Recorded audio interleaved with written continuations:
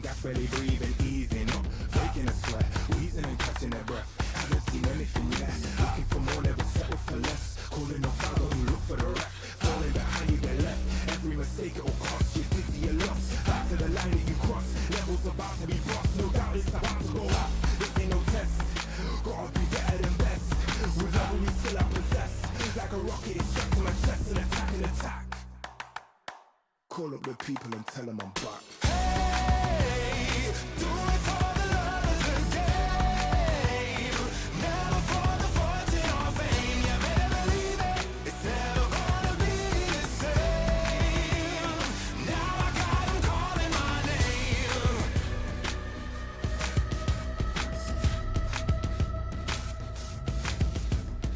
Hold it, wait, thinking they're taking a bait.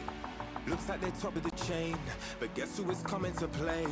Wanna be greater and glorious, paving the way, there'll be more of us victorious. We're taking the throne, taking the title and bringing it home. Hold it, wait, thinking they're taking the bait. Looks like they're top of the chain, but guess who is coming to play? Wanna be greater and glorious, paving the way, there'll be more of us victorious. We're taking the throne, taking the title and bringing it home. We're at it again. Do it for the love of the game, never for the fortune or fame. You better believe it, it's never gonna be the same. Now I got 'em calling my name.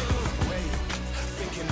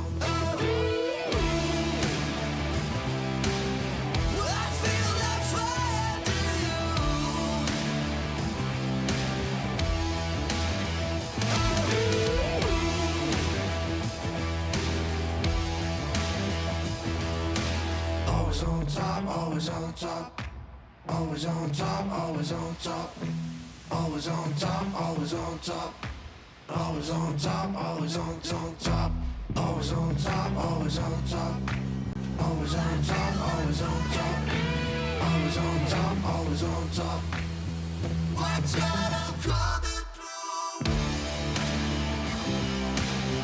I feel that fire through you. Always on top, always on top.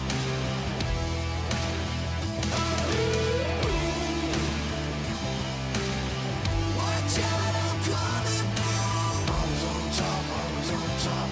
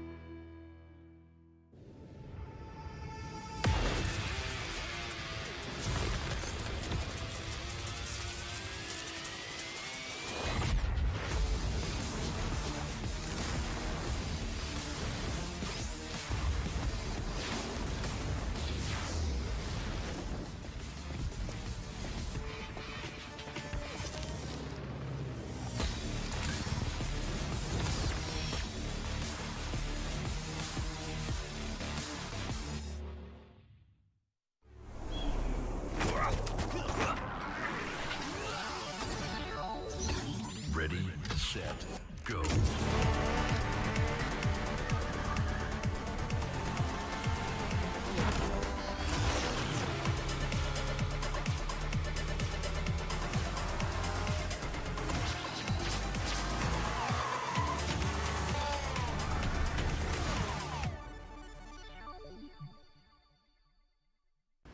لحظات البداية عاشت معنا.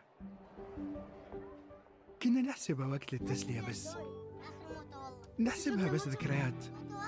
عبود أعطي أختك اليد يا ولد. ابتكرنا فيها ابتكارات، وإذا بغينا قلبناها خرافات. كنا نحسبها بس لمة وصحبة وسهرات، انتبه نوب ترى نوب. لكن كنا نشوف عالم ما حد يشوفه. ليته يشغل وقته بشيء يفيده. الله عليك على اليد سود. عالم كبر وعاش فينا، عالم الحماس فيه يوصلك كل مرة لحلم أصعب، بس ما يصعب عليك. بارد معك وين ما تروح.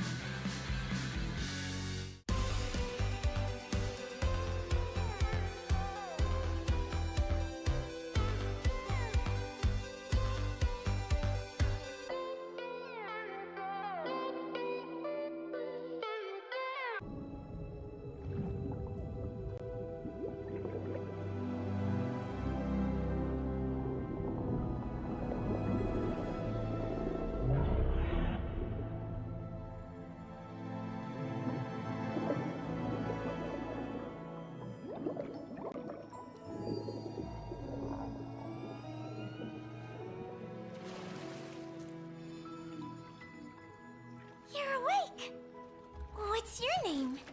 Huh? Hey, no. My name is Dolia. Call me Dolly. Why do I always get chased by cats when I come ashore? Hey, no!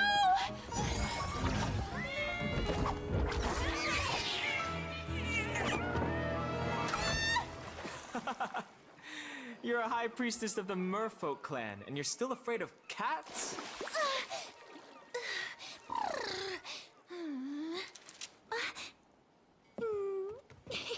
So, are you here to find the Song of the Merfolk, or just scavenging for scraps?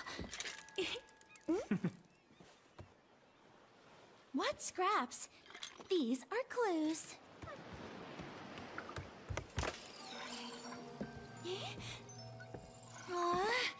Why can't I find it?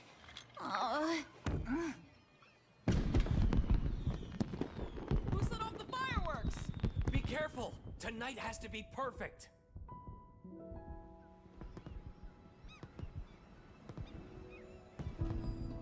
Wow, it's so beautiful!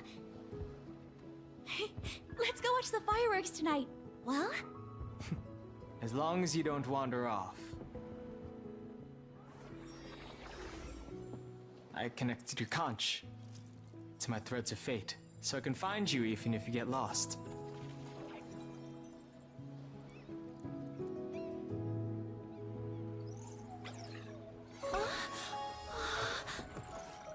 Oh, that sound!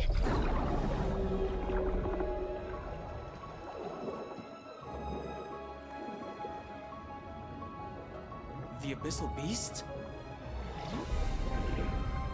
Yes, the pollution has caused its awakening. But I haven't found my song yet. Is there no other way to stop it? Only the emotional memories in the Song of the Merfolk can soothe the beast. But I've looked everywhere, and I haven't found a single note.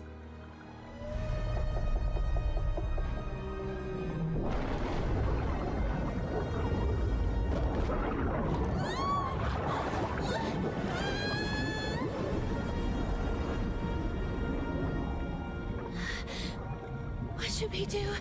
We're out of time.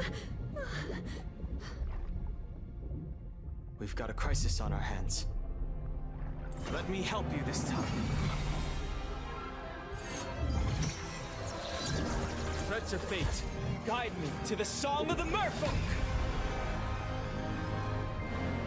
Hey, don't forget about the fireworks tonight. Look, it's blue! Granny said that when blue lights up, I'll find the song!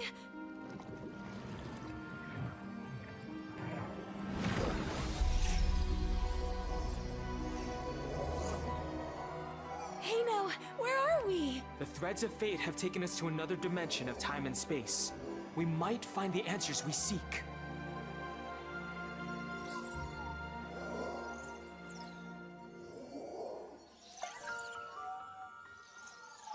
Hey, a note!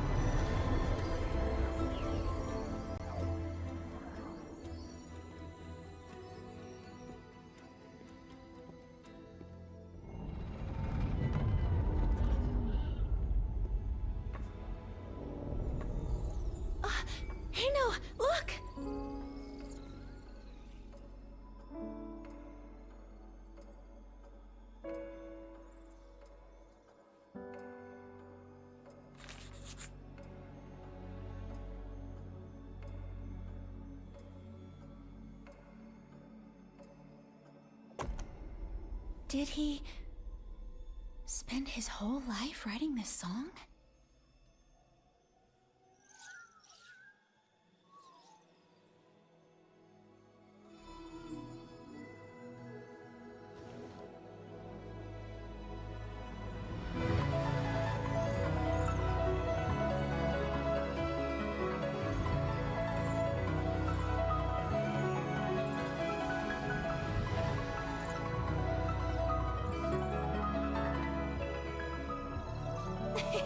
The Song of the Merfolk! I found it! Hey, no!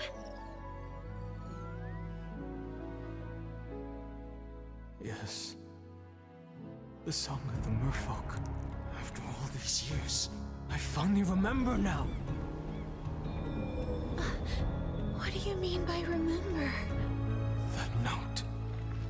The one I spent my whole life searching for. It's you, Dolia.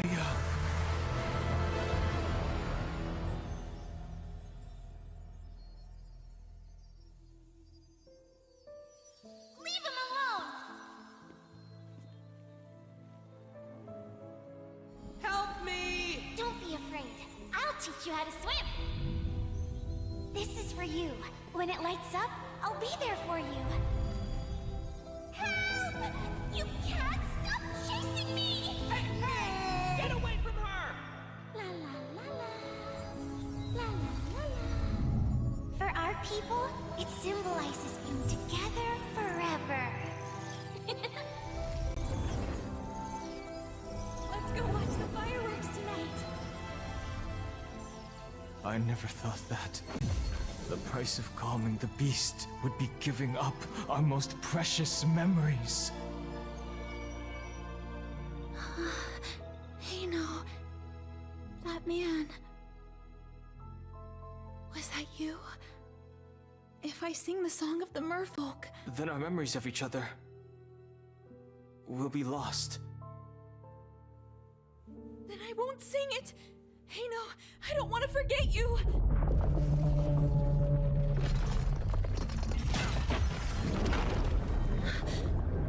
The beast! It's breaking out!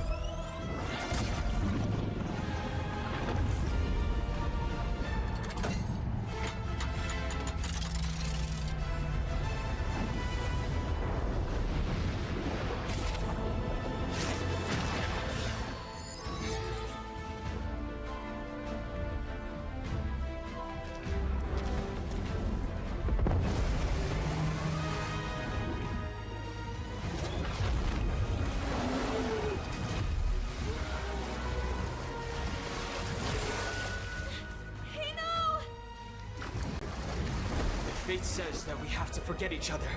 Then, I won't do it!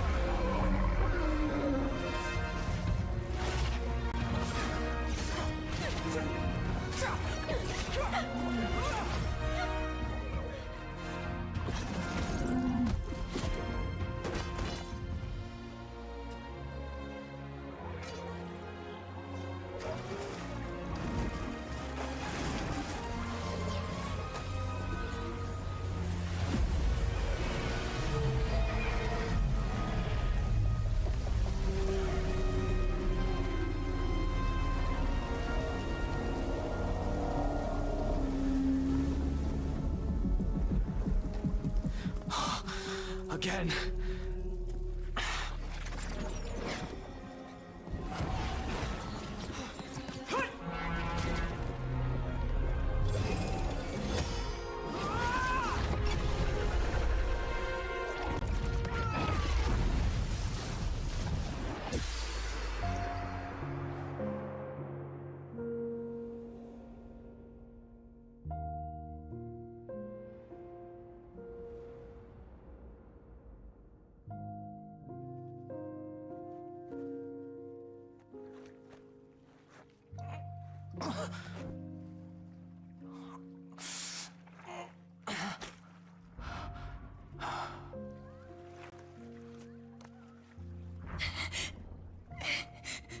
Is there no other way? There just has to be another way.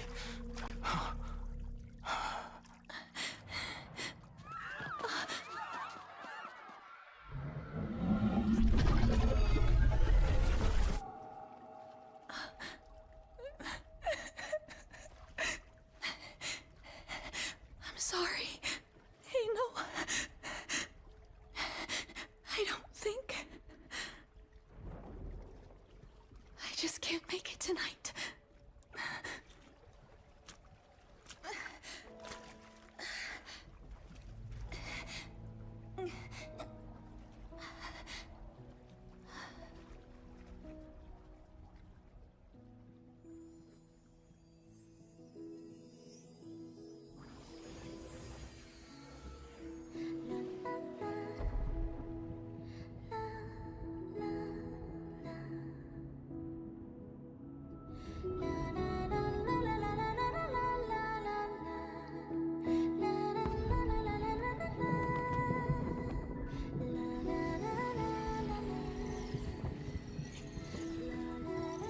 The fireworks. They're so beautiful.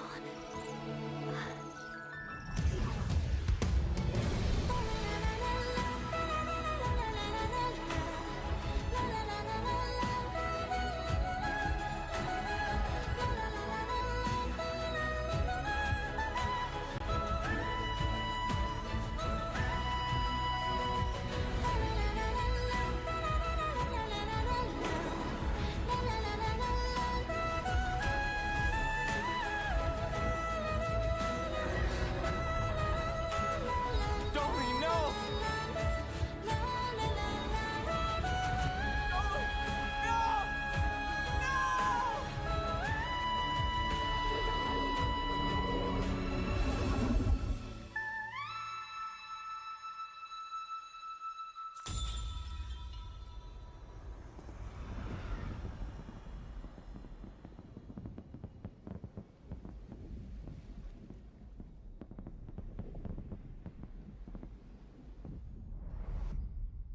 One year later.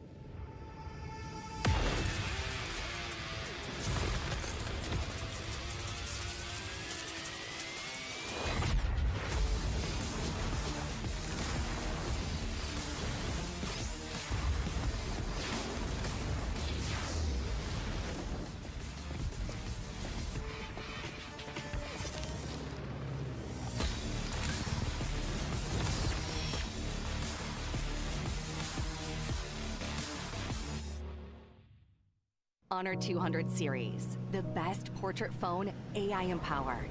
Studio level, AI portrait camera, 3 hardcore portrait modes. Color, vibrant and classic to capture portraits that truly stand out. AI empowered magic portal. Snapdragon 8S Gen 3 AI chipset.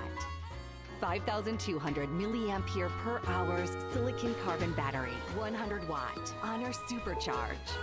This is Honor 200 series. You ever wondered how a Hollywood movie is shot? On a Sony.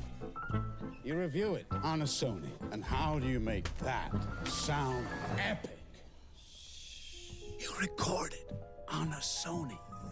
Lunch break on a Sony. So why wouldn't you watch it on a Bravia by Sony? Have you got what it takes to get to the top? It doesn't matter how high you climb. To reach the top, even the biggest champ needs a break. So you can recharge, dive back in, and dominate.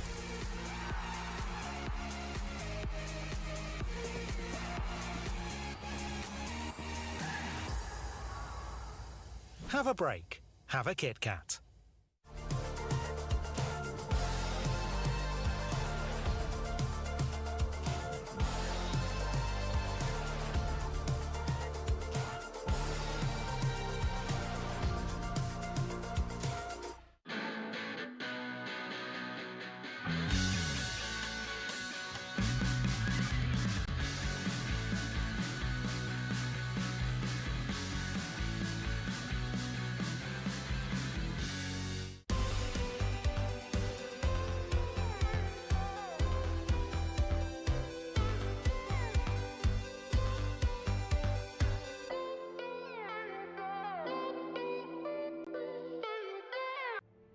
The world descended into conflict during ancient times.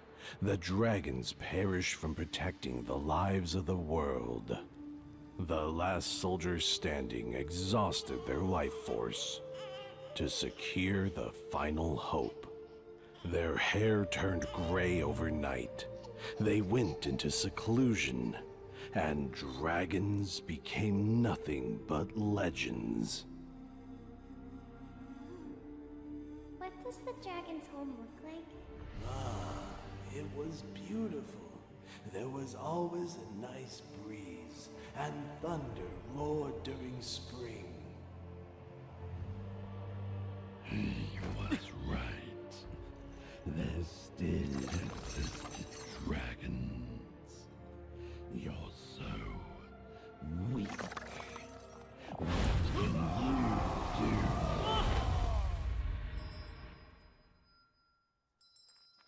Grandpa, what's this? A horn. When you grow up, you'll know what it means.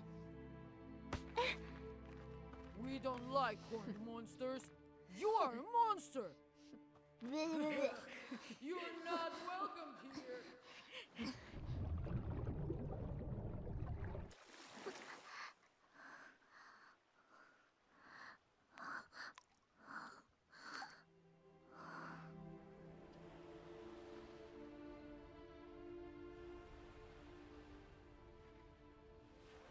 What's wrong? Something on your mind? No, I just fell. I don't like the horns on my head anymore. Why am I different?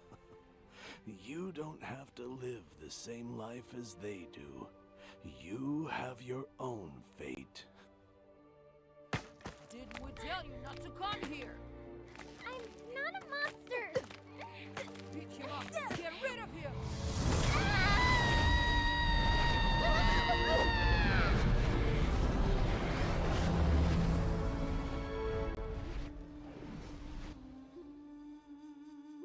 Why do you always play this song? This is a tune from our homeland.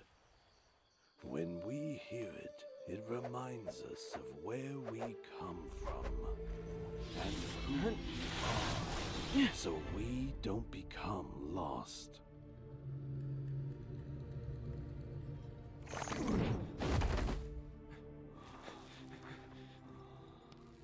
Grandpa. Grandpa. You must keep walking. The road ahead is long.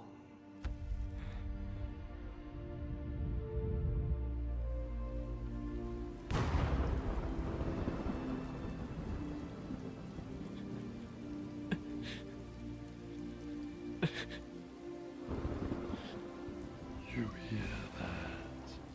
Your ancestors are crying for you.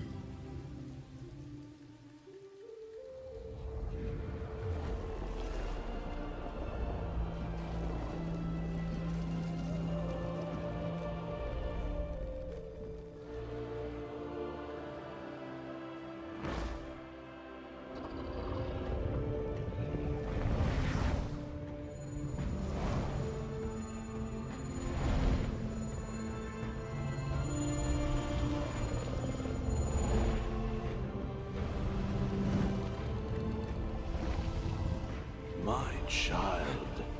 We are not crying. Dragons don't cry.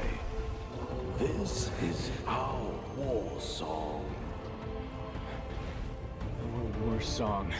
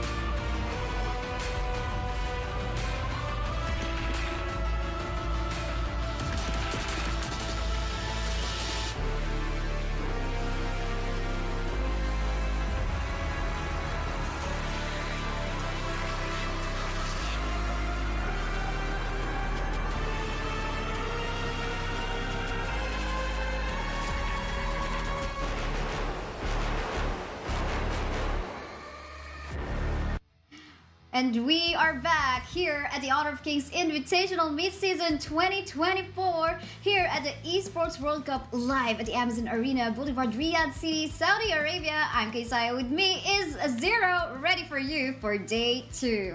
Zero, how are you doing? Absolutely. We've got so many great matches today, and we're going to find out who will be finishing the day in the top 4 of their groups to move on to the playoffs of this fantastic, huge tournament.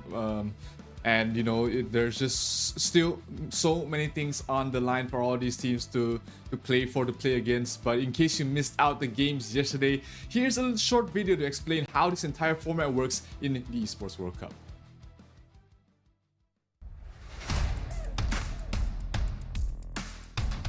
Get ready for the highly anticipated Honor of Kings Invitational mid-season at Esports World Cup. The top 12 teams from the qualifiers and the invited teams are set to converge in Riyadh, Saudi Arabia for a live showdown from August the 1st to August the 4th, all vying for their share of a massive $3 million prize pool. Let's dive into how the tournament will unfold. The tournament kicks off with an intense group stage over the first 2 days featuring 30 matches. The 12 teams will be split into 2 groups of 6, battling it out in a round-robin format with best-of-1 matches. Each group will compete in 15 matches to determine the top 4 teams advancing through to the knockouts. The excitement intensifies as we head into the knockouts over the next 2 days, starting with the quarterfinals. The top 8 teams from the group stages will compete in a best-of-3 single elimination format. The winner of each of these matches advances to the semi-finals the following day to face their opponents in a best-of-5. The semi-final winners will then face off in the finals, where the ultimate victor will be crowned champion, claiming the trophy and eternal glory. Additionally, the champion will have the opportunity to smash 3 of their rival keys and add them to their trophy. Mark your calendars for August the 1st and don't miss out a moment of action as your favorite teams go head-to-head in a live competition on stage.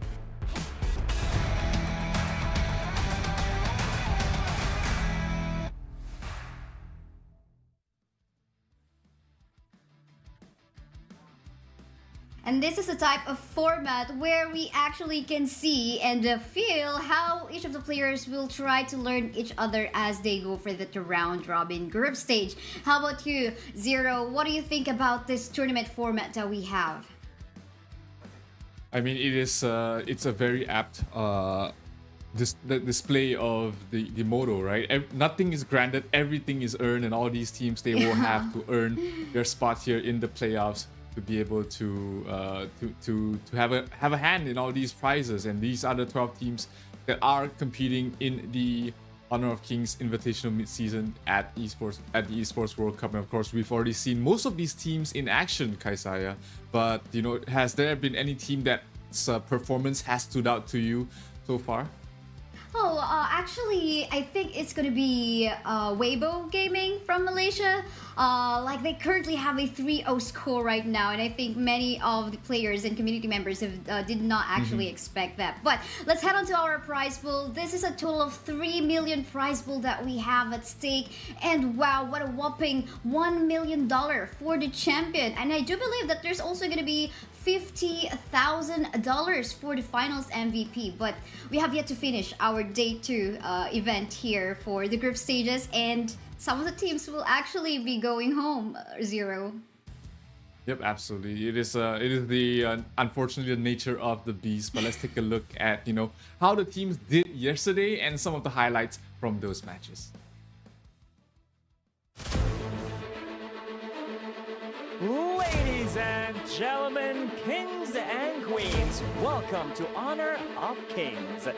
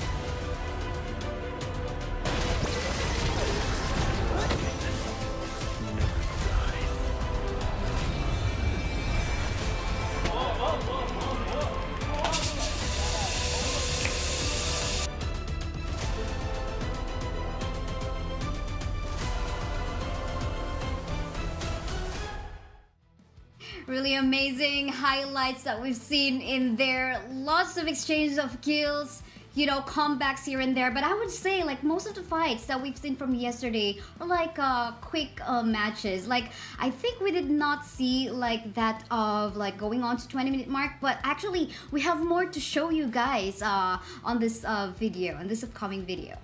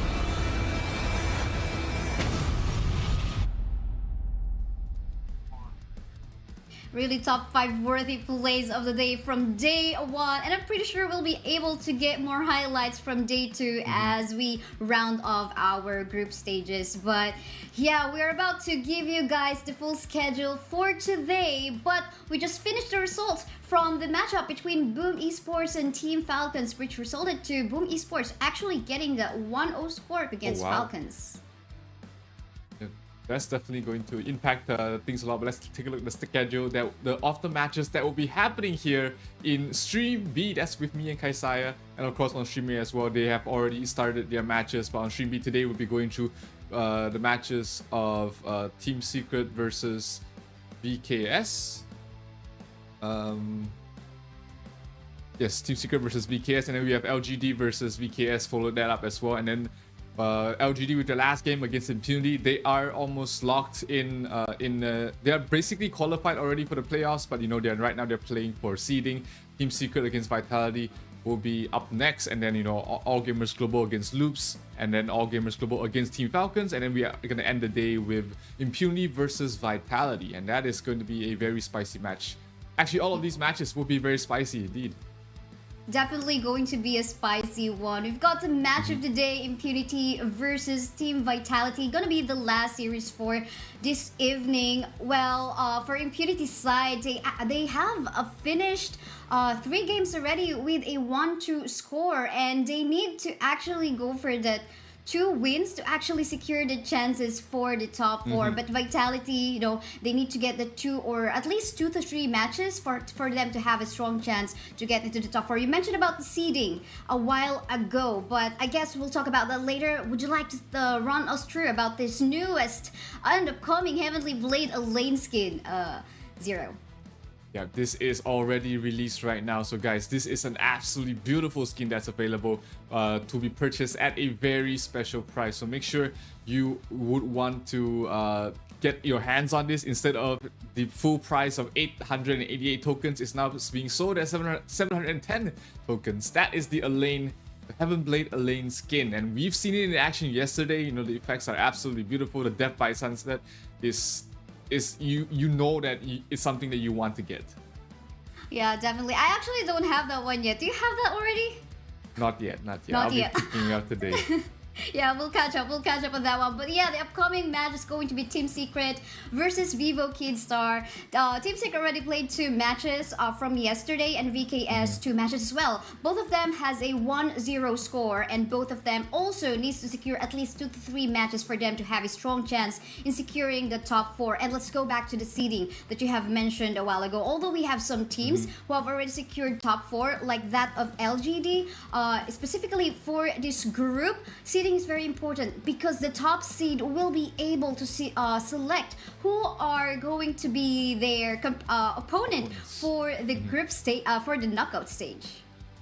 Absolutely. And you know, Team Secret, they are not in the best of spots at the moment. They are kind of in the middle of the pack. So you know, Shisan, Azar, Xuan, TNX, Sun, and Yuhan, they all want to try and find the win. They try and get themselves as high up as possible so that, you know, they can avoid the stronger opponents on the other side of the groups. I mean, they are in Group A, so they'll be facing up against an opponent from Group B, and you know that you don't want to face up against the likes of the KPL Dream Team in the first round. So, you know, these Malaysian boys, they have something to prove. They have something to fight for, and their opponents as well, Vivo Keystars, this is not the spot that they were thinking they would be at in this point of the groups.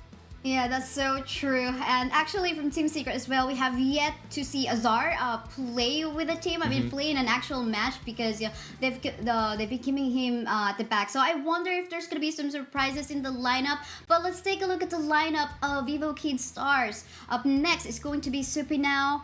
We have Weisizer, One, Niyap, Danny, and Mayna. They showed us some great plays from a while ago, but apparently they have yet to play 3 more matches in order to, you know, get the sweet spot on the top 4. Just 2 to 3 wins would be something that you know, that will actually allow them to get into that spot.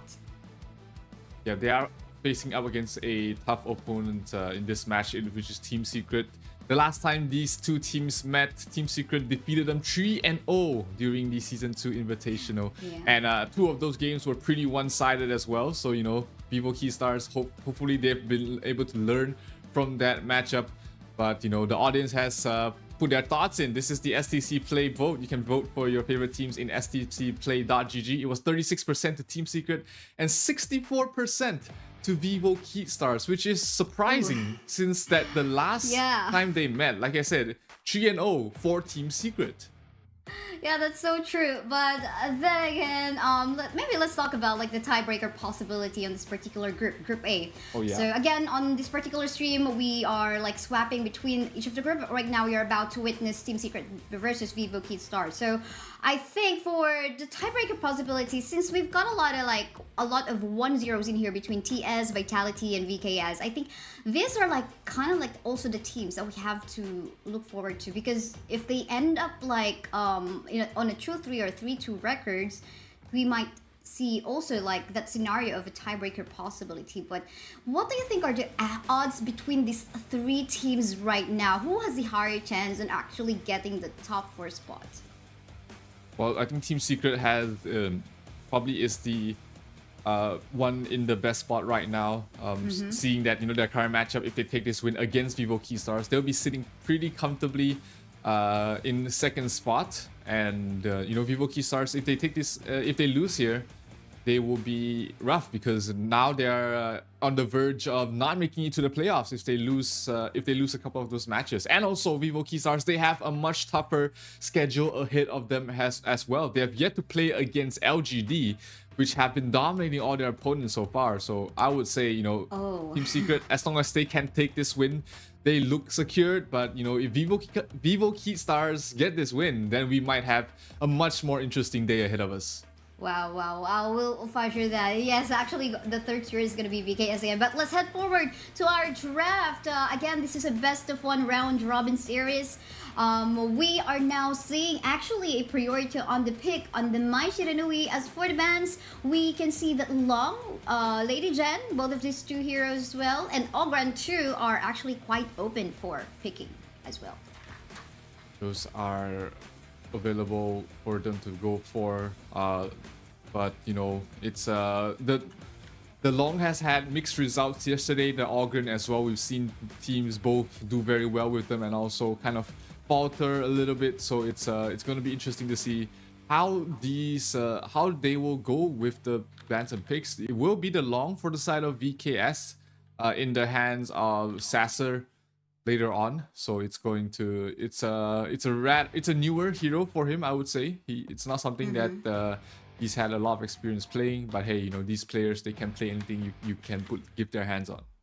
Maybe, you know, this is like some kind of a secret. Maybe it changed in one night. We'll have to find out. But yeah, pick of place and at the same time engage. Definitely that's and access to the back line. We so far can see that on the first 3 picks of Team Secret already with an addition of Musashi and the lane.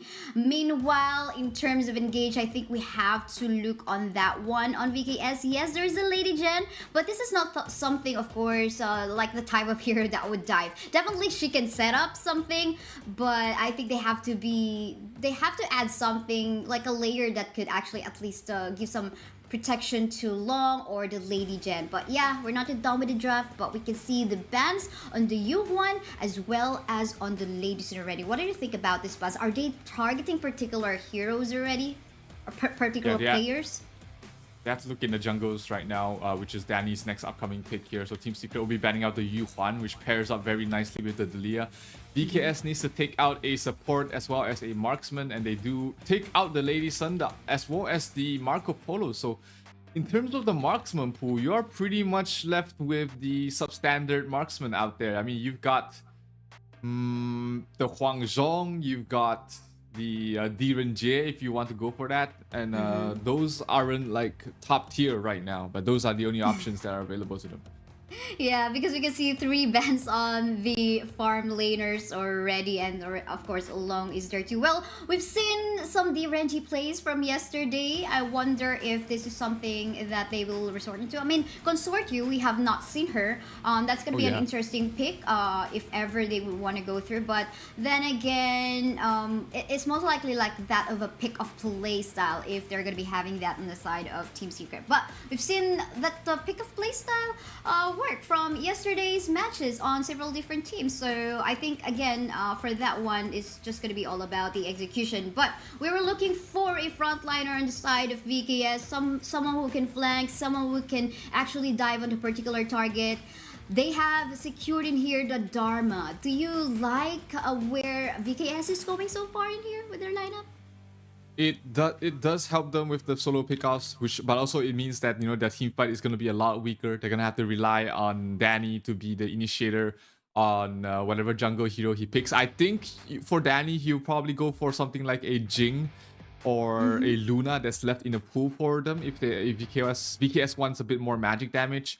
But those 2 heroes do not help out in the frontlining department. So, you know, Team Secret, they're going to have a much easier time reaching the backlines. And they will lock in the Diren Jie as well as the Mozu for the South Team Secret. So a lot of single target here for the Malaysian squad.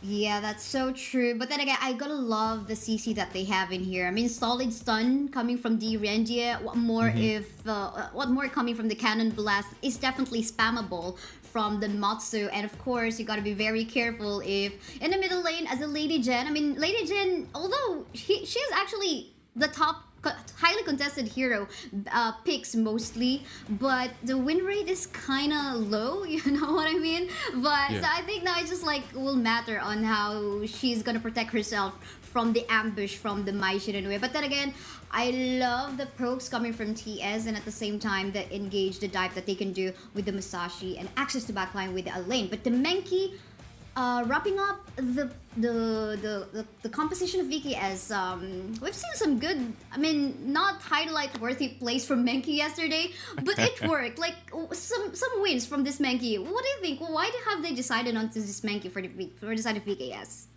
Well, remember earlier I was talking about them needing a little bit more damage. That's why, you know, the Luna or the Jing does make sense. But here, Team Secret decided to go the side of VKS. They decided to go on the other route, which is, you know, they do lack frontlining as well. So they decide to use a tankier jungler on with the Menki. He does provide a little damage. He's not a fantastic damage dealer.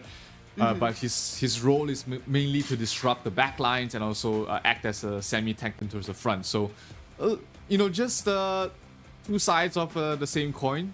Team Secret will have to deal with that Menki early on, but the damage output coming from the side of VKS is not huge in the early game. Not at all.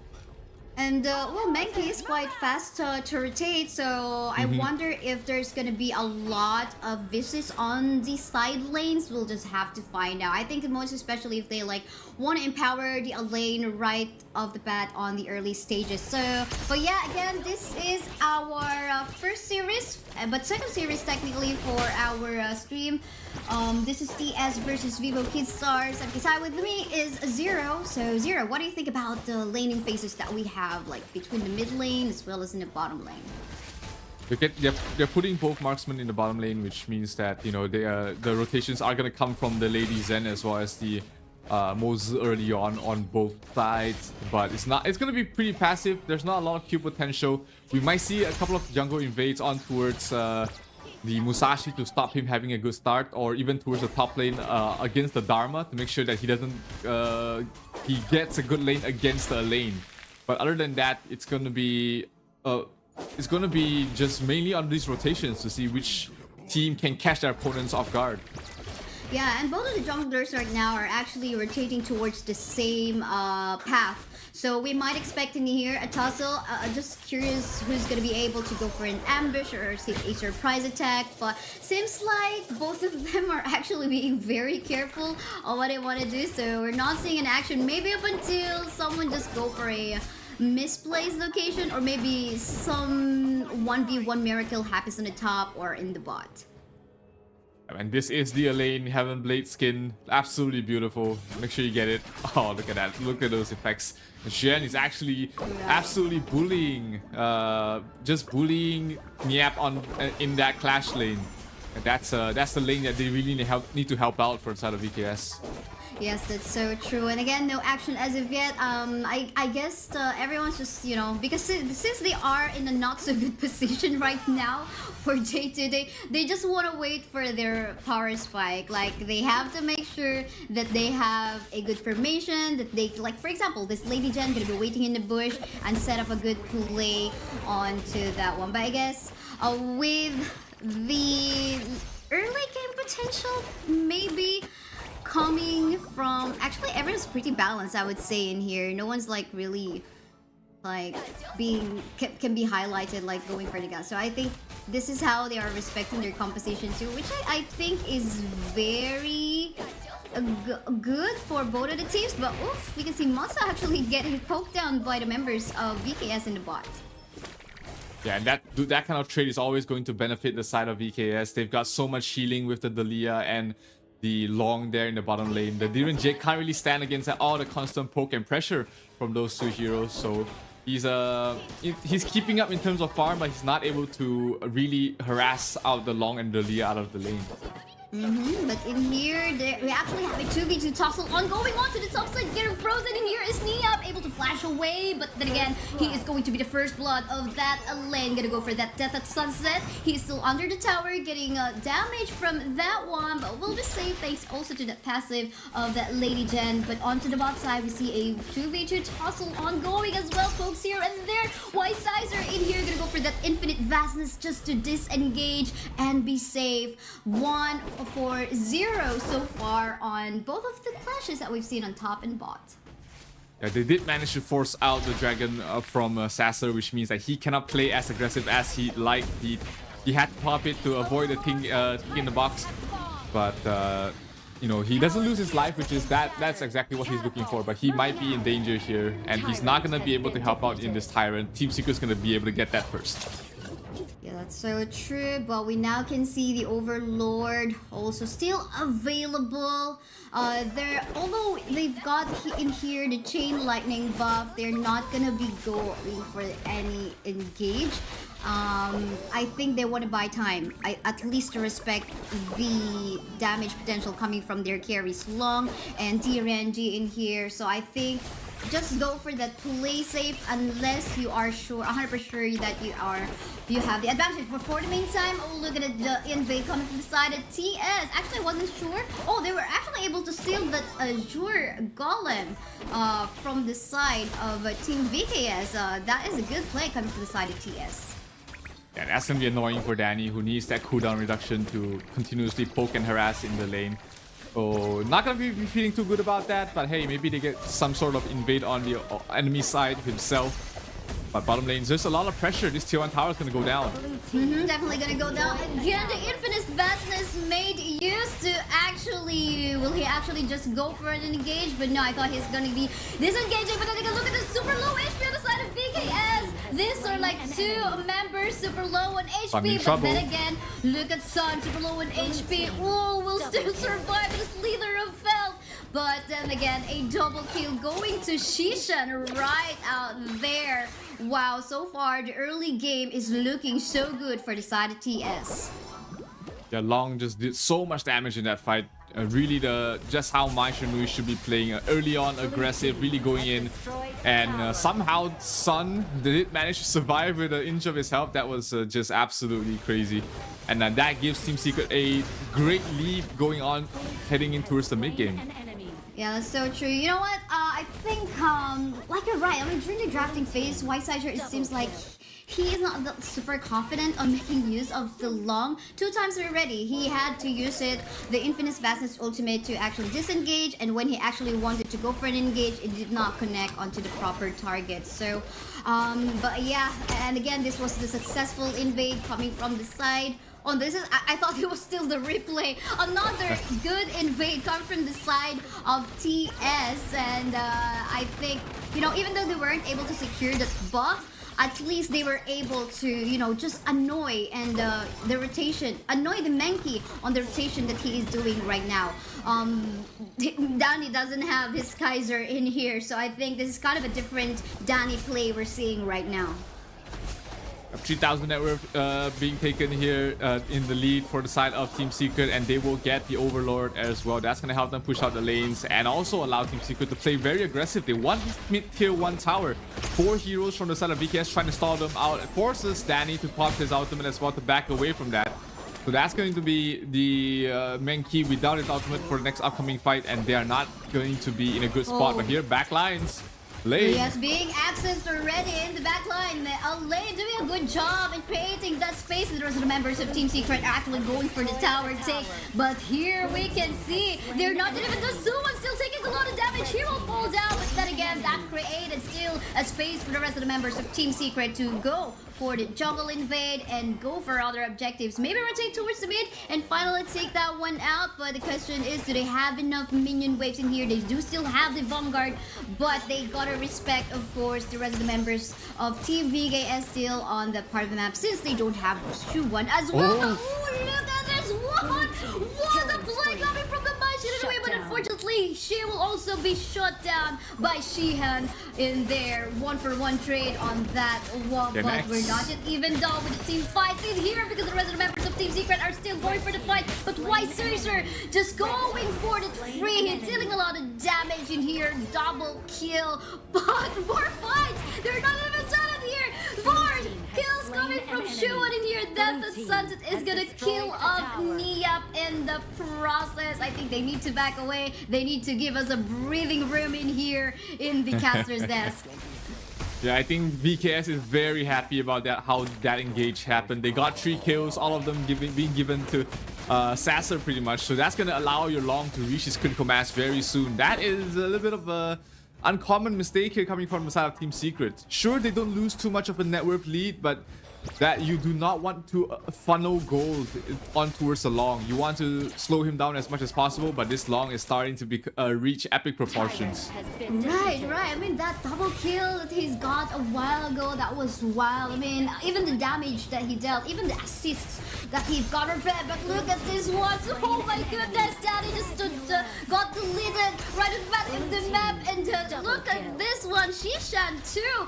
They are so mad in here. I think in here VKS is just having a hard time with the pokes coming in from the composition of TS. Yeah, just the stun initiation coming from Yuhan, and then a follow-up from Xuan, absolutely tearing them a new one. 2 quick kills, that's Danny and Niep. That's both your frontliners dying against this combo, and it's starting to reach a very scary point there. If they're able to melt through their tanks so easily, your backlines are going to be constantly endangered. Right, and they do have an access to the backline. It could be Shuwan. We've seen him frequently do that, actually just diving onto the backline, even to the cost of his life. And we can see this replay wherein Danny, right off the bat, it seems like you mentioned it, I mean, Mankey is not really like that of a tank type, right? He is not really a tanky type. He needs to find a way to actually find that space, go for that pokes, setups, but an assistance is very much needed onto Danny's Mankey in here. But yeah, that was about it so far. We can now see a massive lead on the side of Team Secret. Yeah, it is 7,000 net worth lead right now for the Malaysian squad, and they will be getting this shadow overlord for themselves. That's gonna allow them push up towards the high ground. All tier 2s have already fallen from the side of BKS, so they need to take a good fight right now to be able to defend their base. Long in some trouble. That's Xuan falling. Look at the damage coming from Long, and this is one member down on the side of Team Secret. This gives a boost of confidence for the side of VKS to maybe go for a push in the middle lane, though they have to wait some minion waves into the mid. They don't have that one because for quite a while, Team Secret has been doing a good job on clearing off the minion waves. But now that Shuwan is actually down in here, I think it is their moment. But to take note, they do have the Vanguard on their side in here for the side of Team Secret. If they're gonna send the Vanguard out, it's going towards the top lane, and they're going to try and push out the mid and bottom lane to match the lanes and be able to pressure all 3 of those towers at once. And you know, VKS, they're trying to just trying to disrupt that as much as possible, trying to clear out these creep waves and be able to defend one lane at a time. Good stun there coming from Yuhan, but no follow-up on from that. So the skirmishes continue. The siege will continue here for the side of Team Secret. Yes, they can just confidently siege the base of Team VKS right now. There are no other objectives.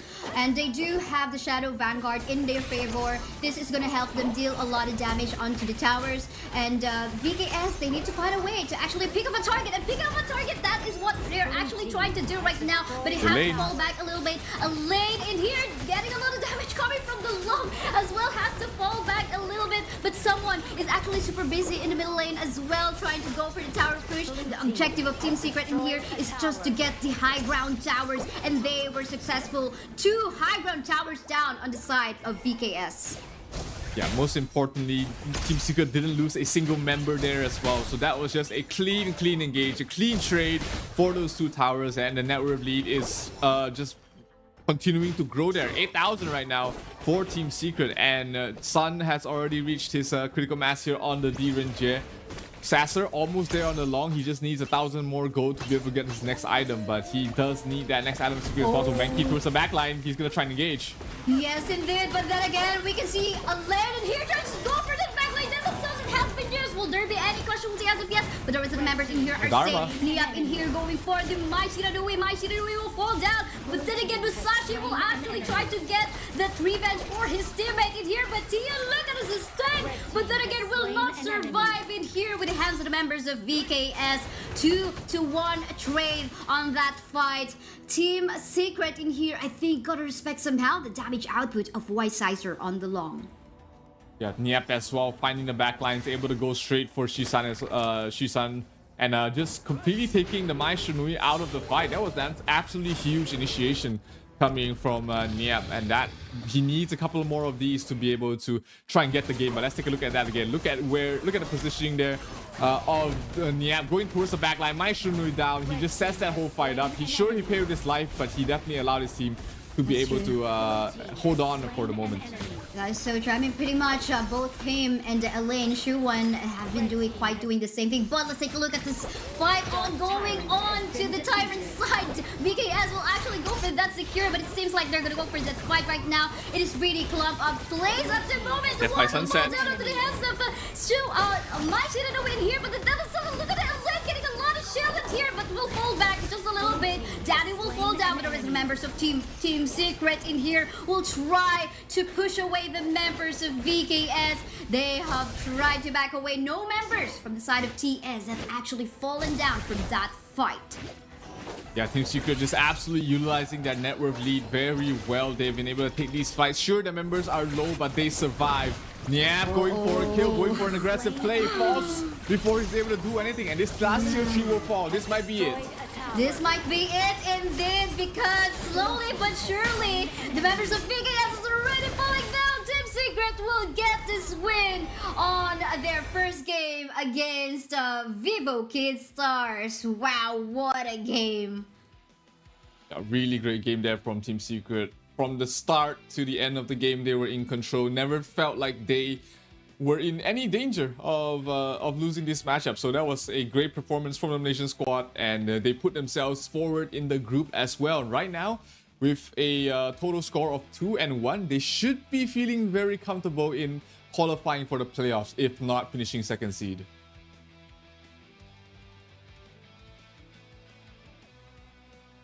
You have Team Secret, great performance there. Vivo Key Stars 1 and 2 right now. They will be needing quite a bit of work if they're trying to make it to the playoffs. Yes, that's so true. And VKS having a 1-2 score already. 2 losses. They need to secure the last two remaining games that they have. They have yet to fight against LGD, and at the same time, they also have yet to fight against Kagendra. We'll fight about that, but let's take a look at the highlights from the match that we had. Shen did have a good start early on, and that allowed him to just progress really quickly. But with this bottom lane, this first fight absolutely huge there for the side of Team Secret. Set themselves up. That was a double kill here for Shisan, and Sun somehow surviving with an inch of his health.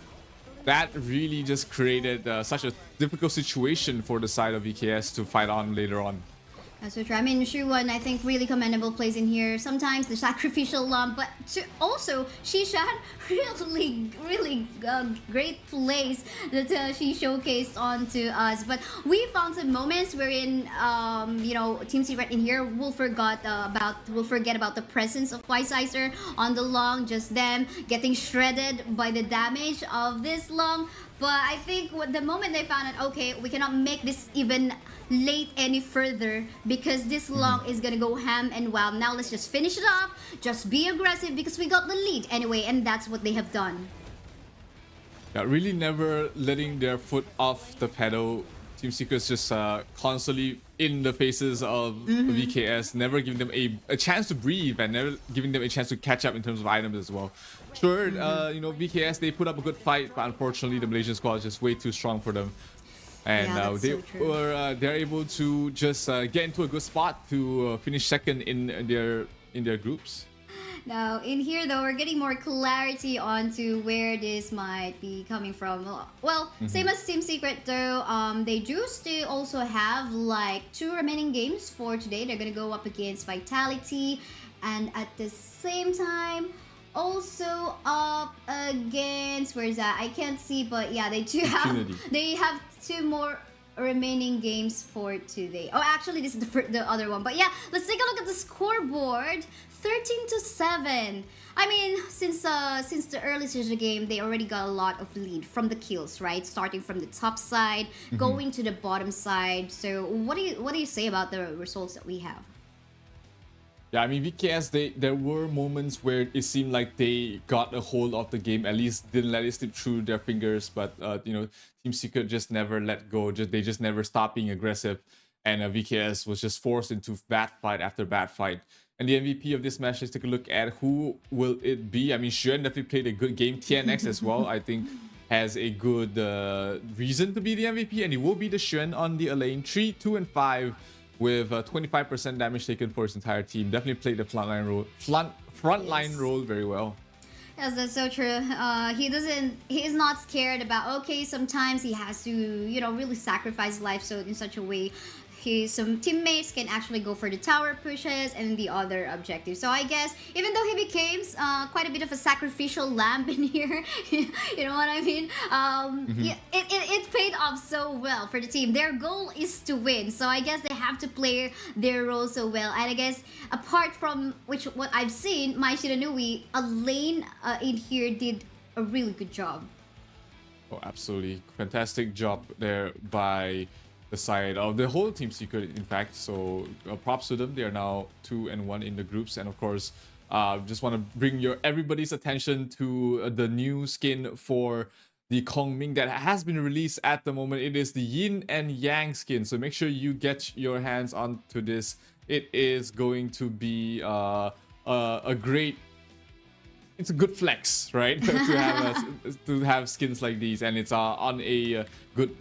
It's gonna on a promotion as well. Yeah, it's just about like you'll be able to save about 300 plus tokens. So right, it's like snag it now before you actually say, okay, I should have done that before when Kaysaya and Zero actually announced it already. But yeah, up next will be the match between LGD versus Vivo Kidstar. So Vivo Kidstar coming from a loss, I think they need to come back, and LDG is an even tougher looking opponent. But we'll find about that. We'll just be heading on to a really short break. I'm Kisai, with me is Zero. We'll be back after a few minutes.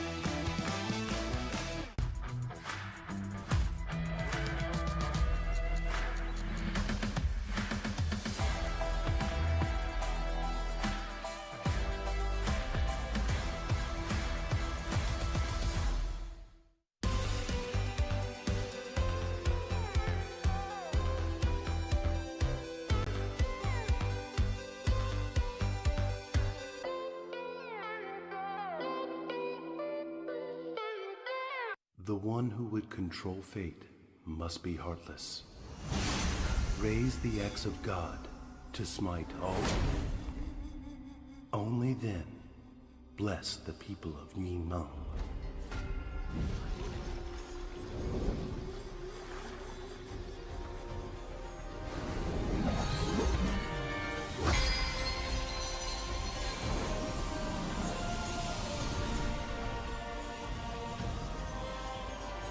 Guide your fate. The cycle of rebirth.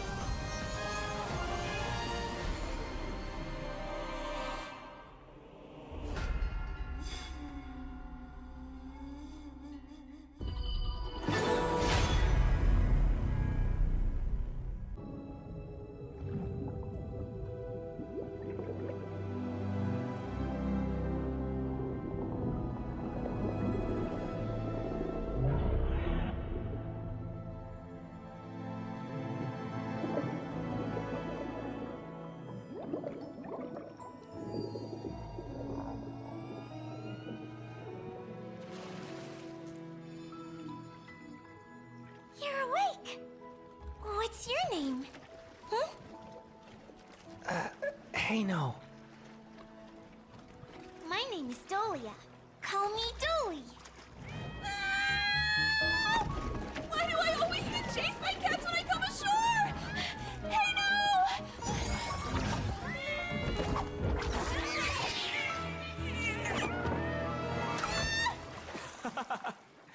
You're a high priestess of the Merfolk clan, and you're still afraid of cats?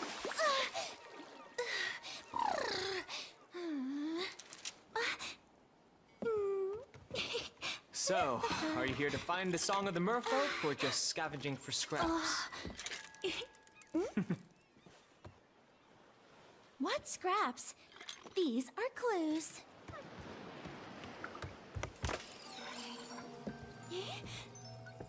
Why can't I find it?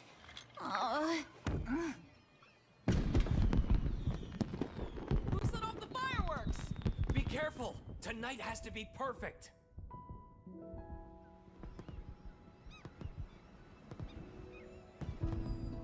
Wow, it's so beautiful. Let's go watch the fireworks tonight. Well?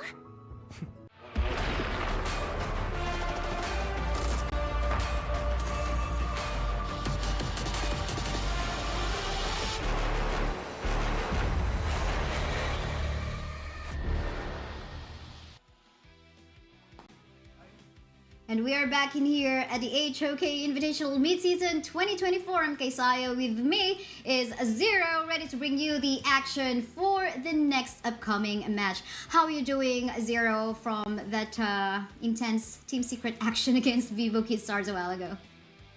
Vivo Key Stars definitely not in international tournaments. They're not looking like they are the big dogs anymore, like they were in HoK BR. So right now they are trying to find a lifeline. They're trying to find a way back to ensure they make it to the playoffs. But their next upcoming opponent has been on a tear. That is LGD Gaming, who has not lost a single match yet.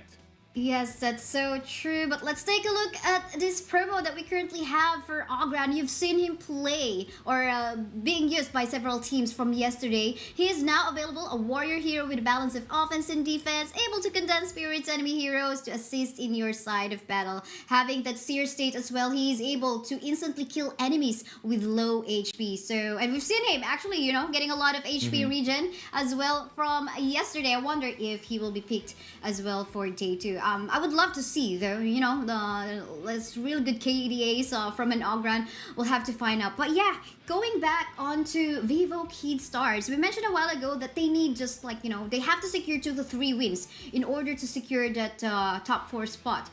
But they only have 2 remaining games right now, and they are in a 1-2 score at the moment. So this is kind of slimming their chances, especially they're going up against LGD, which is on a 3-0 streak right now.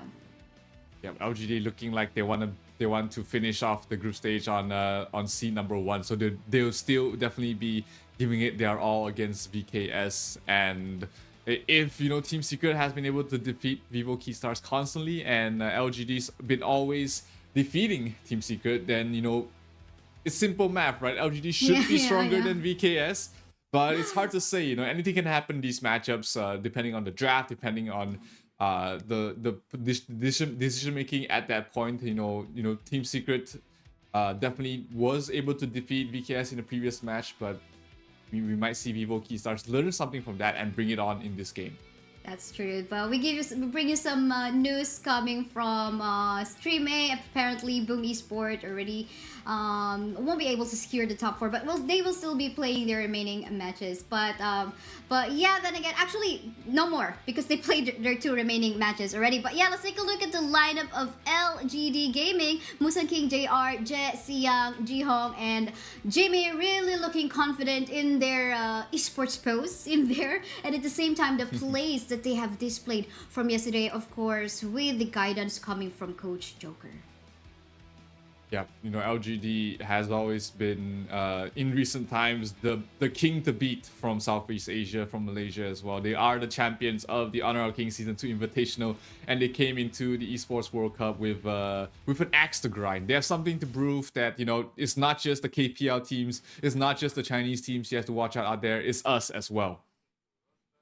That's true, but let's take a look at once more the roster of Vivo Keystars from Brazil. Supinao, White Caesar, One, Yap, Danny, and Mena. A while ago, Danny wasn't able to, get his favorite Kaiser.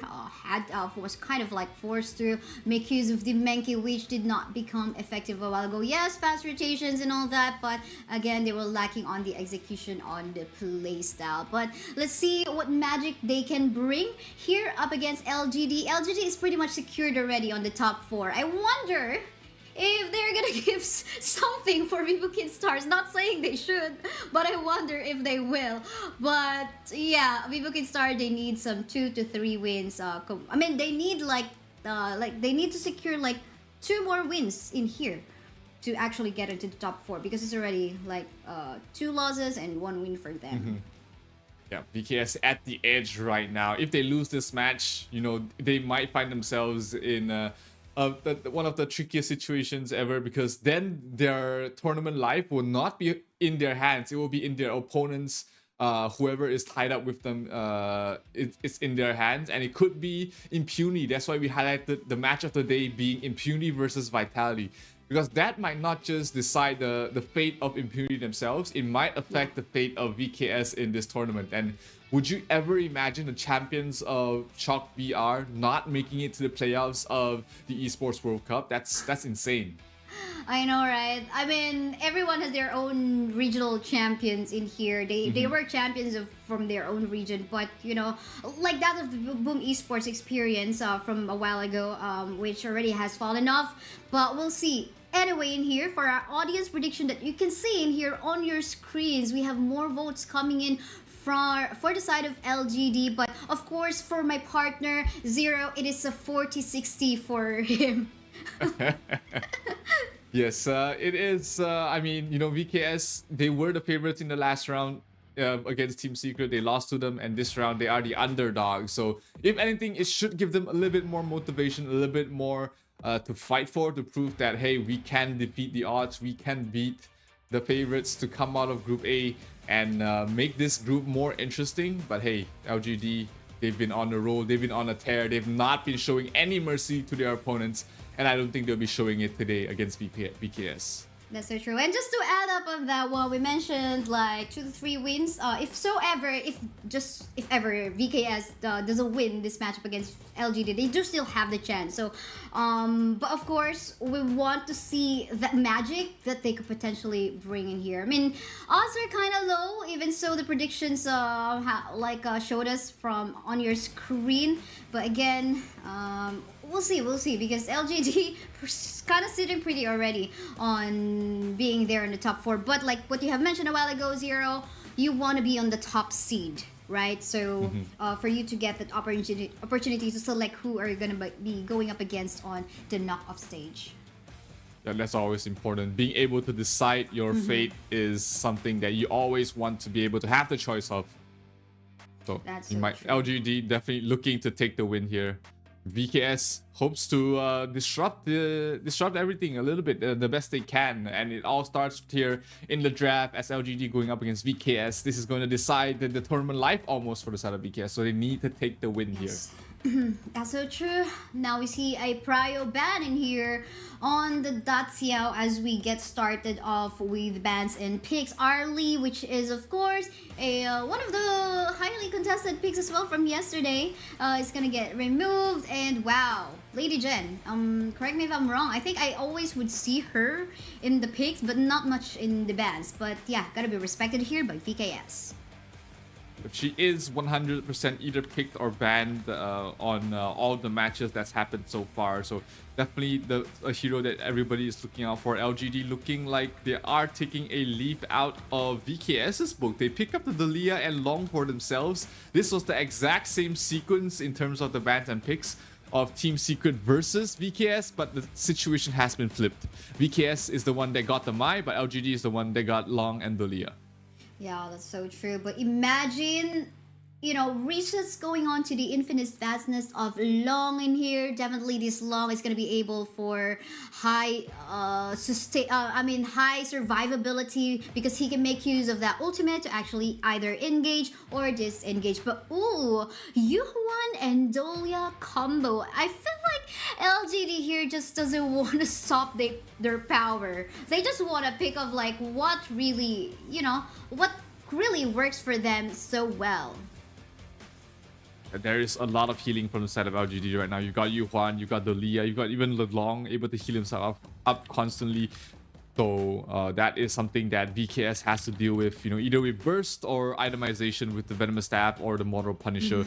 They have to be taken into account when you're playing against a lineup like this. But VKS still lacking a jungler and a marksman. In terms of the marksman pool, there is still the Marco Polo, there is still the Diren Jade left in the pool. There is also the Lady Sun is there too. The Lady Sun as open. Well, yes.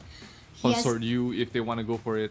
Yes, that's so true. But yeah, then again, they're gonna be leaving that open for now to decide. Looks like they're gonna go for that prio bans, Musashi and Menki up against the jungle. They're really removing all the jungles of Danny. They want to respect Danny on this draft. Yeah, but this sets up VKS to pick up a Jing or a Luna for Danny in the jungle, and that fits very well in his current team lineup. There's plenty of frontliner and stuns already, so he doesn't need to play that role. He can play a bit more damage, burst damage potential, play like an assassin if he likes to, and that's exactly how he likes to play as well. The Kaiser still left in the pool if VKS wants a little bit more frontline for Danny as well. But the Ogren is going to be even more healing for the side of LGD. They've got 4 heroes that can heal themselves up. That's true. I was like also about to mention that. This is looking scary in terms of the survivability they have. Yes, these are not tanks we're talking about, but they're going to be adding some sorts of flank and front line in here in the form of the Dharma. If given the proper itemization already, or once he has gotten onto that power spike, definitely this is going to be an easy pick off onto the Lady Sun, if so he is able to go for that setup. But of course, still, team fight wise, I'm liking the front line and access to the back line on the side of VKS. It's just going to be problematic onto how the lane will actually go for the pick of kill, because again, lots of healings on the side of Team LGD. Yeah, they need to really burst down their targets. They need to synchronize their targets and go for the same targets just to be able to go through all of that healing. But VKS, you know, they have done it before. They will try and do this again in this match. You got the Mai, you got the Lady Sun, you got the Luna, all very comfortable picks here for the side of VKS. But LGD, they have this very annoying lineup that is going to be terrible to deal with. You need that Venomous Staff, you need that Mortal Punisher as quickly as possible. Yeah, definitely.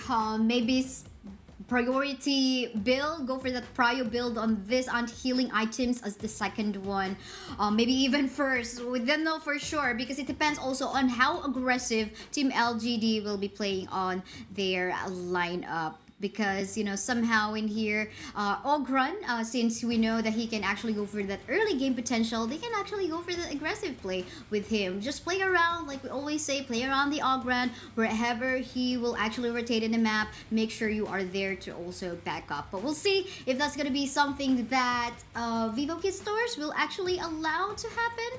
So it will now just boil down onto their hands. Absolutely, it's a lot at stake here for both sides. If LGD gets this win, they are already virtually secured, but getting this win will mathematically secure them the spot in the playoffs and put them in a good position to come out on top in their group. While VKS, they need this win. They need this win to at least secure their playoff spot. But if they don't get this win, then their lives are pretty much in the hands of someone else. Yes, that's so true. More games for, well, this is the second to the last game for VKS, and they need to get at least one more win between these two remaining games that they have. But yeah, let's head on to the Gorge. Again, this is the match between LGD versus Vivo Kid Stars. I'm KSI, with me is Zero. Let's head into the battlefield. Yeah, they're gonna put a Mai in the mid, not gonna put the Lady Sun there. So this is going to be a classic laning, but Zihong will be taking the Yuhuan towards the mid. It's not a Yuhuan jungle, so they're letting the Ogren go towards the jungle and the Yuhuan playing towards the mid. And it's just a lot of wave clear. That Mai Shinui's rotations are not gonna be very smooth.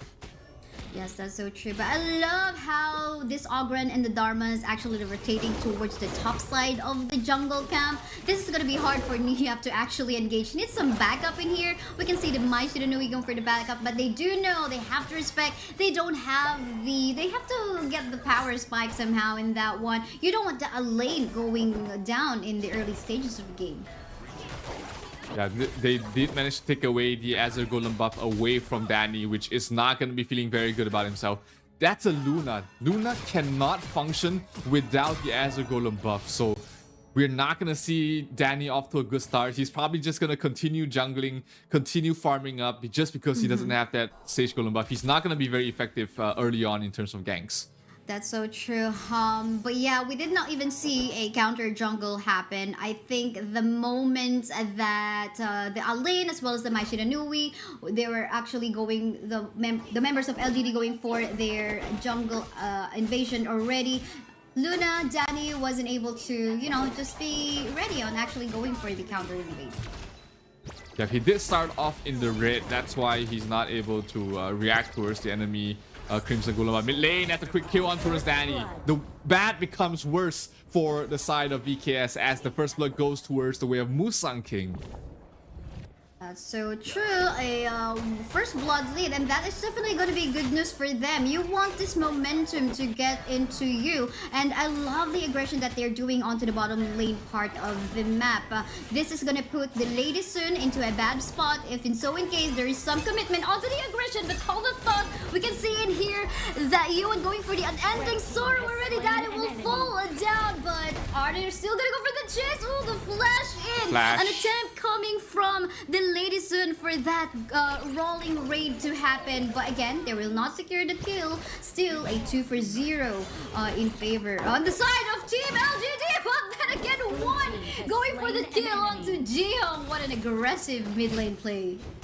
Yeah, found her trying to recall back to base, so that's great play there from one. Does salvage the situation a little bit, but Danny's still in terrible trouble with bottom lane. That might be another kill there for BKS. That's gonna be Zero going down. Definitely. What an amazing use of the unbridled outburst coming from Zhang Fei in their Mena.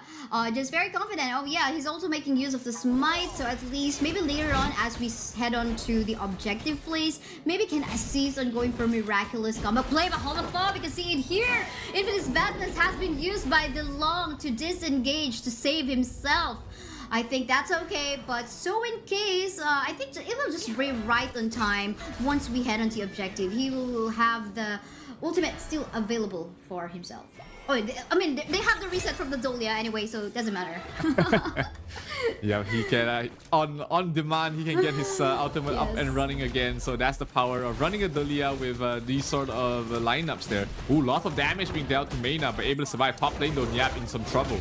Yes, getting some trouble in there, getting pushed back down the wall, and here Siam has to survive and will be able to do so. But in here on the bottom lane part of the map, our roamer in here, Mena, will have to back away, be ready onto a potential objective take, but it seems like members on the side of VKS won't be ready for that, as LGD is almost done with this Tyrant take. Tyrant has been defeated. Yeah, LGD tried to go for the the Azure Golem again to take it away from Danny, but a good job there by One to keep him as far away as possible.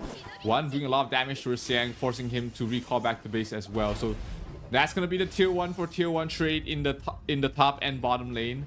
Not gonna be too happy there for VKS losing the tower, but hey, they get something for themselves. Wow, yeah, so a trade on the tower taken there on the top and in the bot as well.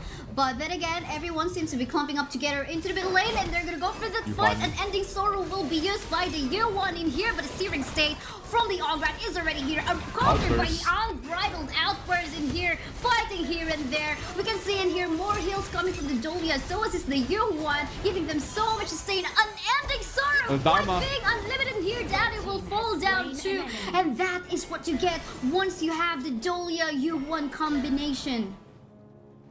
That was just so much healing on Zihong. He was brought down to a quarter of HP twice, and because of the Leah, she was able to keep herself up in terms of HP. The second ultimate saved her life, and the rotation from Jiang perfect. But here comes Niat towards the backlines. They might be in trouble here, LGD. Oh, they're definitely getting in trouble in here, super low in HP, but with the heals here and there, and of course the zoning being done by the Ogran, they will be safe.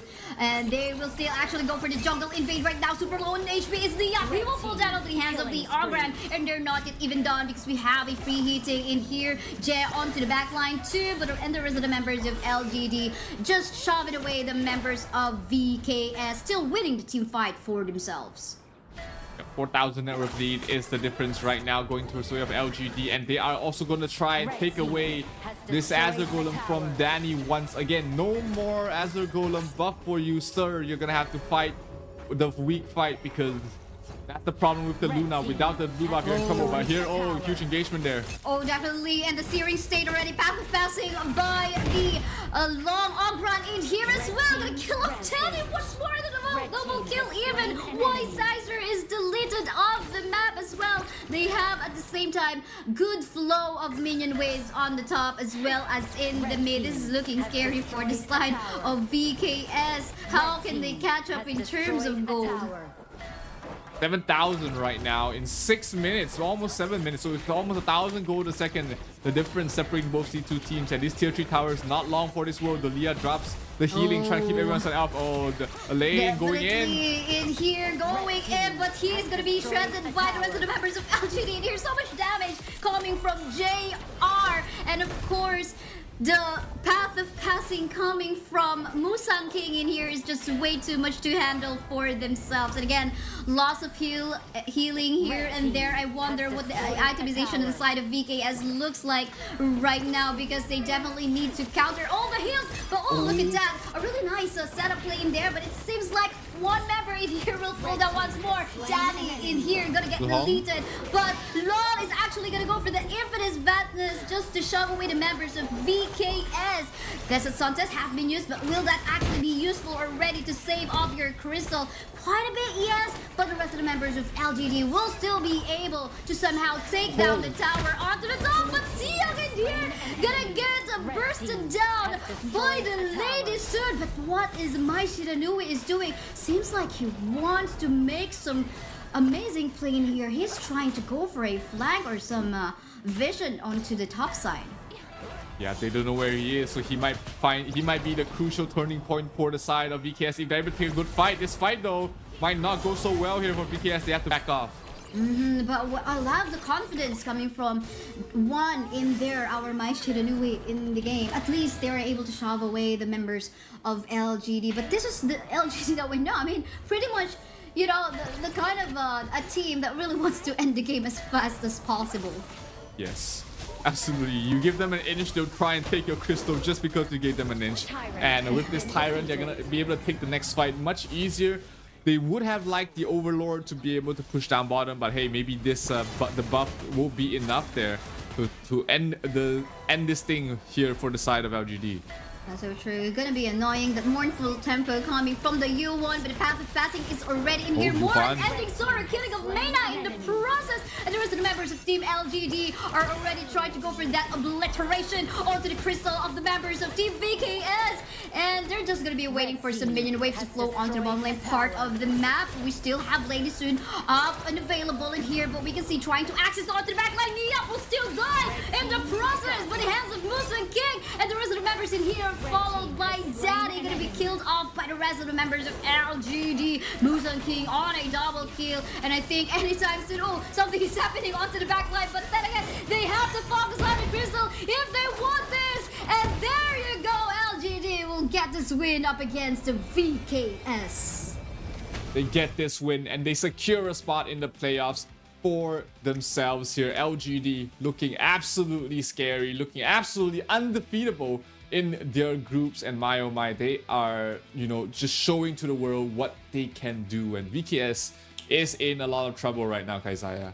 Oh, definitely. They have just one last chance later on their last match in this round robin group stage up against Kagendra later on. So that's gonna be their last chance. But again, getting bitten off by LGD is no surprise. We know that LGD is a really strong team. Let's take a look at the highlights from that match that we saw. Absolutely. It was just LGD true and true. Sure, there was some moments of brilliance here from VKS. This was the one fight that they were able to bring down Zerg quickly. But after that, it was just the LGD show. Constant fights going all the way in favor of LGD. And Danny was just completely a non-factor in this in all these fights. Yes, definitely. Here you can see the searing path of passing rather coming from Ogran is being used most of the time to actually create the space for the long to actually free hit onto the back line. And at the same time, U1 as well as the Doya being used as a source of sustain. Many times they try to go for the target onto the U1, but of course he has the unending sorrow. So how can you actually kill that? Of course the reset too. So it's like an unlimited, almost undying U1 in the process that could just like give that additional heals for his teammates. But again, I would say it actually started off with the invade on the jungle camp of Team VKS, wherein Danny wasn't able to answer LGD on maybe like kind of a way on to like go for a counter jungle. No, nothing like that happened. So I guess that's the reason why LGD really got the momentum head on to the early stage. Yeah, Danny absolutely could not do anything in this game at all. No fault of him. It was just the entire team of LGD and of course the MVP Musang King here. Absolutely insane Ogren play. 7-0-2, not dying a single time, and he's just been able to soak up so much damage for the rest of his team to be able to finish off the game. Yeah, that's true. I mean, an amazing play. We were actually requesting some, maybe an Ogren play again with a good KDA, and Musang King gave that to us. Wow, thank you so much. I'm gonna ask Coach Joker to send a message over to you. But yeah, then again, I think this is also just LGD playing onto their power. They want that power as well to actually have a say on who they are going to be matching up against with on the knockout stage. Again, they're almost secure in here. They are secured in here already on the top 4, but they want that top 1 seed. They want to be able to pick their opponents, which is going to be a massive advantage because you also make sure that you do not get picked by the first seed of the other group. And, we've been seeing a lot of the Heaven Blade lanes popping up in these matches. Unfortunately, they've not been very successful in terms of getting wins. But hey, it's still a very aesthetically pleasing skin that you should have in your arsenal. That's right. I mean, the access to the backline, we saw a while ago on the match on Team Secret versus Vivo Stars. An amazing sacrificial plays, mostly on the lane, but still okay. And both of us, Zero, will still have to get the skin. We need to catch up. We are promoting, and I think it will be a more powerful promotion if we both have the skin as well. So, yeah, absolutely. Up next will be LGD again versus Impunity this time. Impunity is quite in a bad spot, having 2 losses and 1 win.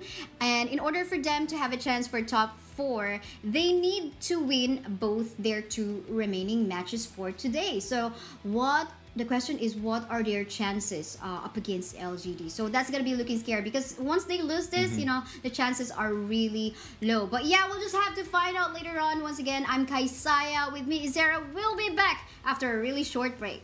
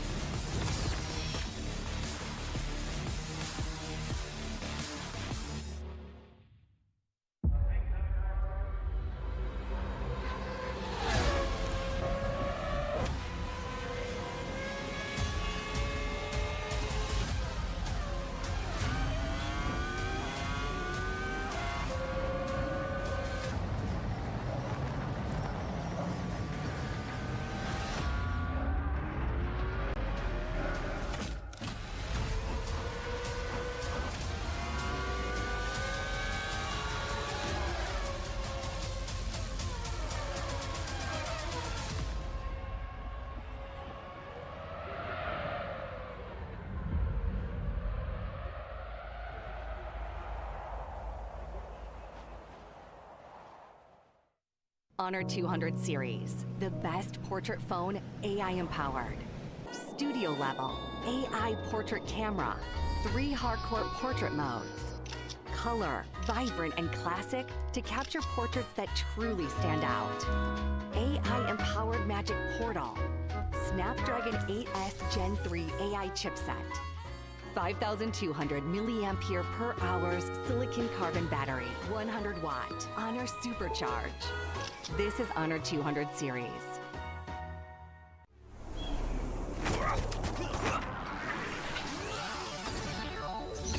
Ready, set, go.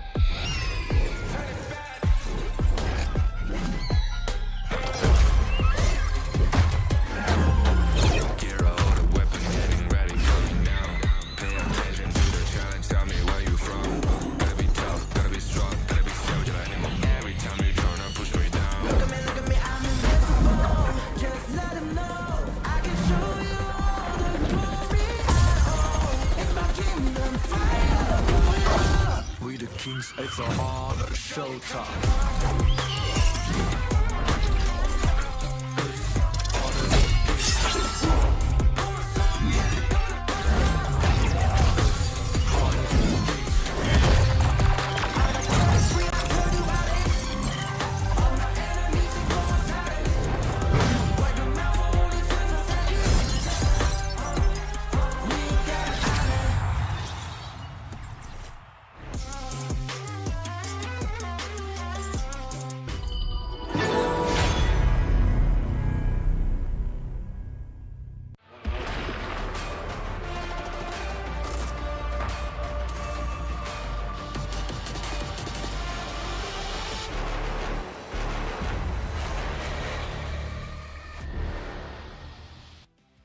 I'm pretty sure you guys enjoyed the first 2 series that we showed you here on Stream B here at the HoK Invitational Mid-Season 2024. I'm Kaisai, with me is Zero. Zero, how are you doing so far on these 2 series? Doing absolutely great. You know, we've seen VKS really struggle right now, and they are starting to feel like they might not make it to the playoffs. But hey, you know, if you have any thoughts about these games and the upcoming games, do leave us, let us know what you think in all our social media. You know, make sure you follow all our official Honor of Kings Global Esports social media on YouTube, Facebook, TikTok, Twitch, Twitter, as well as Instagram, and of course, you know, write down your thoughts and hashtag HOKXEWC 2024. And if you get your post noticed, you might have a chance to win permanent skins. And of course, you get all the latest information about the Honor of Kings Esports in these channels as well. That's what I personally love. That's why every post I have also has that hashtag. So yeah, our upcoming match is going to be LGD once more versus Impunity. We already talked about wherein LGD already secured the top spot. I mean the top 4 spot, but they want the seeding to be there. However, Impunity is kind of a risky situation right now. They have 1 win only and 2 losses so far, and they have to win. Potentially these 2 remaining matches. If they only win 1, their fate will definitely now depend on the results of the other teams. But yeah, let's see. This is going to be an exciting one. Is actually Impunity is also one of our featured teams for this stream up against Vitality, because that will definitely tell us what will happen for their group. But you, what are your thoughts, Zero? Well, I think, you know, it's going to be it's tough here for the side of Impunity. They haven't really been they've showcased certain flashes of brilliance against the likes of teams. I think Weibo they played against. No, it was Team Secret that they played against yesterday. So they do have a fighting chance, but hey, they're playing against LGD. That's never an easy opponent to fight in any sort of situation. And as things are starting to look hard, LGD has always been able to step up. It's Musang King, we've seen him the MVP of the last match on the Ogren, JR, fantastic on the long, Zhexiang, Zihong, and Jimmy, who has not seen any playing time yet. But hey, these all 6 players are all beasts. Definitely a beast. I mean, it shows on the numbers of their wins so far. Already 4 wins, and they want that one last win, it seems, to get that ability to go for that decision, a power of decision, who they're gonna go up against within the knockout stage. So I think this is definitely something that they will have to look forward to. But then again, I also have some trust on Impunity. They're actually one of the strongest team as well. They have been in the Honor of Kings Kings scene for quite a while too. And let's take a look at them. They have Zero, X-Hero in here, Black, Shaolin, Megumi, and Ashing for sure. They've got the experience, and I think, with one night of rest, they probably have the momentum once more to fight back. If they had a long day yesterday, having to play 3 games, but hey, you come back fresh, you come back against LGD. If you're able to get a win here, suddenly, their outcome of the group doesn't look so bad. They stand a very good chance to move on to the playoffs. But if they lose here, then, their final game is against the likes of Vitality, and that might decide their fate in the tournament as well. Not just them, but also for the side of VKS. That's true, very much VKS. But we do have an interview to share with you guys with LGD. Come watch this one. The one who would control fate must be heartless. Raise the axe of God to smite all. Only then bless the people of Ningmeng.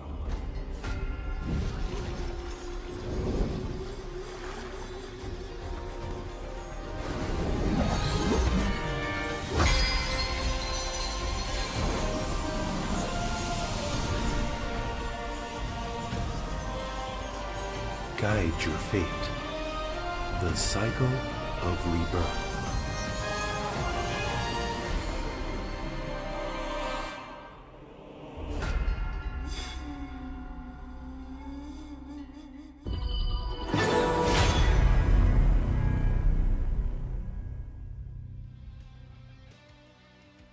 Wasn't an interview, but it was an Ogren promotion that we have. Ogren is available now. You've seen him previously with the LGD matchup against VKS.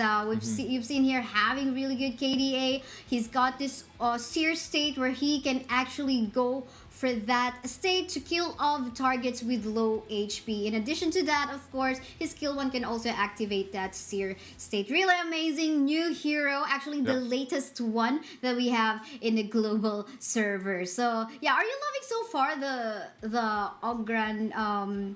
Ogren skins or heroes that we've seen a while ago? But I think before you answer that, let's head on to the interview with LGD.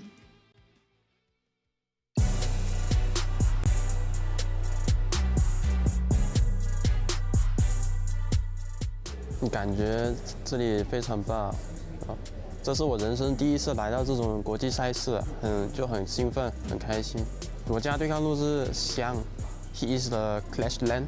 Our mid lane is Jihong. Farm lane is Zhao. Support is Zhe.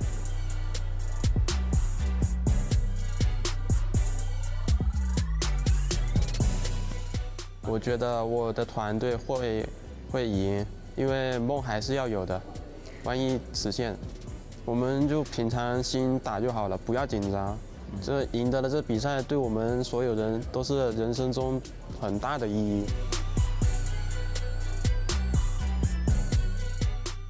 谢谢你们，我们会尽全力拿下冠军的。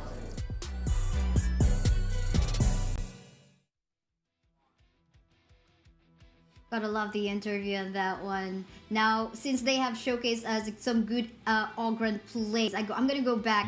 I did not forget my question to you, Zero. So I'm gonna go back to you. Did you love all of the Ogren plays that we've seen so far in the first 2 days that we have?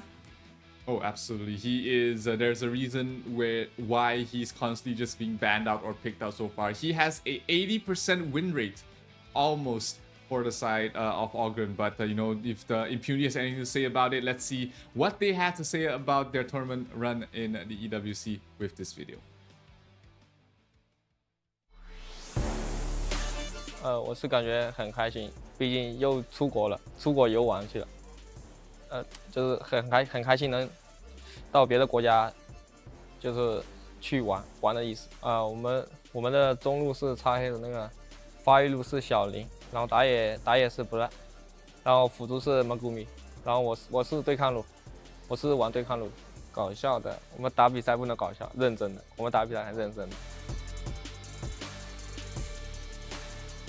就我们团队如果压力很大的话，就会喊一句。 大声的喊一句 "nice"， 这次比赛哪个团队会赢？把我们该做的做好，自然就会赢了，自然就会赢。我觉得就 KPL 梦之队赢的概率会很大，就能拿冠军的那种。如果发挥的好，那就是一路能连胜过来。对我们粉丝说，感谢你们一路以来的支持，感谢你们 ，Impunity 加油！ They are a fun team, but they are very serious in their games. I mean, I'm pretty sure that all of the teams are fun, but maybe Impunity in here are now fun from, you know, their rest from yesterday, taking a break, but even more serious to go up against Team LGD. Because again, they are quite in a shaky spot right now in their group. Yeah, but Impunity looks like, you know, a team that you can definitely be a fan of, you know, just the energy they're giving out. You know, they're here to have fun, they're here to play as well. So, you know, I hope that, you know, they find themselves out of this situation. It's tough, but hey, they are going to be able to at least try once again against LGD in this group stage match. We have the picks and bans already underway. They're long taken out there by LGD, while Impunity bans out the Musashi and the Ogren. That's so true. Sadly, we won't be able to see any Ogren. I mean, we've seen how effectively LGD have been using that Ogren, so I think that's a good respect on this draft, banning that up against LGD. But the Long will be out of the picture as well. Looking at the statistics that they had, Impunity had a Pariah on the Dune. I wonder if this is something that they're going to be picking up for themselves as well, but not going to be a priority as Arlie will be here to secure the late game. Yep, that is the top priority marksman at the moment in the current meta. But LGD, they prioritize something else. It's going to be the Dalia once again, but paired up with the Mai for them. So Dalia did give them so much healing in the previous match when they paired up with a Yuhuan, but let's see if LGD will do the same thing once again. This time though, they will not be able to play the Yuhuan in mid, so it will be a jungle Yuhuan if they decide to go for that, or they might just pick up the lane here to have that double death by sunset. Yes, that's true. Let's find out. They're not going to be prioritizing the Yuhuan. They want the stun and CC coming off from the Dirianja, and of course the natural cleanse that he has to go up against the Lady Jen and potentially to match up against Arlie. You know, he can just like go for that stun against the Arlie, the Imperial Order, to stop the Arlie from free hitting. But here, you know, Impunity spotting that LGD still needs their Clash laner, takes out the Elaine as well as the Mayin. So in terms of the Clash lanes as well, there's not many heroes left in the pool. Maybe a Byron. Looks like LGD has the same thought. They will go for the Byron. One to just really bully the Dharma in lane and just get them off to a great start. That's true. And I think one thing we should also look forward to later on is how they're gonna be visiting their clash laners in here to make a fight, to maybe create that early space already in order for their clash laner to go for a rotate. But Kaiser in here getting hovered right now by Impunity to add some source of sustain and front line to allow Lady Jen to free it, and so as is the Arlie. So I think this is okay, looking good so far for their hover. But yeah, one thing we notice in here too is that it makes us wonder what's gonna be the jungle for the side of LGD. But yeah, Yarya will be banned out to just avoid that combination between the Arlie and the Yarya. But ooh, I just don't know. I mean, Impunity left this open for quite a while, and LGD not even prioritizing this one, still gonna go for the U1 jungle. Yeah, Impunity decided to ban 2 Clash Laners and then pick up the Kaiser to also block it away from LGD. The Kaiser the Lia combo is actually also very scary. That allows, you know, Kaiser to really be a tanky frontliner. But here, you know, the Yuhuan gets slipped through. LGD will pick it up once again. We've seen it to great effect in the previous game against VKS. So we might see another opportunity for the Yuhuan to shine, but this time in the jungle role.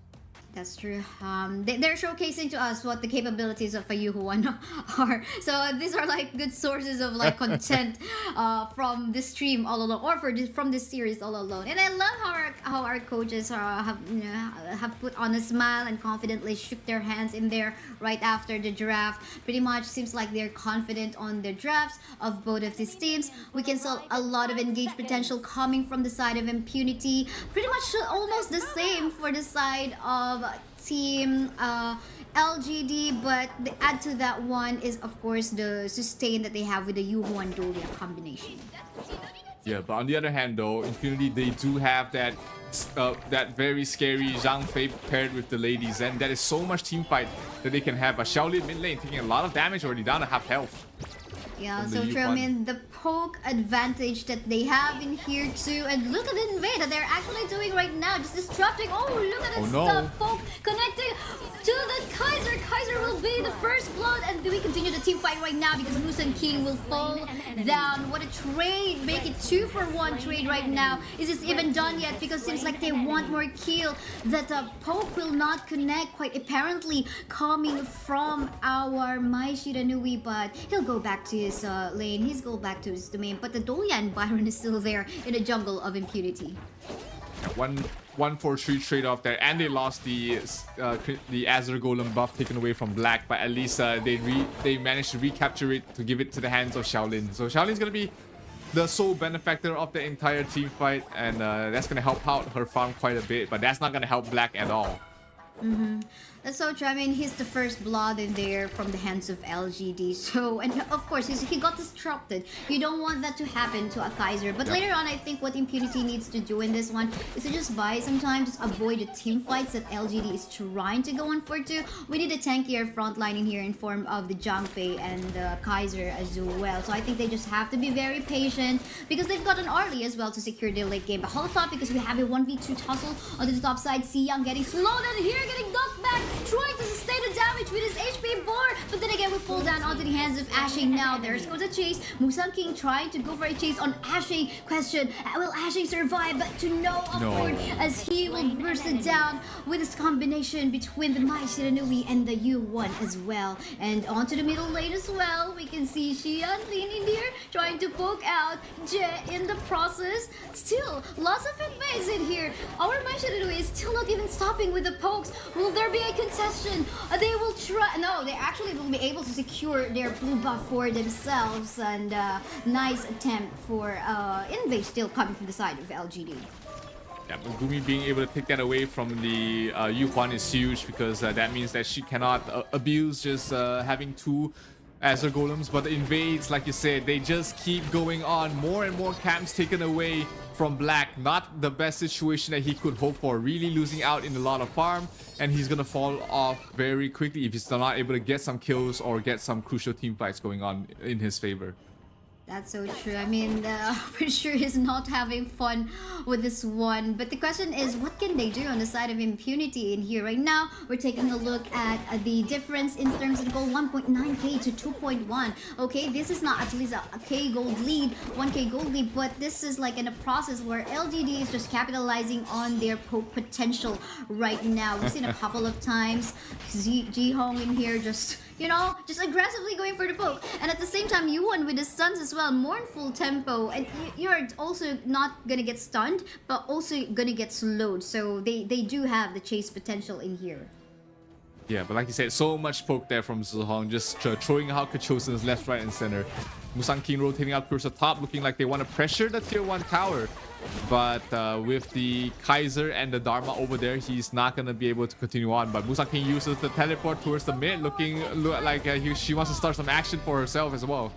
And it seems like there our LGD is going to position themselves onto the Tyrant, first Tyrant of the game. But I love the exchange that Impunity is actually doing that. But Siang actually has a vision. I wonder if they will try to go for the steal. Nope, we did not. I mean, the camera did not really see that. But Impunity will still be able to secure that for themselves. But we can see onto the middle lane here. Look at the aggression, the siege being done right now by LGD. Unbridled Outburst has been used just to shove away the members of LGD. But look at that. They're not even backing away. They're just confident because they do know that there's no backup damage right now. Coming from the Arlie doesn't even have the damage as of yet. But again, the siege is just way too much from the side of LGD right now. Yeah, they know that Black is basically a non-factor at the moment, so the Kaiser not having the damage is a huge factor in why they're being so aggressive. I hear they're trying to go for a fight. Yuan dropping very low, forced to use the ultimate to back off. Definitely going to be making use of the unending Soros to make himself untargetable. They will be able to secure the tower on the bottom side part of the map, allowing the D-Rengia to actually rotate into other lanes. They probably are going to go for that 1-3-1 rotation already, maybe 4-1. But yeah, this is so far looking good since this is a 2k gold that we're talking about in favor of LGD. Yeah, but they really want this mid tier 1 tower is LGD. You constantly see them put a lot of members there. Megumi in some trouble. Can he back off from this? Gonna go for the shield here and there, but look at the damage going from the members of LGD right now. We're gonna fall down onto the hands of Musang King. Way too much magic and damage. I mean, this is the moment. I mean, this is the timestamp, game timestamp, wherein you don't really will find yourself in a tanky mode. You know, we have to wait for the late game for the side of Impunity in here, and now it's just gonna be up to them. But for the meantime, you can see members of LGD just going for the siege, and again, they're not stopping on the jungle invades. They're not giving Black any time to farm whatsoever. This tier 2 tower in the bottom is going to fall very quickly. And that is more and more real estate being taken away from the side of Impunity. Power trade-off though on top. Dharma was able to finish that off. So that gives them a little bit of gold. But that Crimson Golem is going towards the way of LGD once again. Again, taken away from Black. And Black is really suffering right now if you look at his itemization. Oh, looks like there goes the creation of space just to take down tower in the middle lane right now. And Ending Sorrow has been used by the Yuan to save himself through any potential CC lock from the side of Impunity. And then, I mean, this is like really textbook play coming from LGD right now. We go for our objective and then we don't force team fights. If they want to try to engage, we just avoid. If we kill someone, let's go. But again, there is also a lack of pressure coming from the side of Impunity right now, not allowing Black to go for his jungle, you know, objectives, the jungle monsters, nothing like that. But for the meantime, you can see the Unbridled Outburst already has been used. Going to be able to target the Mai Shiranui, but then again, Mai Shiranui is very mobile. He will be able to go for that escape. But getting slowed down in here is the Kaiser right now. Again, the jungle invade. No space for Black to actually farm. It is just a tough situation right now for Black. He needs to try and find a fight with limited items there. But hey, he can rely on his teammates. You've got the Zhang Fei, you've got the ladies, and to become that true frontline for you, and then you take a fight after the fact. So let's see if Impunity is able to find that. Oh, Zhang Fei in some trouble, dropping low. Gotta get that shield though, but for the meantime, there are members of LGD in here already going onto the backline, super low on HP. Still see Young will be able to survive, but look at this one. Loss of sustain and ending sorrow has been used already, but the members of Team LGD are already falling down. Musan King will be the first one to actually fall down, but the rest will still be safe thanks to the remaining heals coming from the Dolia as well. But it seems like this is somehow what Impunity is going to be looking forward to. Some try to pick off one member of LGD one by one, and then maybe we can come back. Yeah, but they have to play patient. They have to not crumble to this pressure that LGD is giving. Another Azure Golem taken away from the Impunity side, and if you look at Black, he's not having a great time whatsoever. Still, that was a good fight for them to be able to find an opening in towards this game, and if they get another good fight somehow or another, you know, we might just see them back in the driver's seat. Yeah, that's so true, where the Blazing Cape is already being built in here, but for the meantime, let's take a look at the team fight happening right now, and Bridal Outburst has been used right now, but the one member in here is going so low on the side of LGD, but the Chase trying to go for the target. They just want to create that space. They're not going to fully commit onto the fight because they still want to respect Impunity. Meanwhile, we can see Ashing doing some miracle onto the top side. Let's take a look at that fight again. Two members from the side of Impunity almost falling there. The Invincible Warrior kept the Kaiser alive for so long. Look at that. Black was still alive after all of that. They managed to shut down Musan King. They did lose the Dharma, but hey, 1-for-1 trade in a losing situation, you would take that any time of the day. That's true, that's true. You would love that still. It's like light of hope for them. And the moment that they are even prolonging the fight, more chances for Megumi and Black to get even tankier, and even Ashing and for Shaolin to actually go for that free hit onto the backline. But of course, we gotta wait for Jero, X-Hero, or Megumi to go for that setup, or maybe even Ashing for the setup. They have a lot of sources for setup in here, but of course, they need to catch up in terms of itemization. Absolutely, the itemization is the key concern here for Black. He's not as tanky as he'd like to be, and he's picking up against so much damage coming from the side of LGD. And Black is trying to run for his life here. Can he get out? Run while there is support. Dharma. Engage onto the side, and here coming from our members of Impunity, but it seems like they're the one to fall down because X-Hero will fall down together with Ashing, but Shaolin in here will go for one kill. There is a chase right now. Oh, will get the last hit, but thanks to the backup and shielding coming from Megumi, but again, although he was able to protect his teammate, he will fall down. Arlie was safe, but then again, members of LGD, it seems like they're eyeing for a tower take onto the mid. They get that tower, they get their first tier trees, and that opens up the high ground for the side of LGD. They are looking like they want to end this game as quickly as possible. That will be assisted there with the Tyrant buff and maybe the Overlord as well after this. So LGD firmly in the driver's seat at the moment, 6,000 net worth. But Black is starting to catch up. He's still far behind in terms of the net worth, behind Musan King, but we can see him starting to be able to soak out more and more damage. Definitely getting there. Again, in terms of anti-healing items, again, the only source right now we can see is the Blazing Cape. There is no Venomous Staff or Mortal Punisher being seen right now on the itemization of Impunity, and that would just allow, you know, the healings coming from Musan King and Jay right now to become still effective somehow. But they are already trying to go for a siege into the middle lane, forcing the rest of the members of Impunity to teleport back into the base. But seems like Shaolin decided to just continue with the teleport. Yep, this Tyrant is this Overlord is going to be crucial, but the Primal Bonds are still available there. The debuff is still on the side of LGD, so they are taking some time, taking a bit more damage than they like. Impunity though, not trying to contest whatsoever. They're more than happy to just continuing farming up on their heroes, try and catch up that way. That's true, that's true. They want to play it safe, at least, you know, just avoid the risk, even riskier situation when they get wiped out, and then gonna have their crystal fall down. But yeah, members of Impunity forced to back away, but we can see in here Ashing still trying to go for that side lane push, but actually on the top side tower as well will fall down. A lot of super minions will come through anytime soon on their base. Yep, they lost the tier 3 without any contest. Ooh, lots of damage towards Musang King. I thought he might have needed to use his ultimate there. If a single crit did land, he was pretty much dead there and then. But knowing Musang King, he's always going to be able to try and play at his limits. To try and play with the lowest HP possible before popping his ultimate to heal everybody up.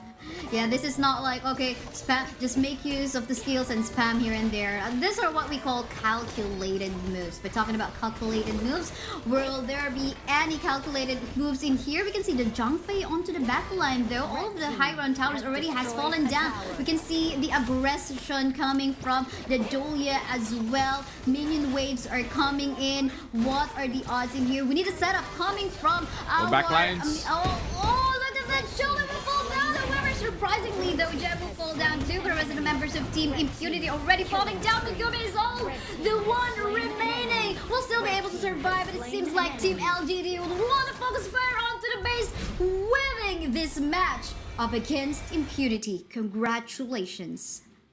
That was just dominance from the side of LGD from the word go. Never giving the jungle ever to the side of Black. And you know, Black, he just had a terrible start. We did see the use of the Kaiser towards the later stages of the game.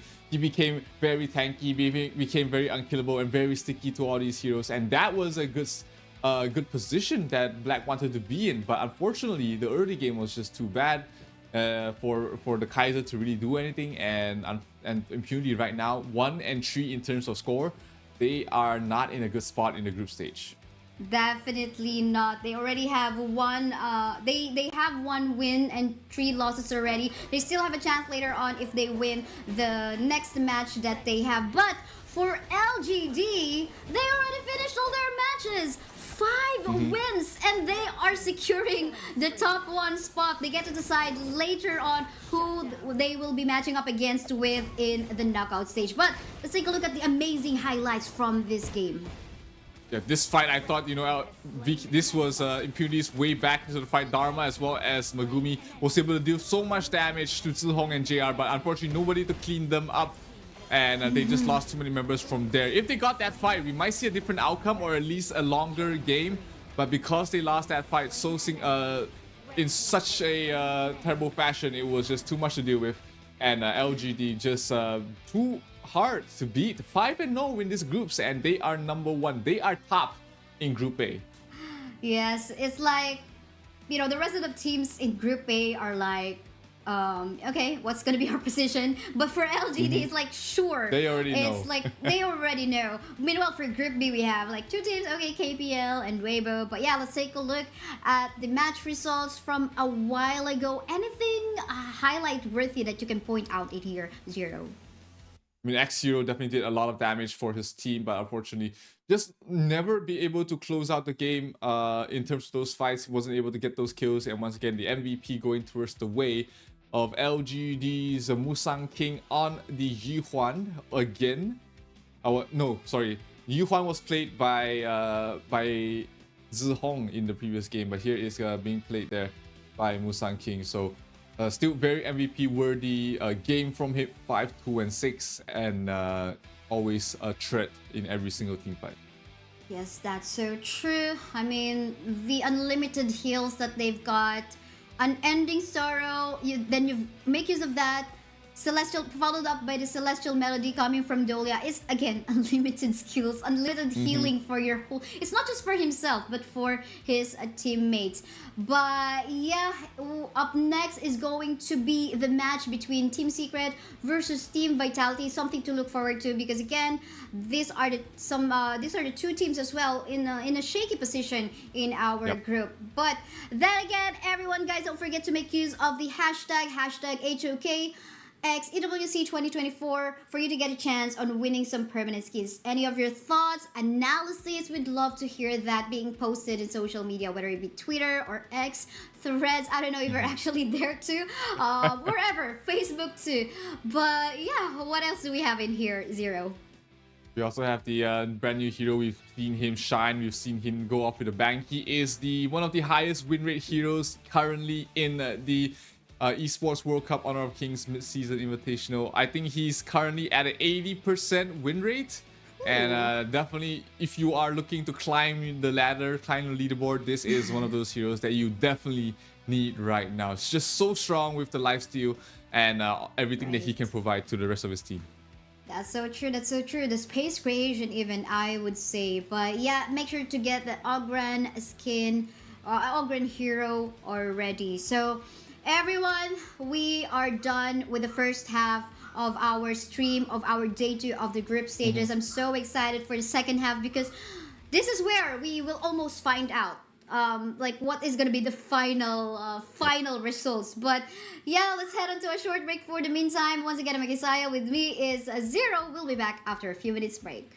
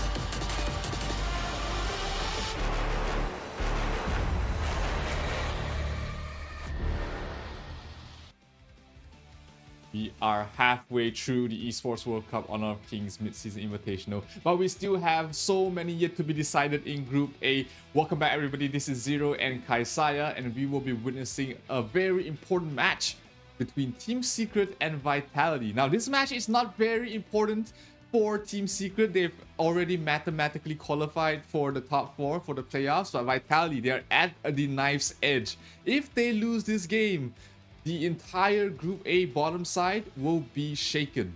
Definitely gonna be shaken. I mean, we're talking about VKS, Impunity, and Kagendra also trying to find their spot, their way onto the top 4. And again, it's gonna be going to be pretty shaky as we head on to proceed onto this series. As we see, Team Secret looking good so far with their match up against Vivo Kid Stars from a while ago, showing off some power on what they can do on this day 2. Yeah, so let's take a look at the groups for both sides. Group B already pretty much almost set in stone. The KPL Dream Team, Weibo and Loops already mathematically qualified, while the final spot still between Falcons and All Gamers Global. Both these teams still have to fight it out to find out who will take the last slot.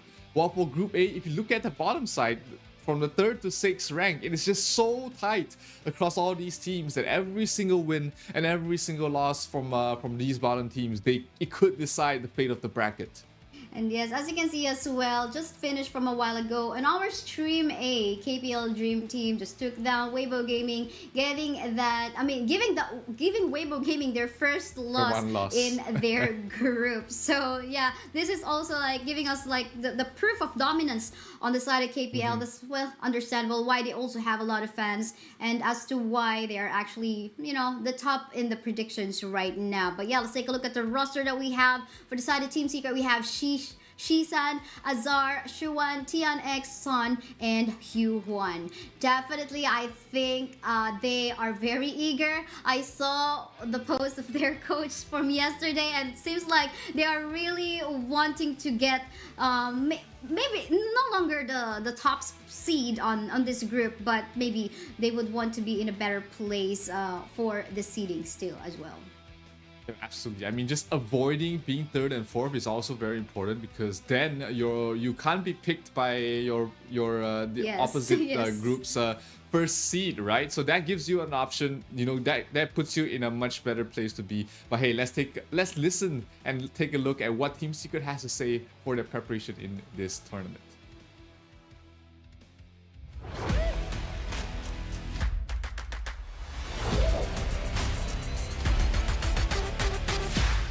团队的那个气氛现在比较兴奋吧，是想马上就开始比赛，就已经准备就绪了，想马上打比赛。从决赛的时候吧，先拿2分，然后被对面追到3分，就挺伤害到自己的。不过已经调整好了，这次不会再输了。就之前的那句话的话，我会原封不变的送给所有的对手吧，然后。如果你觉得不服，你想战胜我们，你可以试试看，我会让你知道什么叫绝望。我觉得冠军的候选人的话，不是我们 Team Secret， 就是 KPL Dream Team 嘛，毕竟他们是来自中国的很强的选手，可能会有点棘手。奖杯的意义的话，对于我来说，是我玩这个 HoK 那么多年来的一个，对我自己的一个责任吧，就是答案就是。这是在推进我支持前进的动力，就是拿到这个奖杯会让我感觉我做到了就是这件事情。我想对我粉丝说，上次总决赛可能输了，让你们失望，不过这次不会再让你们失望一次了。Secret Fighting。Such a confident team is Team Secret. They are vying for the top spot. Sure, right now they lost to LGD, which means that they can't take seed number 1. But hey, they can still fight it out for the 2nd seed in the group.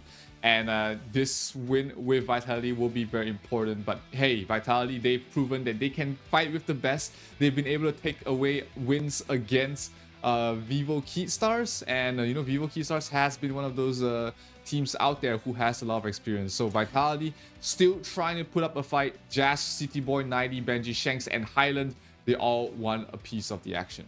Definitely would want a piece of the action. I think they just came from a loss as well from a while ago, but I'm pretty sure that up against Gigendra, but I'm pretty sure that they will still stand a chance. Again, they still have a few games remaining in here. 2 games for today, day 2, and I think they're ready to take on the action. Absolutely. It is they are fighting chance to stay in the playoffs here, Vitality. If they take a win, then they will be in a good spot, at least securing the playoff spot. But hey, let's take a look at what they have to say about the Esports World Cup.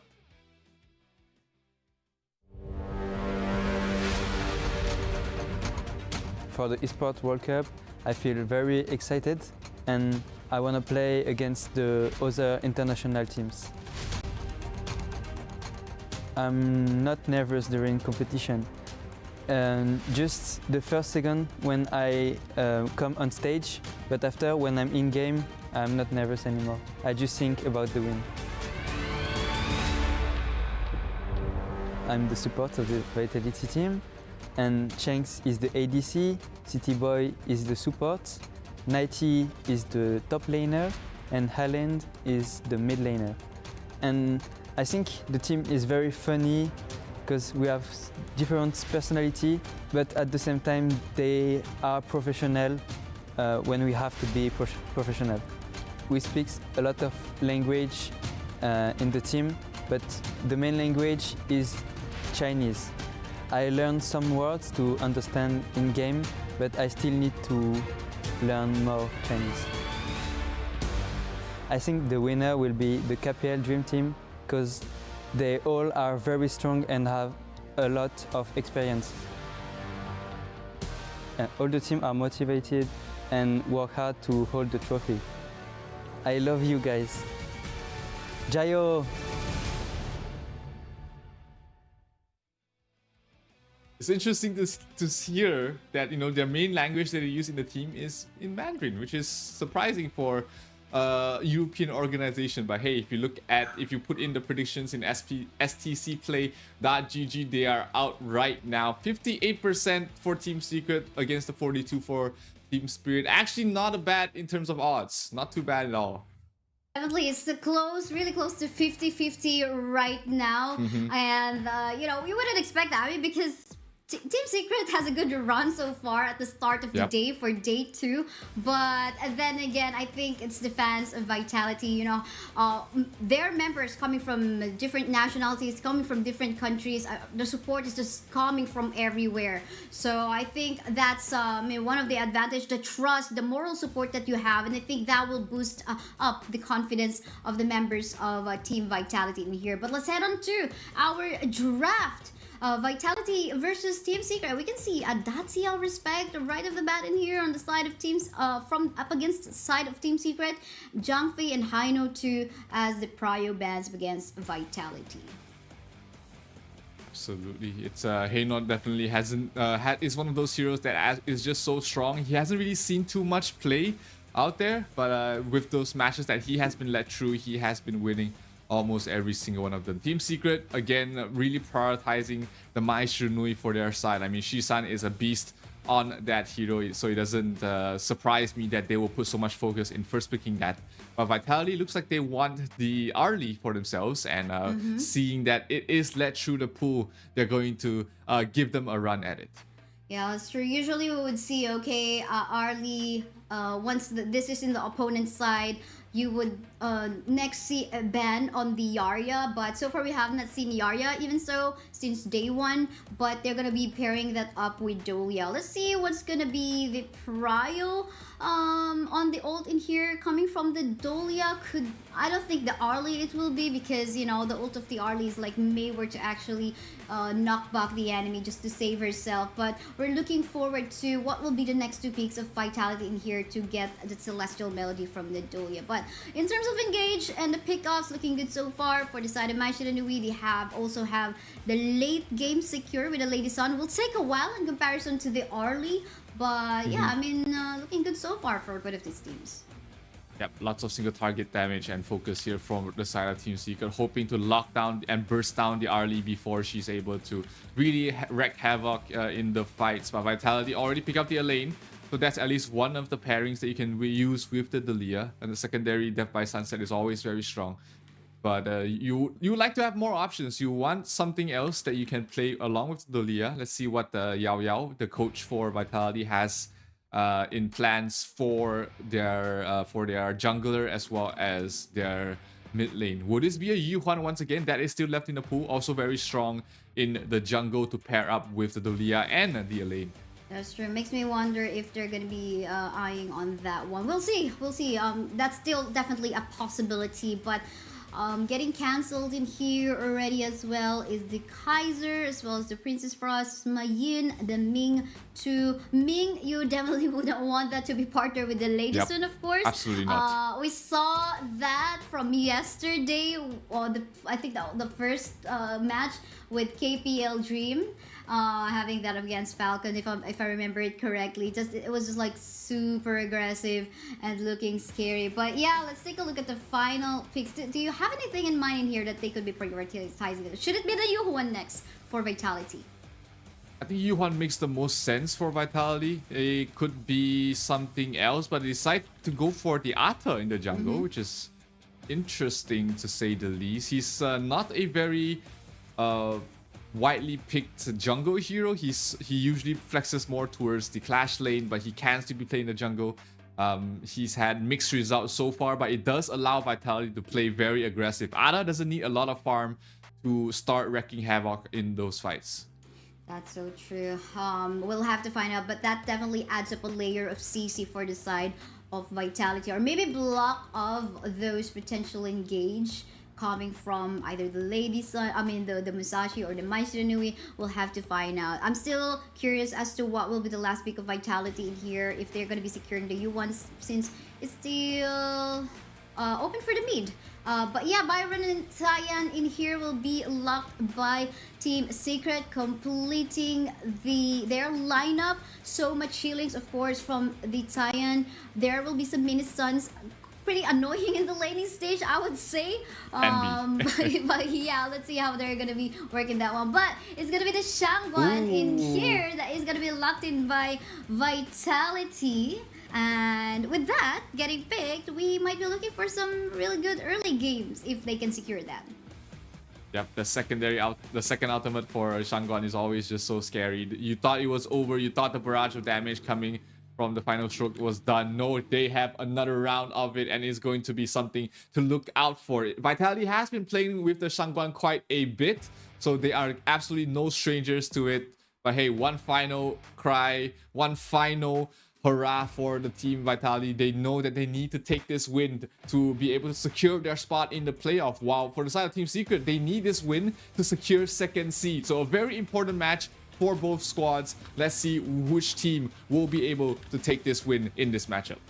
Yeah, that's so true. Both of them have 2 remaining matches. This is both their second to the last match. A lot of things can happen. If Team Secret wins, of course, giving them more firm position in the top, second to fourth spot. But if Team Vitality lose in this one, they may still have a chance, but it will still depend on the results of the other remaining matches that we have. We head on to our Gorge. Into the Heroes Gorge again, where Caster of Kesai with me is Zero. I'm going to bring you the action on this next match. Absolutely. Vitality is putting the Shangguan towards the mid, not playing it in the clash farm lane as we are more used to seeing, but top lane 90 taking a lot of damage from Xuan and 10x already. They absolutely do not want this lane to have a good game whatsoever, and a lot of damage taken by Highland. He has to watch out, but Shisan is the one dropping down very low, almost being brought down there by the Lilia. So a lot of damage being traded across both sides. Yeah, usually it's actually my Shinigami who would see bursting, dealing a lot of burst damage or doing those amazing early pokes in the mid. But yeah, he's the one actually being taken off into in a slither of health on that first minute game time. But we're looking at our roamers already doing some rotations to assist and give aid onto our farm laners. Most especially, I would say Sun, in comparison to the mobility of Arlie in here, needs more assistance. But it looks like our friend in here, Yuan, is just basically standing on the bush right now. I think we might have to run into some technical pause on that one. It looks like he might be facing some technical issues, but hey, it's luck. Thankfully for him, I mean, it seems like the side of Vitality, they were pretty respectful about that. They weren't, going all out. They weren't like, capitalizing on the fact that hey, he's not moving, but they were just poking and prodding, and when they realized he wasn't moving at all, they just stopped hitting, which is really props to Vitality. They're showing a lot of sportsmanship in this. Yes, that's true. I love it. I love it. I love the respect that they have given there. They immediately noticed that okay, he's not moving, so for sure something has happened in there. So we just gotta wait on that one to be fixed. In the meantime, while we are on the wait, we invite you guys to post on our social media whatever your thoughts is happening in here for our day 2, what your analysis are with the progress with the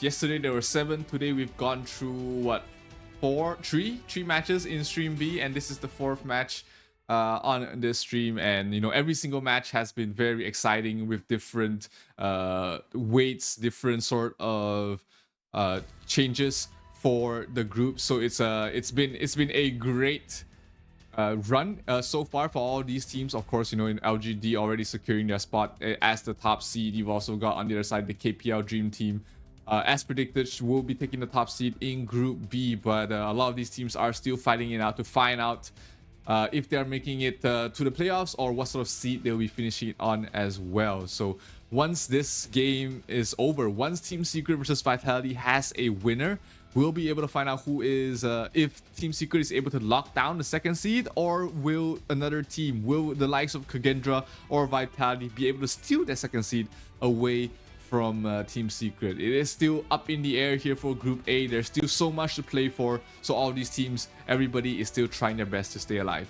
Everyone definitely has to try their best to stay alive, because a lot of things can happen in Group A. Again, Group B is kind of a different story. They're like, they can actually cement their position in there quite easily. It's quite noticeable who has the chance, who can stand onto the top 4 or the bottom 2.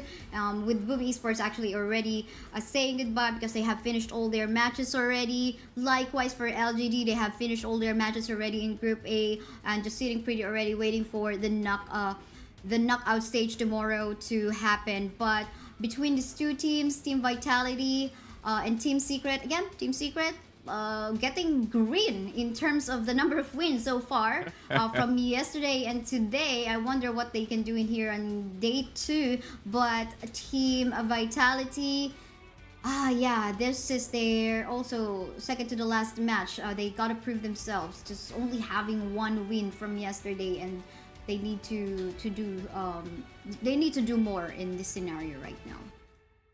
Yeah, it is a precarious position here for Vitality, but you still have to give credit for them. They did take a win against Vivo Stars, which does look like they are not in their championship form at the moment. And of course, Vitality yesterday, the other match was against LGD, which understandably a lot of teams would start to really suffer against it. And they also lost to Kagendran earlier on today, which is more of a surprising result, which you would usually think Vitality would stand a better chance against Kagendran, but hey, what's done is done. They just have to look up for the next match and the match that they are currently playing in to be to just keep that mentality in check and knowing that they still have a chance to make it to the playoffs. Yeah, that's so true.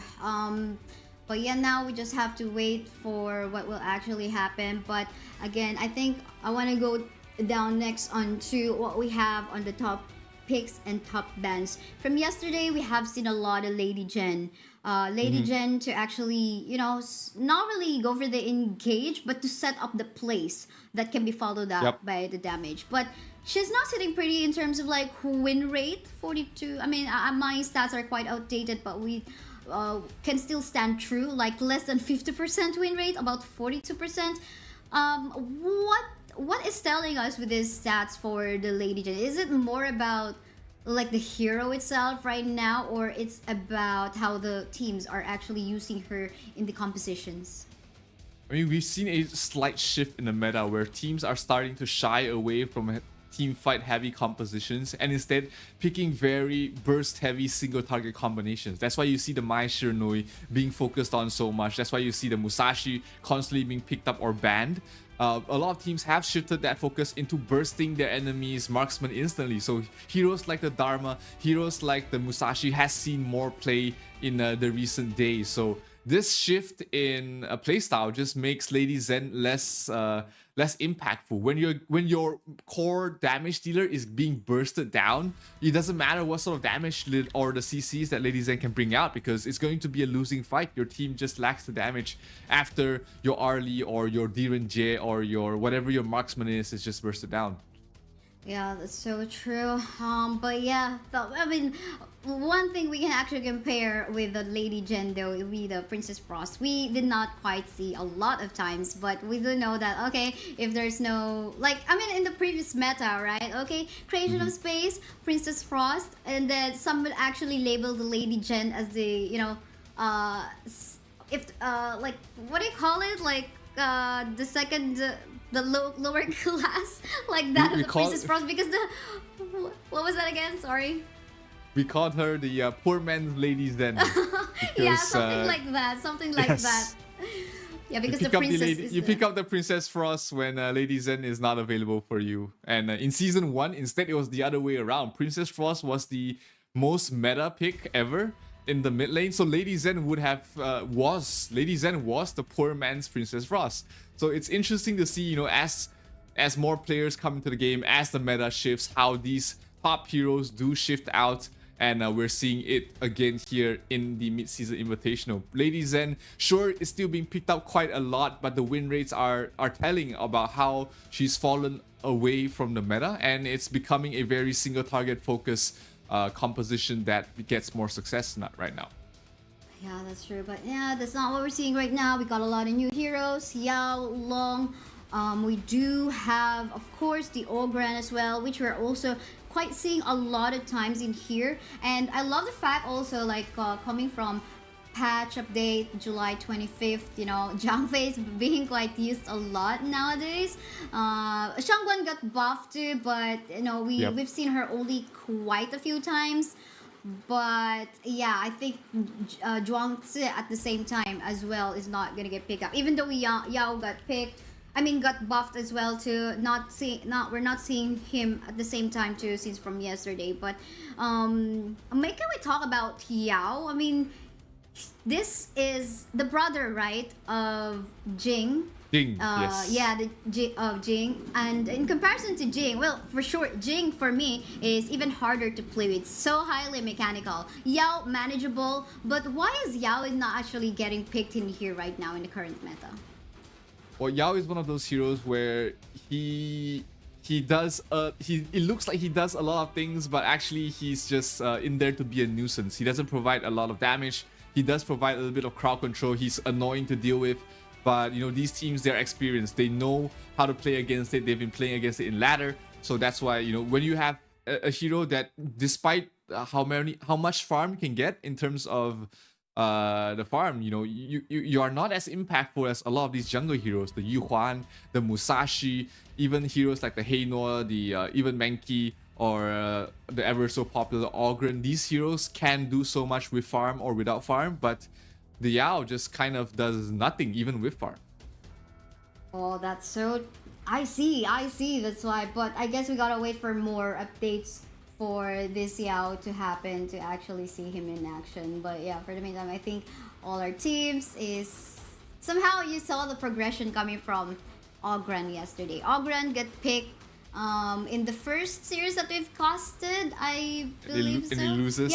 Yeah. Yes. But not a very good like KDA or like presence in the map, but as we go through along with the rest of the series from day 1 up until now day 2, like wow, the level of play that all of the teams are doing for this hero is just so impressive. Like partner it up with, you know, like some support heroes that can back him up with the damage and allow him to actually, you know, create the space for them. Then it now looks even more impressive. Yeah, absolutely. It's a, you know, it's a stark difference from the earlier days of the group stage. Like you said, you know, early Ogren kind of meh, looks kind of like, hey, why is this hero even there? But you know, as the day progressed, as more and more teams were able to get their hands on that hero, he was sitting prettily at 71% win rate yesterday, and after you know, more games today, I think we've only seen him win today, which is going to boost his win rate quite a bit. That's why, you know, we, instead of seeing him being let through the ban pool, we've seen him banned more and more. Yeah, that's true.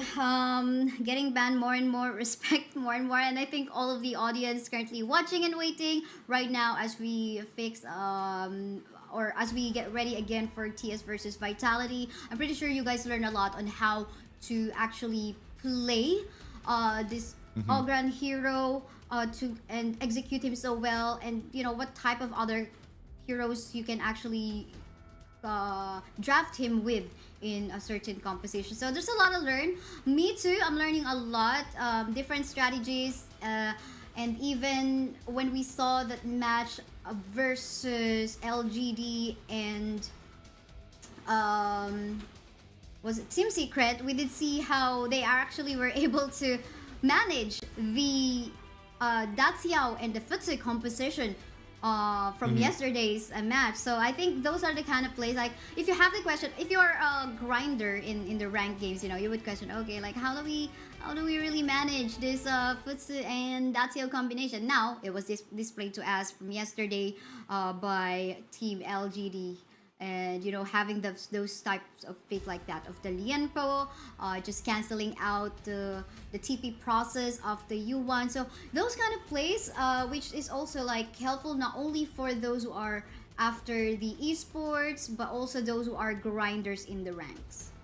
Yeah, you get to learn so much just watching these professional players play and hone their craft. You can also learn a lot about Honor of Kings in the HoK camp, where, you know, there's just so much information that will allow you to understand the game more, understand, you know, situations or why certain players pick these heroes or why certain players build their heroes this way. There's always things that you can improve to make yourself a better player in Honor of Kings. So make sure you head yourself over to the Honor of Kings, the HoK camp, where you can also earn more in-game rewards and while this whole entire event is going on. So plenty of reasons for you to be there.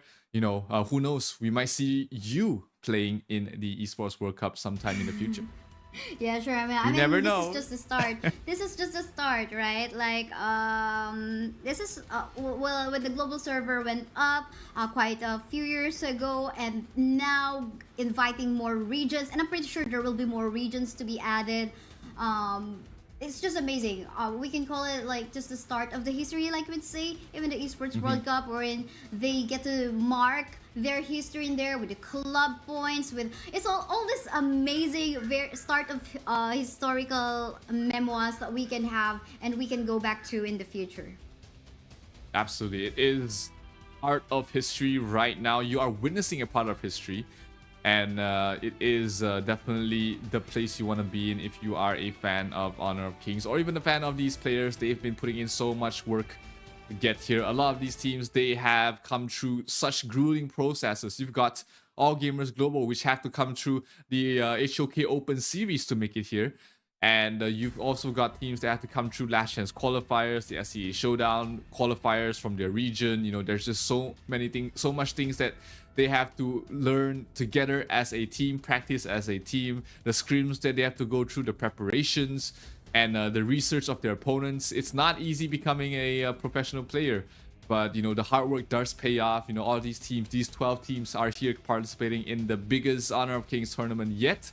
and you know, they have been just giving it all to give us a good show. So, you know, make sure you get your support, you know, support all these teams, all these players on social media. Make sure you hashtag HOKXEWC 2024 as well to stand a chance to win some permanent skins and also get all the latest information of this tournament and other tournaments as well on our Honor of Kings global esports channels.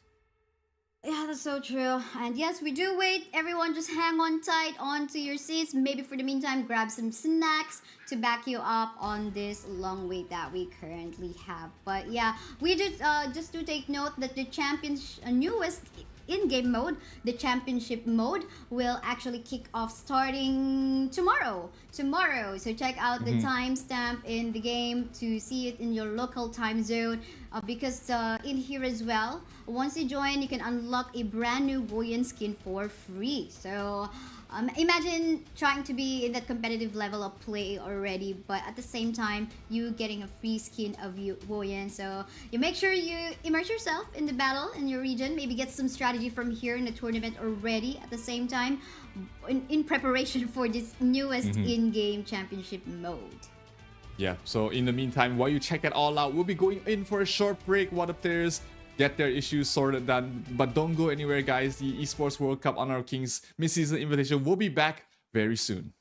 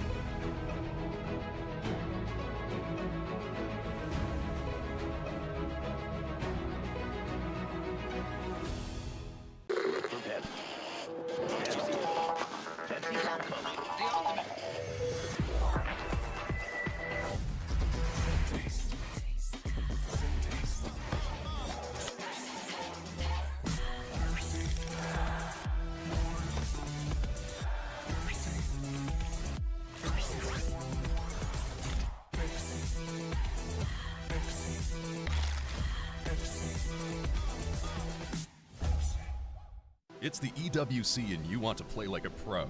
Well, we've got a lesson for you. Axe on. You're fresh, ready to fight and grind those long hours. It's how it should be. Axe off. You're slow, unfocused, and lagging. Do you get it? Let's go again. To unleash your best game, you must freshen up first. Get your axe on. Spray, play, repeat. Axe and Esports World Cup.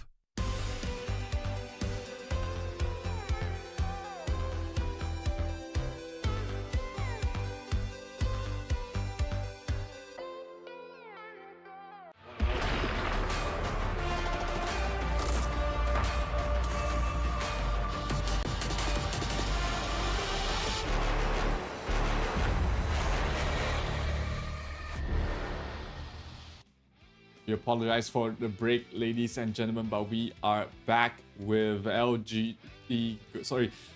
with Team Secret going up against Vitality, and the game is about to go back underway very soon. It's been a long wait, but hey, all these players, they are ready to go back into fighting shape. Yes, we have yet to find out as how we're going to be continuing the match between these two teams, but looking good so far. Let's just have a quick recap on the lineup that they have built in there. So for the side of Team Secret, we have the Byron, Musashi, Mai Shiranui, Lady Sun, and Cyan. And for the side of Vitality, we have Elaine, Ata, Shangwan, Arlie, and Jolia. Correct me if I'm wrong. Did I actually swap it? So no, I think you got them all right. Yeah, correct. And nothing actually happened up until the point where we had to go into a pause. So you guys, even if you just tuned in, you didn't miss much. We're just gonna resume back into the game here. Yes. It's just that an almost kill onto Shi-san a while ago onto the Mai Shiranui, but still all safe, no casualties as of yet. As you can see, the scoreboard is pretty clean, but it seems like we're having a tussle onto the top side between the Byron as well as the Elaine. The Elaine is pretty much a late game hero, so that's the advantage of the Byron on the early stage. You want to get that ultimate up and running before you can actually, be of use for your teammate, mostly on accessing the backline.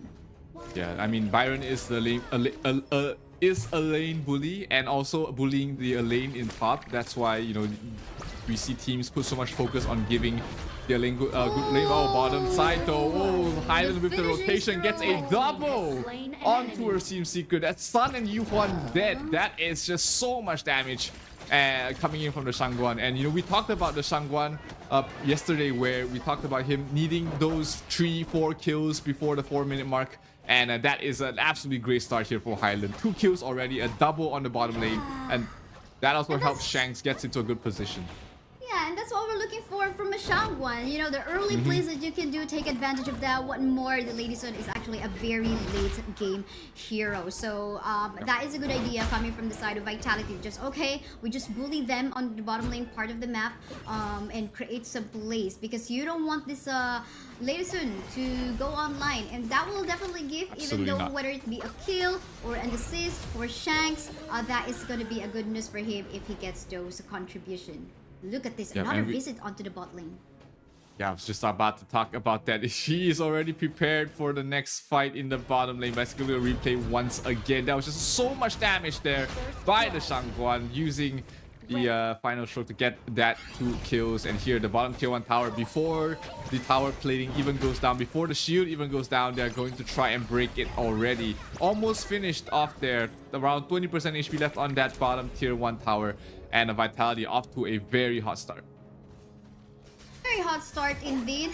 Those kills onto the lane that you would want to protect and get more farm, already taken down by Vitality. But up next is going to be the objective taken here. There's a good position for Vitality. Again and again, yes, getting bullied onto the bottom lane part of the map is the latest soon. But a backup incoming from the Mai Shiranui. I wonder if they're going to go for a play, but instead, Team Secret will actually go for a decision onto taking onto the jungle camp of Vitality. Meanwhile, Vitality will be securing the first Tyrant of the game. Yeah, Team Secret, you know, knowing that they can't make it in time to back that up, does the next best thing, which is steal away some jungle camps, away from CT Boy, away from this Ada who wants a good early game as well. Top lane, 90 might be in some trouble. He does have his death by Sunday to get away from that, and I don't think they'll be continuing chasing under the tower any longer. But hey, Vitality taking a leaf out of Team Secret's book, will be the one invading their jungle. This Crimson Golem will be going down, and Musashi is rotating in, trying to get it in time. Who's gonna get the last hit? It looks like it will be CT Boy, the one to get it, but they do lose Benji. Oh, here comes the initiation towards the backline. They instantly burst down. Shanks, another hero down. Highland trying to do his best to survive, to fight back. Can he pop this out to a no? Looks like he does not have it in time, and Highland will fall as well. 3 quick kills going towards the way of Team Secret as they try and wrest control of the game back in their hands. Yes, that's so true. And now they are gonna go for that invade on the jungle camp of Vitality right now. Trying to go for the kill. Oh, gonna go for that Sanjay will be able to save his life. Lots of shielding here and there. But for CT Boy, it's not gonna be enough. TS will secure another kill for themselves. And they lose a tier 1 tower in the bottom as well. Vitality's, when it looked like they had a good start, but somehow Team Secret just made it look terrible. 4 kills in fact, and as well as getting both buffs away from CT Boy, and they're going to pick another. It's going to be the Crimson Golem going towards the way of Team Secret, as Highland is forced to use the ultimate not to not be able to finish off anybody though, so that's going to be a long cooldown before he's able to get it again. Let's take a look at the fight that really turned things around here for the side of Team Secret. Quick kills on towards Shanks. Highland stuck between a rock and a hard place, couldn't really finish off anybody there, and it was just way too hard for Team Vitality to take the fight from that point on. And it even continued onto the jungle camp of Vitality in here, wherein they, even though there's a lot of shielding coming from CT Boy as well as 90, it's not really not enough. But we continue onto the top side, where the Shangwan is actually going to go for that finishing stroke up against Shuwan. Maybe just wanting to capitalize on the counter play that they can do, because they haven't bullied by TS onto the bot lane. Now is their time to come back from the top side. TNX already level 11, while on his counterpart there, CT Boy only level 9. It's a really tough position to be in as the Ada, as we see TNX trying to go for another kill. Shanks in some trouble being chased there, but here comes the Highland ultimate. Gets the kill though, as CT Boy will fall in the end along with Shanks. 2 heroes down there for Vitality, as they only lose TNX for that. But hey, at least they shut down, and they might be able to get this Azure Golem away from CT Boy once again. Team Secret, despite losing TNX, will be happy to take that trade. Yeah, that's true. Trades after trades in here between these two teams, that's what they can do. But so far, the map is looking in favor right now, with the push of the minion waves from the bot side is in favor right now on the side of Team Secret. Even them just waiting for the potential bush gank from the side of TS. But no, actually, there are no members there coming from the TS. I got blinded on that part because I thought they were actually trying to set up something. But it seems like still they're gonna go for this aggressive play, finishing stroke coming from the Shangwan, who actually got the first blood from a while ago in here. Continue on to the team fight, but here flanking on the side, and here is TNX gonna go for that kill. My Shiranui as well, and a double kill now from the side of TS. Oh my, this is looking like a disaster. It's just 2 members left for the side of Vitality. Blue team. Yeah, they thought that they had the fight. They thought they had the burst damage coming from Highland to be able to burst down one member as quickly as possible, but the heals coming from Taya and keeping everybody up and running, and they get a tower on top. They get a tower in mid. They get 3 kills, and it is looking dire for the side of Vitality right now. Let's take a look at that fight again. The initiation, the targeting on towards the softer hero. That's the power of the Musashi. When you bring him here, that's why you are able to burst down these heroes. This is why we're talking about why Lady Zen has fallen off. It's because of all these mobile heroes that can cut towards the backlines, ignore your ocean of tears, and go for the kill. And here, Highland trying to go for a kill on towards the Byron, but not the target you want to go for. He's just way too tanky with the shields he has right now. Yeah, that's so true. But now I think the question would have to be, what can Team Vitality do in order to regain their control in the map? Because it's looking like just way too much aggression right now on Team Secret, capitalizing on the lead, and the burst damage, critical damage coming from TS Sun as well. What can Vitality do? I mean, they're in a bad position right now, getting singed by TS. Lady Sun is definitely online at the moment, doing so much damage. Vitality needs to stop trying to take these fights. They need to start splitting up the map, get some farm, especially on the lane, as well as Shanks. You know, put these two heroes on the side lanes, get them some farm, get them some tower damage, as well as just wave clear on towards the side lanes, and also pressure Team Secret across the map. You can't play this 5 versus 5 because your opponent has already outfarmed you. They need to continue to buy some time for these heroes to catch up with farm. Catch up with farm, indeed. I mean, they've got Shanks in the early, with very late gaming here. It's gonna be their life-saving grace, but the access to the back line in here from the lane is still on their hands. They just have to wait a little bit, be patient. But I love the trade that is happening right now. We can see on the side, TNX will be able to secure this Shadow Tyrant for themselves, but it seems like a fight is about to happen onto the top side. A chase is happening right now. No, is the Byron gonna get cornered? Super low on HP right now. Is Shisan in here? But Highland will fall down onto this hands. A lot of exchanges skill. Two fights are actually happening, but they are already in the base of Vitality. This is a very confident move coming from the Musashi, killing off Shanks as well. Now it's just 2 members remaining, the 2 frontliners on the side of Vitality right now. Wow, I mean, it's like a 3 for 3 trade overall. Yeah, that was probably a bit too overconfident there from the side of Team Secret. Allowing 90 to get that triple kill is huge because 90 didn't have such a good lane. He was laning against a Byron, but you're giving the late game, the stronger late game hero 3 kills at this point, and maybe a couple of towers as well. 90 with those 3 kills might be seeing a huge spike in terms of his damage output and his survivability. So Team Secret, sure, you got 3 kills for yourself, but you did lose your Lady Sun, and that is obviously not the best position to be in. So 90 now feeling more confident at the moment he got those 3 kills might be starting to cause Team Secret some issues. Issues indeed. You want to avoid all of those. But now we're seeing an attempt coming from Vitality right now to set up something, but it seems like TS is just going to be taking this time because we can see the Shadow Vanguard is onto the bot lane part of the map, going to get cleared first by the Lady Sun as well as the Cyan. The Sunset has been used, just a precautionary measure, but then again, everyone's just falling back right now. But it seems like Musashi is just gonna go onto an engage, not gonna be able to target anyone from Vitality, thanks to the Death at Sunset once more coming from 90. Yeah, that refresh Death at Sunset will allow him to get away out of that. So just a couple of ultimate cooldowns used on both sides. No real casualties up here. Will be interesting to see how the item progressions have taken place here for both sides, because, you know, it looked like Team Secret was about to run away with the game, but Vitality able to put up a good fight earlier on in the top side of the jungle. We might be seeing a different story here. That's why Team Secret is playing more, slightly more conservative. They're not going for these deep dives anymore. They're playing a bit more scared.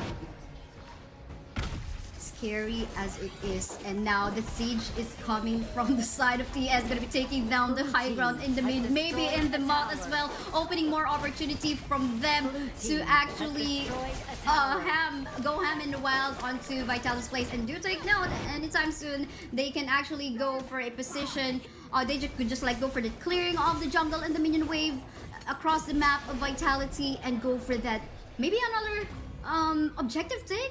Could be the Tyrant, could be to empower them into the Clash even more, and the Overlord as well to help them go for even more push in the lanes. 30 seconds before those spawn, so it will be Team Secret just positioning themselves to prepare for the next fight, while Vitality, they still have to continue defending their base against the 2 waves that are pushing up. But hey, they might be able to catch somebody off guard here. Yisan has to back up out of there. But they don't have the lockdown. They don't have the initiation from the side of Vitality to be able to close out the gap. But here comes the Shadow Overlord as well as the Shadow Tyrant spawning. TNX already prepared down towards the Tyrant. Let's see if they're going to contest this Overlord. in the top lane. 90 trying to find an opening. He does spot out Xuan. Xuan has no more shields, has to try and back up. He does still have his ultimate. He pops it right now while taking a lot of damage. They're going for it. 2 versus 5 fight over here. Shang's in a lot of trouble. Shang goes down to Xuan. That's a huge start. That's a good start, but 90 gets a Q onto Xuan. Oh, they lose another member there. 90 a little bit low. The shield he puts up is a lot. He's trying to fight the best he can. Highland doing the best he can to back up his teammate, but he does fall. So does 90, and that's gonna be 4 heroes down from the side of Vitality. Only 3 left standing though for the side of Team Secret. Do they have the damage? Do they have the potential to end this game right now? I would like to believe so, because this is just the only one member. It's just the Dolia on the side of Vitality right now. They do have the minion waves into the bottom lane and the death timers. The earliest one is going to be 16 seconds. And the rest of the members of Team Secret are actually trying to end the game. And this is it. Team Secret is going to go for that win up against Vitality. Evening, like solidifying their position on the top 2 seed. Woo! That was a very impressive play there. It looked like the early game was going to be in a bit of a pickle there for Team Secret, but they took a good fight in their own side of the jungle. They managed to secure the game, and they are now sitting comfortably. Like you said, 2nd seed almost confirmed. They just have 1 more game to play, which is going to be against Kagendra, which will decide if they finish off 2nd seed or not. But I think what we have to also take a look at is the position of Vitality come to the final game that they have, and of course the next series that we are about to witness. It's gonna this is the last, second to the last. After this Group A stream that we have between TS and Vitality, we're gonna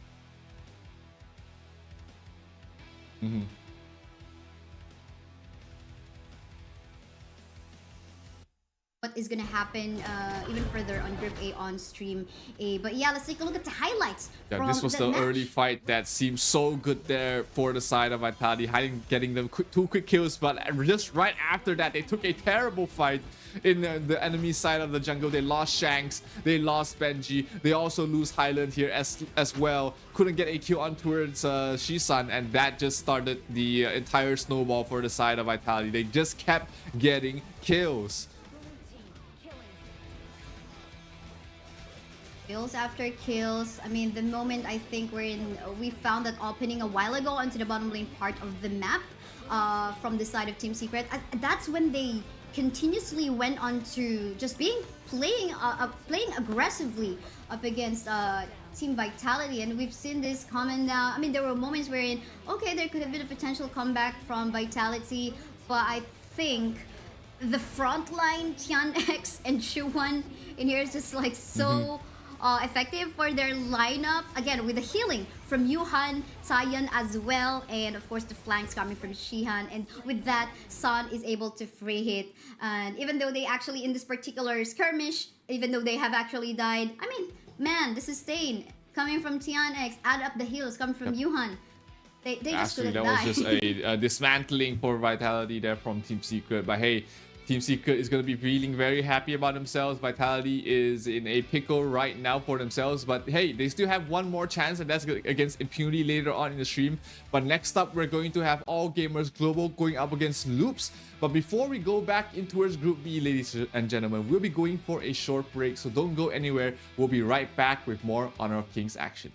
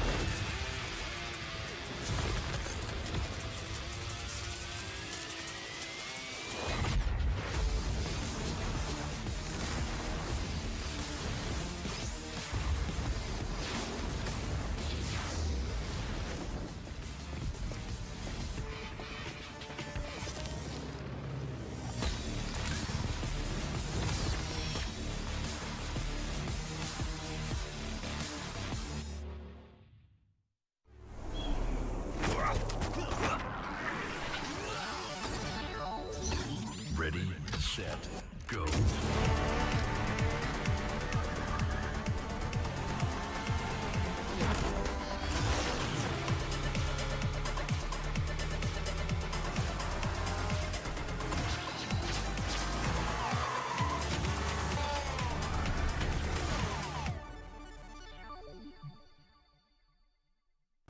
لحظات البداية عاشت معنا.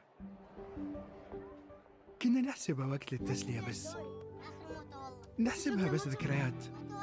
عبود أعطي أختك اليد يا ولد. ابتكرنا فيها ابتكارات، وإذا بغينا قلبناها خرافات. كنا نحسبها بس لمة وصحبة وسهرات. انتبه نو ترى نو. لكن كنا نشوف عالم ما حد يشوفه. ليت يشغل وقته بشيء يفيده. الله عليك على اليد صوت. عالم كبر وعاش فينا. عالم الحماس فيه يوصلك كل مرة لحلم أصعب، بس ما يصعب عليك. بارد معك وين ما تروح.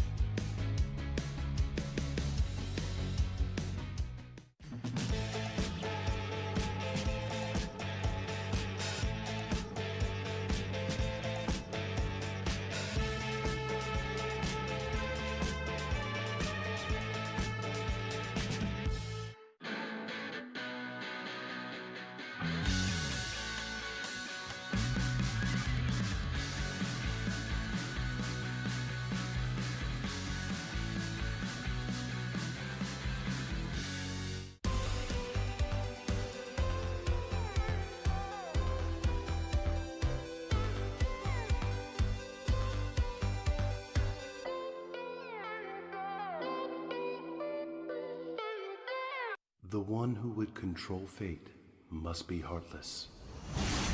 Raise the axe of God to smite all. Only then bless the people of Yimeng.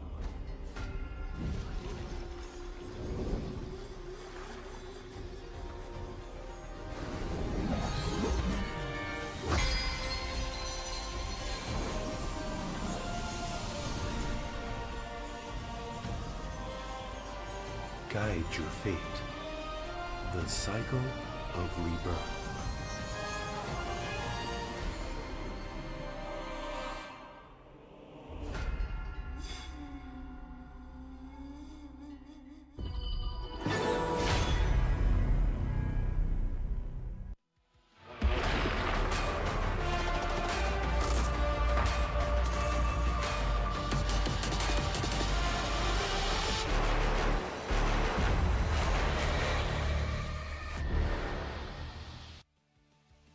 We're back with the Esports World Cup Honor of Kings Invitational mid-season as we're going to jump back into Group B here, Isaiah, as we're going to find out if All Gamers Global will be able to secure a spot in the playoffs. Because this is going to be a very interesting position here, because let's take a look at the standings right now for Group B. All Gamers Global are currently 1 and 2. They're not secured a playoff spot yet, because there is a scenario where there is going to be a three-way tie for the bottom 4, 5, and 6 spots. Now, if All Gamers Global lose to Loops, and if they lose to Team Falcons, then it will be a three-way tie in the bottom. But if they get any of these wins, if All Gamers Global is able to get a win either against Loops or Team Falcons, then they will secure the playoff spot. Yes, that's so true. And we can only rely on to what will happen in here on the results between AG, Global, and Loop. So again, both of these teams already have gone through a lot. But let's take a look at the roster first. On the side of Team AG Global, we have Lived, Kinglin, Myosotis, Zeiss, and Snow, looking like ready to take some action. I mean, they have two losses from yesterday, but they're starting off their day 2 so well. With their one win was against Boom, which unfortunately will not actually.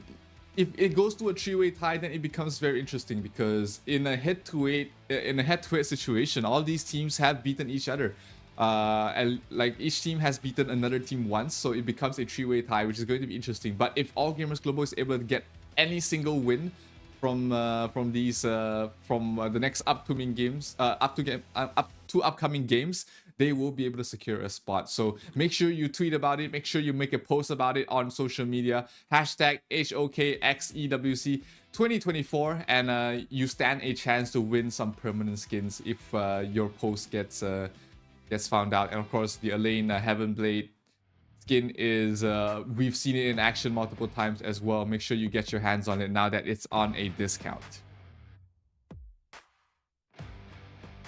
Discount, you wouldn't want to miss that. You know, we've seen this in action many times because Elaine is most of the time getting picked by the teams, and we've seen, you know, like if you love Elaine, not only that you get access to the backline, but you get access to the promotion that we currently have so far. This is time limited, guys, so make sure as actually you have two ways. Like, you can actually get this from the event happening already in game, or you can actually purchase this via discounted tokens. But yeah, we head on to proceed onto our drafting phase. AG Global versus Loops.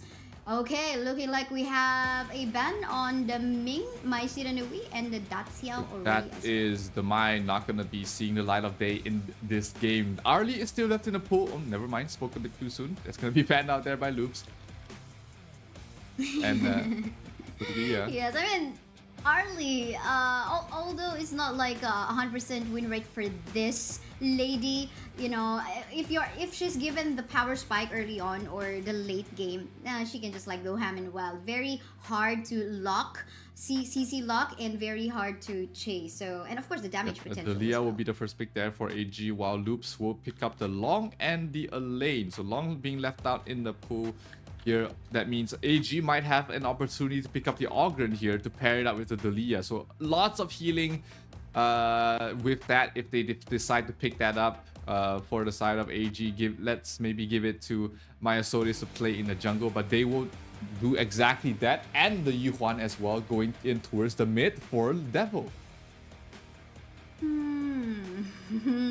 Yes, and as we can see it right now, pretty sure this is looking like mid Yuhuan and Ogran on the jungle, unless they want to flex it even further with the Ogran being on the Clash lane. But we've seen that yes from yesterday on stream A, but yeah, there's still an opportunity for the AG Global in here to, you know, play around their draft. Definitely. Loops picks up a counter pick to the Yuhuan there. That's the Sundin with the silence. Can absolutely come in clutch to be able to prevent her from just using her ultimate to back off. But lacking a little bit of the crowd control here for that Loops. Only a lane there really as their main crowd control dealer. Sunbin is okay in that regard, but still needs another hero to be up in the front line to play along with it. So Loops will ban out the HoK. That's interesting. An interesting ban there from Loops, while All Gamers Global banning out the Luna, as well as maybe the Dun or the Jing that's still left in the pool there for Loops to pick up. Yes, that's true. I mean, this HoK got a little bit of update wherein his basic attacks has some longer interval, so will basically slowing down his attack speed a little bit, just a little bit. But yeah, they still want to respect this one with his power. Absolutely, not one of those heroes you want to allow to the late game. Loops doesn't have a lot of ways to cut towards the back lines as well. That is really able to deal with the HoK. So better safe than sorry. Get that out of the way. While Musashi has been more up and coming that we've been seeing here, banned out there by All Gamers Global. So Loops will need to pick up a jungler as well as their mid laner here. So Dun is in the pool. So is the Heino, which is really great in the front line role to play with the lane as well. So they have these two heroes to play off with for the side of Loops. Yeah, I mean, you are not gonna see the Heino only just going for the front line, but the pokes, long range pokes as well, is quite annoying. So, I mean, oh wait, Guan Yu, been a while since we last saw this Guan Yu. I think we did not see this Guan Yu from yesterday, right? I think no, but just the Sunse. But yeah, Guan Yu, I mean, so much knockbacks, gonna be super annoying in here. What more, we have a Dolia that could, you know, if she wants to, she could just like quickly reset in here. But of course, the regeneration of this energy coming from Guan Yu will be much quicker as we go on to the later stages of the game. Might give the Haino or the Elaine or whoever it is, maybe even the Long, a hard time onto positioning themselves in whenever team fights. Guan Yu is the general himself is not the strongest of laners, but against the Elaine it's not going to be too bad. He does have so much global presence as well, being able to rotate very quickly across the map. Loops will finish off their draft with a Jing, so that's going to be additional burst damage from the side of Loops. So maybe try and pick off the Lady Sun to try and burst down the Dalia before the heals become too annoying for them to deal with. So overall, Kaisaya, which, if you look at both these teams' draft, which do you prefer? Just alone in the draft. I mean, there's a lot of healings and HP regeneration also. I mean, not super a lot, but they have all of these heroes on the side of Team Loops. They have their own innate capability to regenerate their HP. But I think onto the late game, I'm relying more onto the side of Team Secret's composition. They also have the power to actually become aggressive with the Ogran on the early stages. So I think I'm more relying onto the TS lineup for this series. Okay, let's see if they are able to live up to your expectations here, Kaisaya, as we head into the Hero's Gorge. We have the Haino played by Kang in towards the mid, as it will be a jungle Jing. So a little bit of a switch up of the roles. The Haino can play in both positions, so nothing too out of the way for that. But the Heaven Blade Elaine skin is in the Gorge right now. Jing already be able to pick up the Crimson Golem, making sure that the invade is in Bane here. And actually, if you're looking at how the rotations are coming in from the side of Loops, they're putting heavy emphasis on securing the jungle for Jing. Yes, for sure. I mean, Jing is also like fast and moving across the map, but we can see how Mesotis together with Snow tried to go for an invade a while ago because they want to capitalize on the early game potential of the Ogrand as well. So I realized I mentioned TS a while ago instead of AG Global. I still maybe haven't moved on from TS versus Vitality, but yeah, here we go with AG and Loops. But how about you? I think I gotta return the question back to you. Are you, in terms of just the draft alone, are you leaning towards more in the T? I mean, I can't hate the Jing pick. She's just such a flashy hero with the mirror domain and being able to do so much damage as well. Definitely the hero that they needed. But it's hard to vote against the Ogren as well. He's been doing very well in the recent days, and it's tough to decide between both these heroes. So you just leave it just to me. So we continue. Yeah, it seems like that happened. But yeah, let's see. It's all about the execution anyway. We'll see how Loops in here will make use of the power of the Jing, but we cannot deny the fact on the plays that we have seen on the Ogran hero. But I'm also excited to see how the Guan Yu will actually, you know, showcase his abilities in here. Snow's been doing okay in the lane, neck and neck against the lane. That's what we're talking about in the laning stage. Ooh, Sarah taking a lot of damage, has to back off.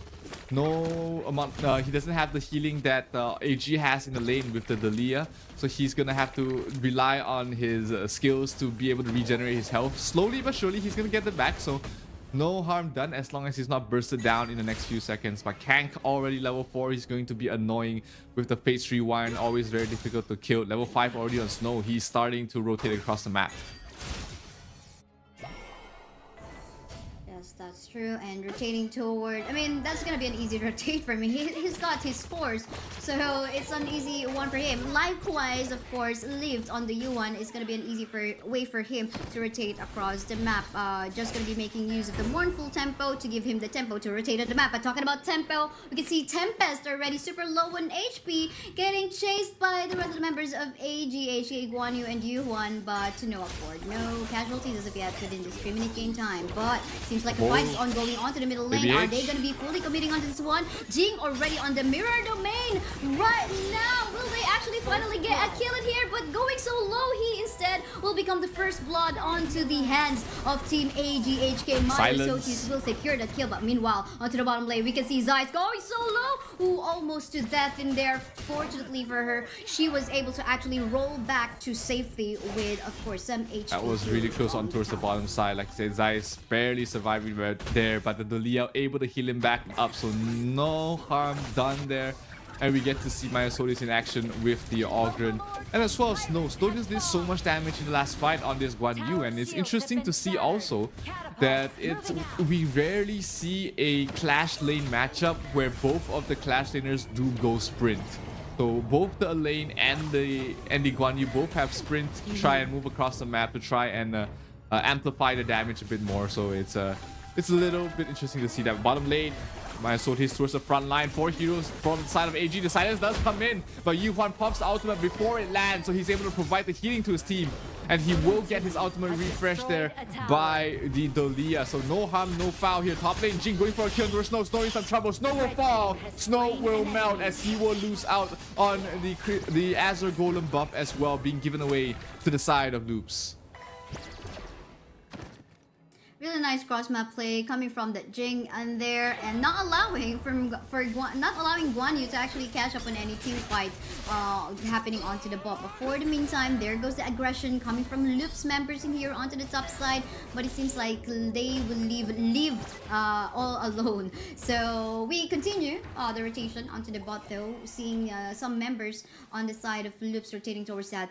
Their tower on the bot is just a slither of HP, and this could be taken down anytime with a rolling rage coming from might be in some trouble, taking a lot of damage. The silence does come in, but he manages to drop the pool in time and able to heal up from that. So very close call there for Qinglin to be able to survive. But hey, AG wants a fight. They want the tower as well. They move Devil towards the bottom side. Guan Yu is just trying to cut off any sort of backup that can come in, but looks like Loops will give up the tower and they will give a 1,000 net worth lead going towards the way of All Gamers Global. But hey, top lane, Tempest able to push out and play that macro game for himself.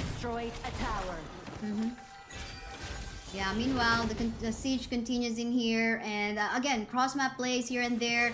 This is just, there is a slight lead on the hands of AG in here, but we can see the potential of Loops. But meantime in here, Jing actually onto the middle lane, creating some plays with the mirror domain. Easy gonna get secure onto a kill. Lots of healing coming from the Yuan stuns connecting as well with a mournful sorrow. But oh, look at that, everyone's just gonna be disengaging, and we'll try to go back to safety. Sides just really trying to find an opportunity to take a good fight to be able to take down their opponent's tier 1 tower. Both sides taking down very low there earlier on, but no casualties on either team. So the AG with the superior healing is going to continue to try and poke and prod to try and find opening there. No silence up here for Mitty at the moment, so that is one huge team fight component taken away from the side of Loops. But hey, bottom lane, tier 1 already fallen. That's going to be a win there in Loops' book. Definitely though. Meantime, you can see this chase coming off from Myosotis. He's gonna let them go. He needs, of course, some backup in there. But yeah, this is still kind of a stalemate in this 7-minute game time right now, because they are pretty much equal in gold, literally equal as well as in the kills as well. Even the towers, I would say.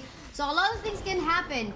But I think in order for them to capitalize on a potential lead, they could actually try to go for a pick-off on their main carries. Could be Shere or could be Zeiss, and then... Yeah, like I said, very even game. Both teams still trying to find an opening to break open this this stalemate here. Guan Yu rotating down towards the bottom side. Snow is going to try and stop ABH from pushing out the lane as aggressive as he is. Devil taking a lot of damage there from Zeri, but Zeri not able to finish him off. Not want to use his infinite vastness for that. Oh, a lane towards the top lane, trying to go for a kill. Tempest might be turned around. Qinglin in some trouble. Here comes Mitty. The silence does come in. Dolia in some trouble, but we'll be able to back off. No follow-up, no stuns. Definitely not as of yet. They are actually not in a good position, but again, if looking solely on the rotation, it seems like both of them wants to make sure that their other end of the map is actually pushed. But meantime, a stage is ongoing already coming from the side of AGHK, but seems like one of the members here from Loops would want to create a play on the sides. I love how Long actually pushed the top, but that's the same thing that the sides actually have done in the bot. So again, still on a stalemate, nothing is happening as of yet. but we could anytime soon be able to see a potential, power spike on one particular team. But I love the invade onto the jungle once more, coming from the side of AGHK. Will they continue to commit onto the team fight? Nope, they will not. But they will create some space for Zeiss to free hit on the both teams are just so close. Like you said, the silence misses, but the backline, we see 90. Tempest is already there trying to take a fight. He still has his death on Sunset. He can back off, but they do lose Mitty on towards the backline. But here comes the Guan Yu. Huge damage. Tempest gets burst down. Two heroes already down here for the side of Loops, and it looks like they might lose this tier 1 mid tower, as the Leah will be able to heal everybody up, and everybody from Loops right now is just so low they can't take a fight right now. Blue team has destroyed a tower. Yeah, so I mean, now we're starting to see some spike going on to the side on AG Global, and that happened right after they gave the space for Zeiss to take the tower down the bot. So a lot of space created.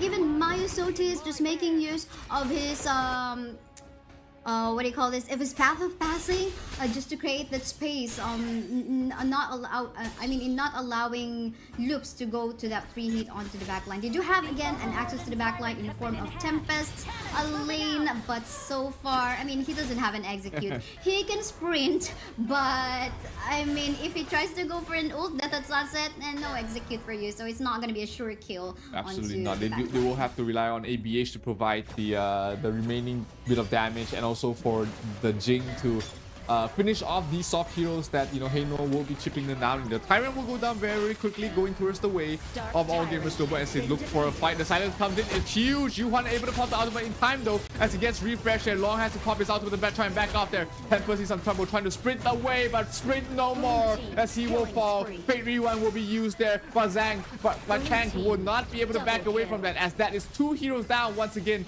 for the side of Loops. All Gamers Global, they want to secure a spot in the playoffs, and it looks like they are in the driver's seat at the moment. 3,000 net worth going their way.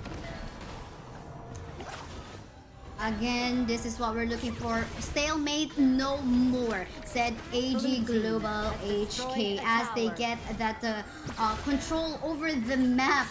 Even having a good flow of minion waves in the mid and in the bot as well. Anytime soon they can actually take down the tower. Again, Lady Sun really fast in taking down towers. Just gonna go for the rolling raid, even though they don't have any minion waves in there. It's gonna be an easy takedown of the tower if the S1 of the Lady Sun is present. So yeah, now they fall back and just chill, because their skills are quite on cooldown. Although they all have the thanks to the Dolia for the resets. Yeah, it's been really effective on towards the Yuhuan, just being able to stand in towards the front lines and heal up his entire team. That's allowed AG to take a 5,000 net worth lead, and all the tier 2 towers are down already for the side of Loops.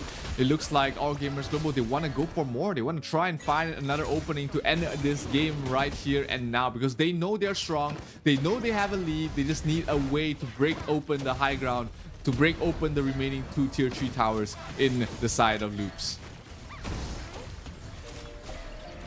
So true, but now this is definitely gonna help AG Global to even further push the lanes, because they're gonna get the buff from the Overlord Vanguards that will give them some true damage, and in which particular lane they're gonna drop this off. They're not dropping it off as of the moment. Potentially they will be waiting to make use of that as a saving the race later on. If so, in case some potential comeback could happen on the side of Loops, because I think they're still respecting the damage of the Long, and of course what the Jing can do. It's not over yet here for the side of Loops.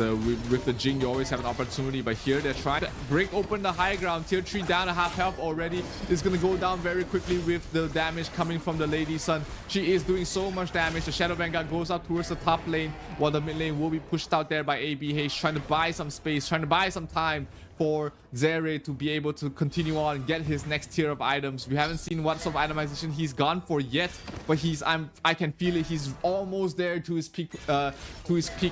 So let's see if he's able to get it before they lose this game here. Tier 3 in the top lane does fall, and there is one more tier 3 tower left standing here for Loops to try and defend. But it seems like this is going to be an easy takedown by AG Global as well. Access to the backline as well. What is happening? Is this the comeback we're waiting for? A Ali trying to do his best to actually reach out the back line, but to no afford, he will fall down onto the hands of the members of AG Global. But then again, a free hitting Shera in here on the side of Loops, forcing the members of AG Global to back away. But they're still pretty have a good numbers in here. I think just gotta be respecting the HP bars of Myosotis, and they're super low. So I think they wanna make sure that they are all complete again before they actually. Yeah, but good hold there by Loops. Didn't lose that game right there and then, but losing all the tier 3s is not a good spot. Let's look at the replay again. The Guan Yu knockback on towards the back lines just allowed them to burst down. Nitty and Tempest as well wasn't able to finish things off, so that was just 2 of your crucial heroes down for the count. That was all your team fight for the side of Loops, and without them, you're not able to take those fights later on. So 7,000 error lead for the side of All Gamers Global right now. They're looking in a good spot to secure their playoff spot. And Loops losing here doesn't affect their qualification, but will affect their seeding. Yeah, for sure. Again, this is second to the last game for both of these two teams. So whatever will be the result in here will also affect the fate of the other teams in their group. So let's see how they're gonna go about this, because we can see the members of Team AG Global already trying to go focus fire onto the crystal, access to the back lane already. And here forcing the members of Lux to back away. Shields here and there, healings here and there. Myosotis will fall down. Is this still the comeback potential? No minion waves already from the side of AG, but something's coming up onto the top as well. They still have Zeiss, who was just trying to poke down the crystal, and there goes the minion wave. I think this is gonna be it anytime soon, but the members of the Sloops in here still try to go for a comeback. A double kill, however, and almost a wipeout, leaving Mirthi all alone. And that's gonna be it. AG Global will take that win away. And with from that Loops. win, they also secured a spot in the playoffs. You could hear them shout from here that they know that they've secured a spot. They know that they are in through the playoffs, and you know, seeing their results from day number 1, you know, they were definitely not feeling themselves. They're not feeling very happy about it. But with this win, All Gamers Global, they will secure their playoff spot, and it will be Group B pretty much locked in right now. Falcons, no shot to make it to the playoffs, as we have the top 4 already pretty much locked in here for the side of Group B. Only seeding matters right now, and that is going to be the fight of Loops and All Gamers Global. They both have one more game left to play, and that will decide their seeding in Group B. A lot of one last remaining games for the rest of the teams in Group B, well, except for Weibo and Boom. But yeah, let's take a look at the highlights from the previous game. We can see in here at this 15-minute game time, still quite a long game, because we had a long stalemate in there, right? We just have to wait again the power spike of the Lady Soon to go up, and once he was given a chance to go for tower takes, then there goes him. And lots of crits here and there that made the lane, and I mean, it's just a lane anyway, trying to go for the front line for themselves. So I mean, their draft is not really built mostly to go for a 5v5 clash, but you know, just pick off a target first. But they're having a tough time because again, there's the healing coming from the Dolia U1 combo, and that made it hard for them to reach out the Lady Soon. And they try though. Lane, however, going on to the back line with the Death at Sunset, doesn't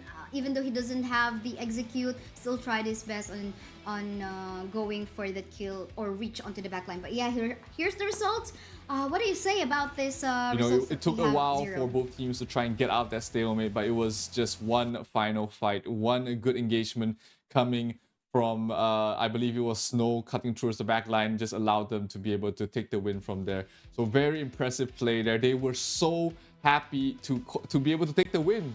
And you can see in their post-game, the reactions are, they were just so happy to be here. Myosotis, well-deserved MVP here in this game. 6-1-2, and dealing a lot of damage and soaking up a lot of damage for his team as well on the Ogre. Yeah, that's true. I mean, they were very patient as well on that stalemate that us casters has been quite noticing for quite a while, because we're looking for, okay, this could be anybody's game. But again, the moment that they gave that space for the Lady Sun, Ogran was definitely contributing on that part as well, because we did even see, like, in the early stage of the game, they tried to go for the invade on the jungle camp of Jing. They weren't super successful, but I mean, they were able to, you know, take a few small jungle camps in there that allow them to, you know, somehow get the momentum. And again, it's all about teamwork, allowing the Lady Sun to go for the tower objectives. And everyone, let us know what you think about that match. You can, you know, on Twitter. Actually, the social media are all listed in here, but I guess you can post on Facebook, Twitter, and maybe Instagram as well. I don't know, true story. But yeah, or maybe Threads, an equivalent of that. Hashtag HOKX EWC 2024. Let us know your thoughts. Maybe you can also get a chance to win some permanent skins in Absolutely. game. So, It's been a long day for all these teams. You know, we're almost done with the group stages of the Honor of Kings Esports World Cup Invitational, and it's been a long ride for these teams. You know, we've got some dreams already crushed, we've got some dreams realized for a couple of these teams. All Gamers Global, they came from the Open Series, they went into the they went to the Season 2 Invitational, they got a pretty decent result, and right now they are top 8 in the mid-season Invitational mid-season, which is a very fantastic result for such a young team. So very well deserved win there. They are in towards the playoffs, and they have one final game against Team Falcons happening right after this, which will decide whether they will be in the 3rd seed or the 4th seed. Wow. Yes, let's see if they're gonna be cementing their position already in here. Again, it's just either AG Global getting that win to give them a higher position in the rankings, or Falcons already saying, you know, okay, we're not gonna give you that position for yourselves. But yeah, we'll just have to find out. For the meantime, I think we have to head into a really short break. Once again, I'm Kaisaya. With me is Zero. We'll be back after a few minutes.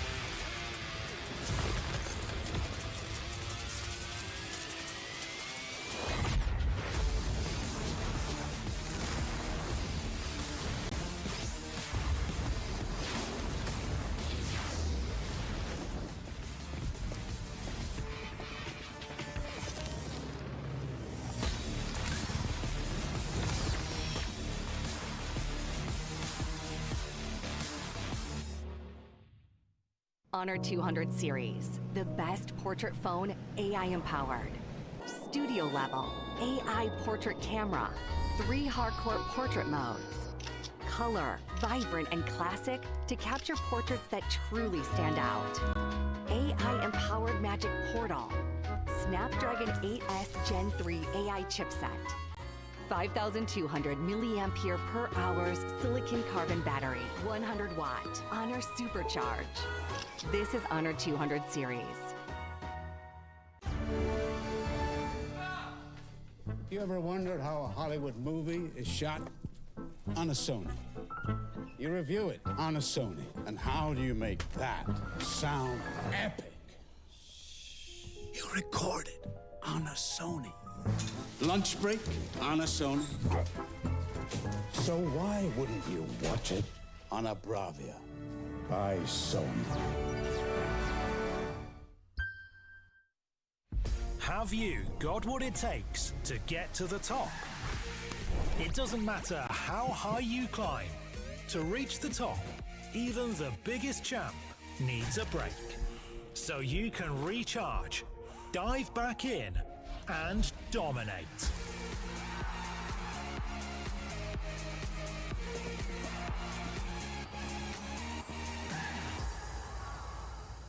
Have a break. Have a Kit Kat.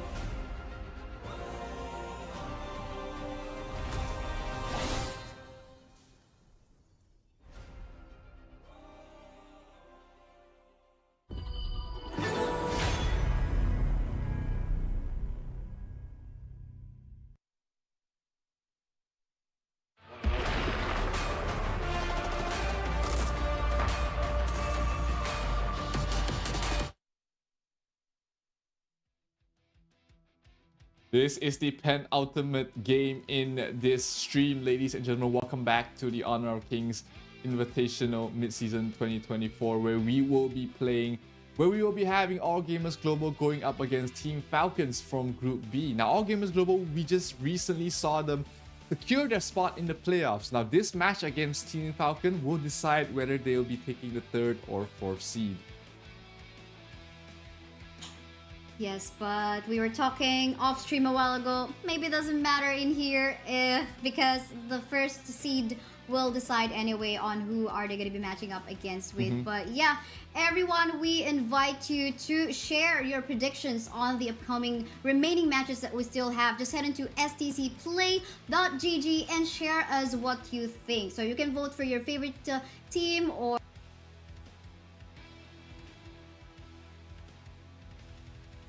and let's take a look at one of the competing teams right here. It is going to be All Gamers Global, who just secured a spot in the playoffs. They're feeling very happy. They're feeling very happy with themselves, securing that spot. Devil, Ching Lin, Myosotis, Zeiss, they are in the playoffs. They are happy, and now they just need to bring it home with the final win against Team Falcons. For sure. I mean, in here we can only hope for some amazing plays or, you know, some magic that they can surprise us with.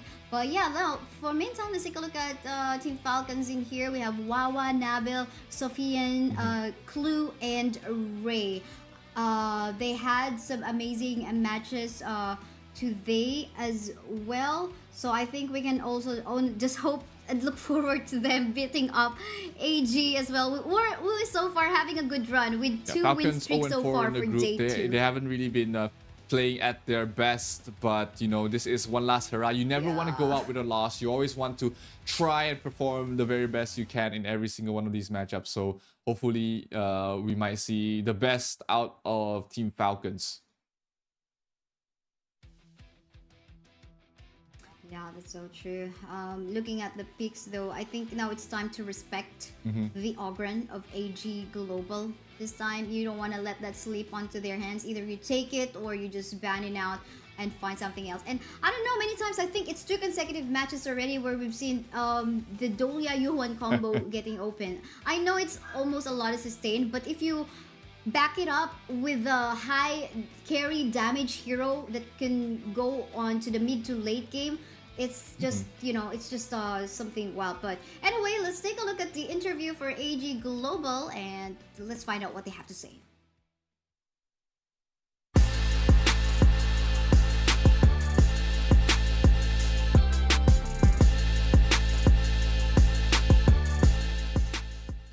This is the biggest stage and competition that I've ever been to, and this is grand in scale and has lots of strong opponents. I think there is no stage fright, but excitement and desire to win. Snow is our clash lane, and he is very strong and like to follow us to get the fights. And Lift is the mid lane, and Zai is the farm lane, and Xinlin is the support.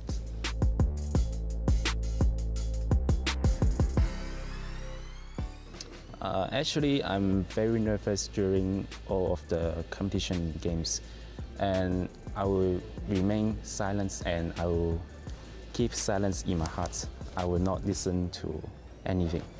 I want to stay calm and I can be good in the game. Our goal is to lift the trophy.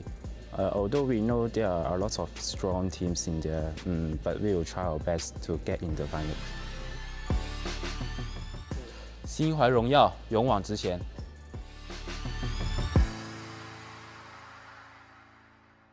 They are almost there. They are actually already there in the playoffs, but they still have a long road ahead of them in the Esports World Cup Honor of Kings Invitational mid-season. Their opponents, Falcons, is pretty much out there already. They have no more chance, but hey, they still have one last hurrah to go. Let's see what they have to say about this tournament run so far.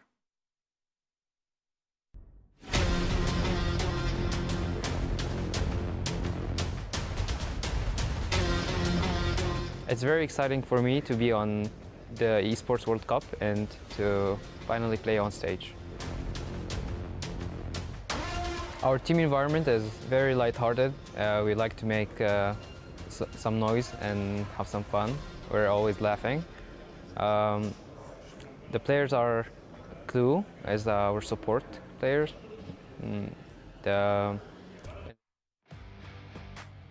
Yep, Team Falcons, unfortunately, they will not be netting themselves any EWC club points for the Honor of Kings division, but hey, they are still on top in terms of the overall club points. But we are going to head into the draft for this game. All Gamers Global against Team Falcons. AG needs this win to secure the 3rd seed, but hey, it's really for bragging rights at this point. Yes, definitely. But yeah, let's take a look at the draft already. Okay, we were talking about, okay, will still there be a U1 Dolia combination? Batting out the Dolia, alright, of the bat will definitely cancel that possibility out. So, gotta be respected in here as well. Will be the Mai Shiranui and the Long, which we're seeing, okay, good pick-offs coming from the Mai, and the Long onto the late game is just so annoying. But yeah, the Arlie secure with the late game, give him the early power spike, still as amazing as she Arlie can be is as well. here for a reason. She's always first picked or banned for a reason. It's just because she's just so strong. But that leaves the Da Qiao left in the pool for AG to pick up along with the Menki. So that is going to be a very potent combination coming from the side of All Gamers Global. Very fast, very elusive, as well as very survivable on all these heroes. Falcons, though, they do have the Musashi, who has been slowly rising up the ranks in terms of his usage as well as efficiency. That's so true. I mean, surprise attacks is something we might be expecting here from the side of AG Global. But of course, clash potential, Falcon does have it with the Musashi, Zhang Fei, and Lady Jen. All these 3 heroes all together looking scary. If you are just like mispositioned and getting cornered between these 3, I don't know where you're gonna go. Maybe unless you have a teleport like that of the Da Qiao, if it's present anyway, and you are not getting and if you don't die within 4 seconds before you get teleported back to the base, then you're good to go. But yeah, I think Da Qiao in here will AJ in here will have to rely on the safety nets. The global that they presence have, is always huge as well. Of course, when you're trying to rotate around, you can leave the Arlie to farm off on one of the side lanes. You know that she's not going to be easily ganked with the Maple Dance and the Parasol to be able to escape from any sticky situation. So All Gamers Global, they do ban out the Lady Sun, which only leaves not many marksmen left in the pool. Maybe the Diren Jie would be the best fit here for the side of Falcons. Maybe we finally see a Huang Zhong being picked up there. Always a good pairing with the Zhang Fei and the Lady Zen. But let's see. It might be a bit too of a late game marksman for them to pick up. That's true. And we see the Futsu getting banned. They don't want the Datsio Futsu combo as well. So you can see you can actually pair up a lot in here on the Datsio. But Mayin is going to be the clash lane for the side of Falcon. We've seen a lot of Alain, Byron, Dharma, and I'm happy to see Mayin once more, at least in this trip. So gotta review yet what happened actually on stream A for this day too. But yeah, Mayin is here off to the table for the side of Falcon. Can create, of course, the pick of place that they can do, but again, this is a very mobile early we're talking about, so it makes me wonder how they're gonna pull. How are it's they going to be planning interesting to pull here. that off? Falcons, they have the marksman left. Usually in this situation, you would see them like to pick up the Luban number 7, but against the Lianpo and the Menki, that might not be the best of marksman picks here. I'm leaning. I think that a Huang Zhong would really bolster the team fights and also allow them to go towards the late game against the Arlie. But let's see what Falcons will decide here. I mean, it is a very tanky front line with the Lane, Lianpo, as well as the Menki for the side of AG. So the Luban number 7 might not be the worst pickup in the world, but they will go for the Marco Polo. A little bit more late game, but he is harder to kill.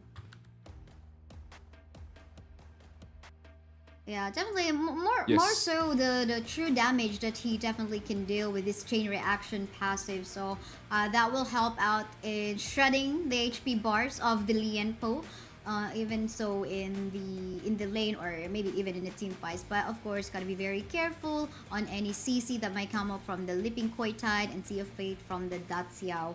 We'll have to check what spell he actually took in there, because he could even go for the Purify or the Stun depending on the situation. Since maybe there's actually less CC, more so mostly just soft CC on the side of Team AG in here, and the source of hard CC will just be coming from Lianpo. I say hard because, I mean, these are successive skills that he can deal with to actually knock up some targets. But yeah, let's see Marco Polo. I'm interested to see. Yeah, if the disruption allows him to set up solo kills on his own, but the Purify just allows him to play a lot more safer. There's not a lot of stuns, if I remember correctly, on the side of AG.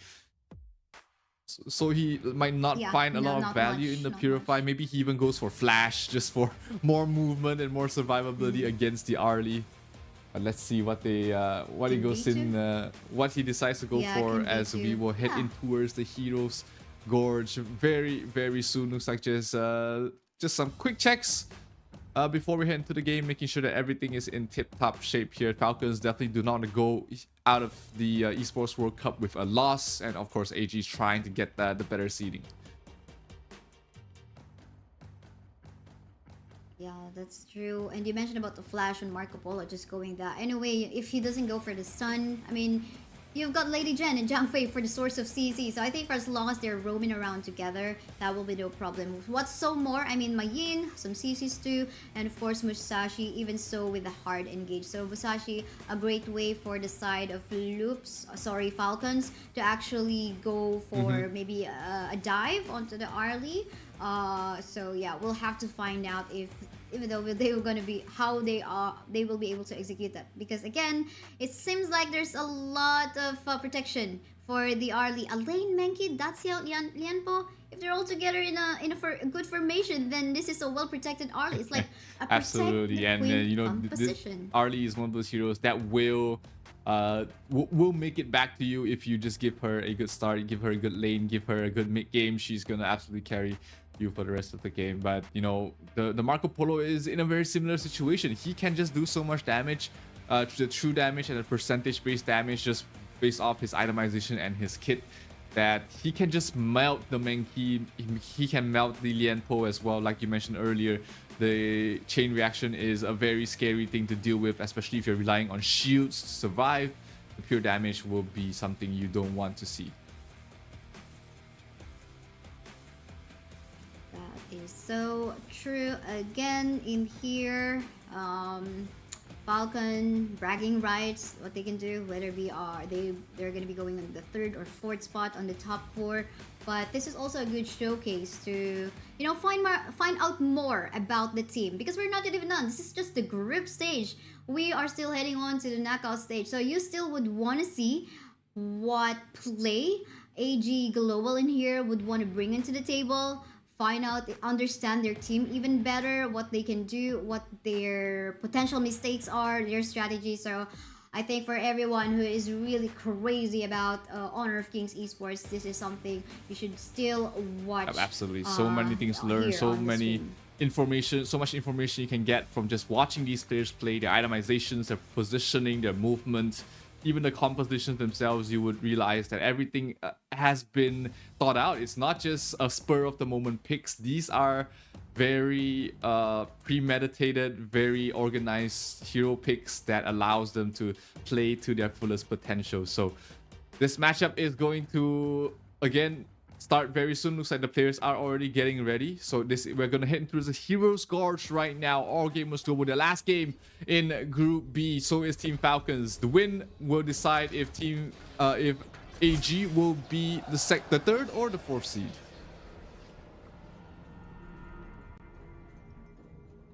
It will definitely now just be on their hands.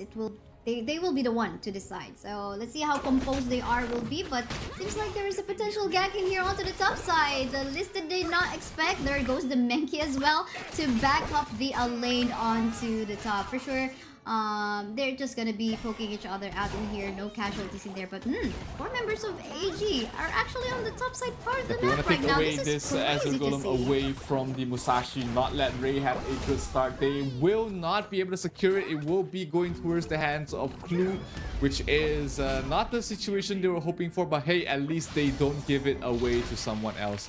And Ray will be able to get the steal on towards the enemy's Crimson Golem. So that is an absolute win here for the side of Falcons. Off to a good start. Yes, definitely. I mean, you invade us, we're gonna be invading you as well. I mean, that's how she tried her best on to defending that one. But of course, Ray having this might as well, he's gonna be having more chances of securing that. But for the meantime, members of Falcons in here not even stopping on trying to invade the jungle comp of AG. HK right now, 1 member super low. Ooh, try to go for that shield, will still be safe. No more jump coming from the Jungfei, but on the other end of the map, you can see the resident members still try to go for the first blood. And first blood they will get under the hands of Snow, and more exchange. However, the Arlie going down to a 1-for-1 trade thus far. But will we be able to get more kills? No, they're gonna be teleporting back to the base with the Sea of Fate. Here comes the Marco Polo doing so much damage towards Myosotis. Myosotis has had a terrible jungle. Everything has been stolen away from him. If you look at him right now, he has none of the jungle buffs. It's actually on Devil as well as Snow. It's not the best start there for Menki. Menki always needs a decent farming stage to be able to be efficient in the front line. But now he's really suffering in terms of the farm as well as the buffs. So that is going to be a silver lining there for the side of Team Falcons. But hey, giving up 3 kills this early on is not a good sign. Definitely not a good sign for the side of Falcons. But hey, I mean, this is not even more than a 1k gold lead. So I think there's still chances for them to actually catch up. Especially late game in the form of the Marco Polo, we can actually go for a free hit. But for the meantime, getting shredded on his HP bars is the Mayin onto the top side, backup incoming with the Dacia. But on the bot, it seems like a potential engage might happen in here too. They're just poking out, of course, the Arlie in there, but again, no just poking and prodding, trying to find a chink in the armor, trying to find an opening that they can exploit. Falcons as well as the All Gamers Global. This is a very close matchup between both these teams at the moment. So any mistake, any sort of misplay here from both sides might be fatal here, as we see Menki going on towards Musashi. Ray has to back off, and she does have the Lady Zen to protect him for the moment, but the Menki is not done yet. The Menki is just being so annoying. They're trying to go for the Musashi. Musashi has to use the ultimate to back off, and back off they will. AG is done there. Devil a lot of movement speed in here on the side of AGHK, so it's no surprise that suddenly they are on the top side, then one time you see them in the bot, just like what they're doing right now. That's onto the bot side part of the map.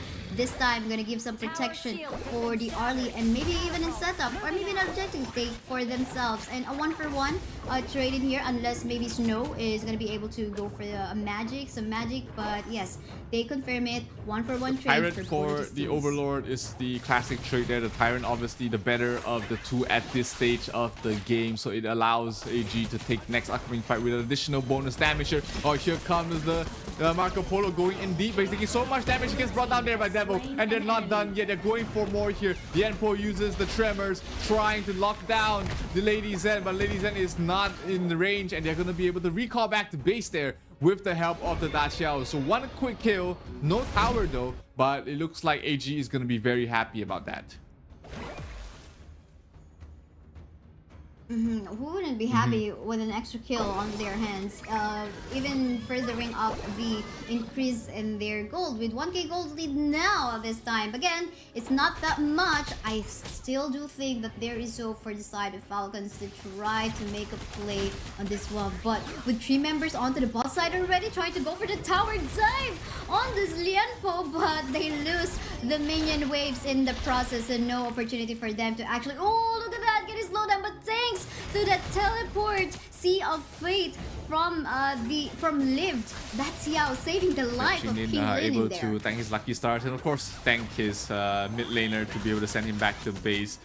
So able to survive with his life and be able to continue being a menace in towards the mid lane, trying to create an opening, trying to find some space there. The bottom tier 1 tower, you know, we see AG putting a lot of heavy emphasis here, but has not been able to really break it at the moment. The Zhang Fei is just proving way too much, way too defensive for them to break through. So we might see AG try and go for another target. Top lane might be the one they're looking for. One thing that they don't know is Devil is here popping the ultimate. Here comes the cavalry. Here comes the backup. Mei Yi trying to back off them on Sunset. Finishes off Wawa, and that's going to be a kill on towards the Clash lane. That's going to be the Clash lane tower going down for the side of Falcons. Wow. This is the surprise attack that we are talking about. Eye of the Whirlpool. Suddenly you're surprised. Okay, why the heck? There are like 3 or 5 members in here coming from the side of AGHK. And there's no exchange so far coming from the side of Falcons. No towers going down onto the bot. Although we can see Marco Polo being there. But it's now well guarded by a Snow in there. And a power push onto the middle lane as well. Look at the Lienpo. Ooh, look at that save from the item of...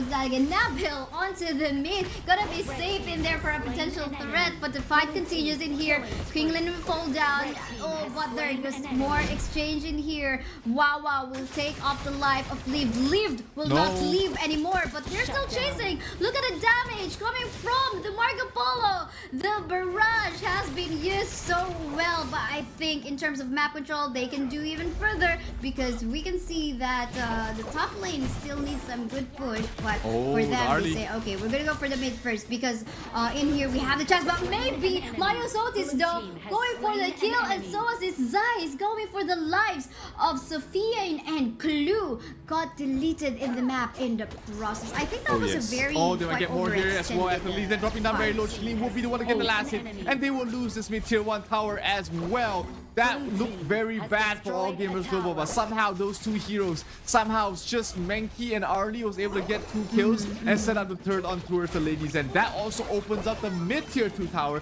It's going to go down. AG take everything and the kitchen sink. It's going to be a bear house here for the side of Falcons as they are only left with the bottom lane tower still left standing.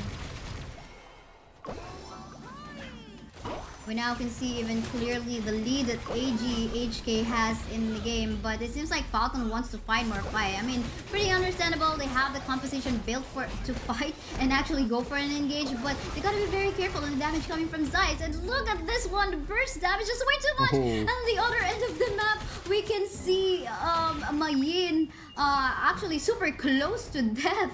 But yeah, Wawa is still safe, however. So 5 members will leave still. That next team fight will be around the Tyrant, which has spawned Lianpo or towards the front lines. He does not have his ultimate up yet, but the Tremors are going to be very important for them to try and take this next fight. Ray has been caught out of position in the previous ones, and dying there did not give him such a good position, but this Tyrant going down already, half health. Then pull in towards the front lines. He has the tremors, he has the stuns. Can he provide it? Here comes the ultimate as well, bringing in the Mankey Falcon.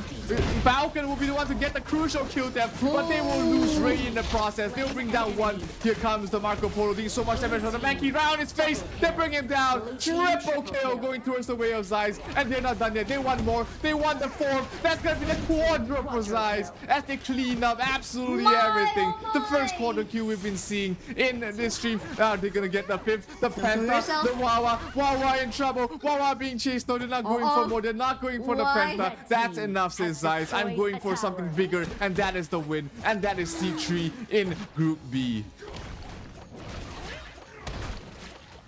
Wow. I mean, Wawa, I was like so worried about it. Okay, don't show yourself. There's the quadra kill already, and this Arlie is already going so wild. And this is what we call the protect the queen composition. We can see in this fight, although again Team Falcons securing that objective, but Zeiss is just basically free hitting. You can see him transferring over one parasol to another position of the parasol. It's just so crazy. And again, the backup coming from his teammate in here was just so impressive as well. But we continue with the fight. In here, members of Team Falcon still being shredded on their HP bars as well. We have yet to see a really good barrage coming from the Marco Polo, but then again, super low with HP already is Ray. He will fall down in the process. Marco Polo, dangerous position, gonna get chased down, gonna get slow, trying to save his life. On the other end of the map, look at the chase in here. The Zhang Fei will fall down, so as is Sophian, and in here, Wawa is again once more left that all entire alone. Team fight was just set up there by that Overlord. The Overlord knocked 2 of them up and allowed them to be able to close out the distance and potentially end the game. All Gamers Global, they might have it. They're going for the crystal. There's no defense. They do it. They are 3rd seed, almost secured 3rd seed here in their group. What an amazing performance from this Hong Kong squad. What a run here for them as well. Absolutely amazing game. Definitely, and they're done for the day. AG Global HK. So was his Falcon. Actually, quite unfortunate for Falcons. They did not get even one it was win an from unfortunate turn of events there for Falcons, who was doing so well in the Esports World Cup Club Championship points, but unfortunately they will not be getting any here for the Honor of Kings division. They will finish Group B 0-5, not a single win under their belt. Well, on the other hand, All Gamers Global 3-2 in the scores, pretty much secured in the 3rd seed unless Loops is able to upset against the KPL Dream Team. I mean, it is a long shot, but hey, crazier things has happened. But again, congratulations to All Gamers Global for making it this far, for getting the 3rd seed. I'm pretty sure they are very happy about this result. Yes, I mean, they just have to be very, they just have to pray that they don't get picked up by the 1st seed. So I think that's the only thing that they have to pray for. But yeah, we take a look at the highlights from the match. We saw a lot of exchange of kills, but I think this is what I love the most. The ult, the whirlpool coming from lived in there, just really surprised the hell out of the members of Team Falcons in there. And again, also I think what I love the most is the fight that they did on the Tyrant one, wherein Zeiss was just basically free hitting all out. Look at this one. I mean, okay, folks here and there, even though he doesn't get the final hit onto the kill, this fight, Zeiss completely left teammates. unattended towards the back lines. He says, hey, hello, thank you. 1 kill on towards Nabil. He goes for the 2nd, he goes for the 3rd, he gets the quadra on towards Zhang Fei, and it was just the lights out at this point in time. No way you can do anything against this Zeiss. And look at that, the overall knocking out Ray as well as Sophian, setting up the kill on towards both of them, and Zeiss on the tear. He's feeling confident, he's feeling himself. He goes for the kill on towards Nabil, he goes towards the kill on towards Clue, and he goes for the kill on towards Falcons as he looks to end the game. here. Very, very well, a good performance here from the side of All Gamers Global. Really good game. That's true. Way to end the night. I mean, all this day 2 is a 3-win streak from them. Day 1 started bad, quite bad for them with 2 losses, but you know, the reverse win for Absolutely. this. They must be feeling so good right now. Their patience, their hard work. This is a fantastic result for them. And let's take a look at the MVP. I mean, is there any doubt that it's not Zeiss on the early? No doubt whatsoever. 40% damage almost dealt here by him alone. 7-1 and 5, not even dying that much, and only with 9,000 gold, he just did enough for his team. That's true, but yeah, gotta love that. Only 1 death.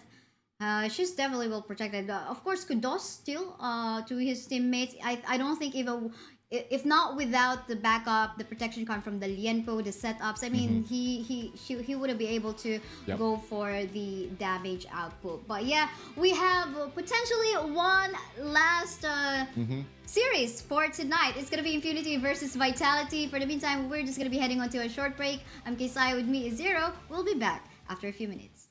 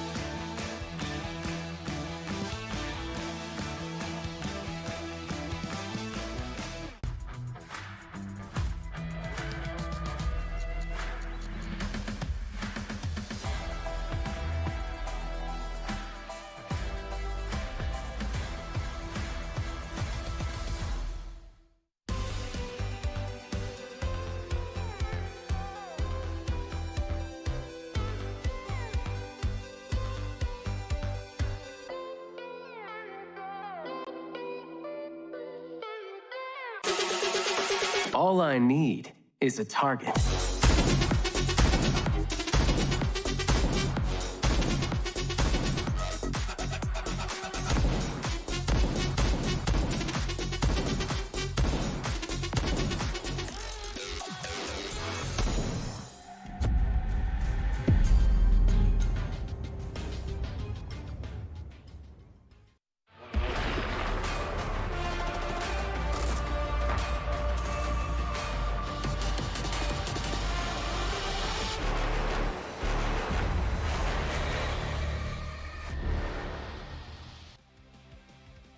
It has been a long journey here in the Honor of Kings Esports World Cup Invitational, and it has come down to this. For Group A, we're back at Group A, ladies and gentlemen. For Group A, one match will decide the fate of two teams. It's going to be Impunity going up against Team Vitality in a best-of-1 match, and the winner of this match will secure their spot in the playoffs. My name is Zero, of course joining me is Kaisaya, and we will be your casters for this epic showdown.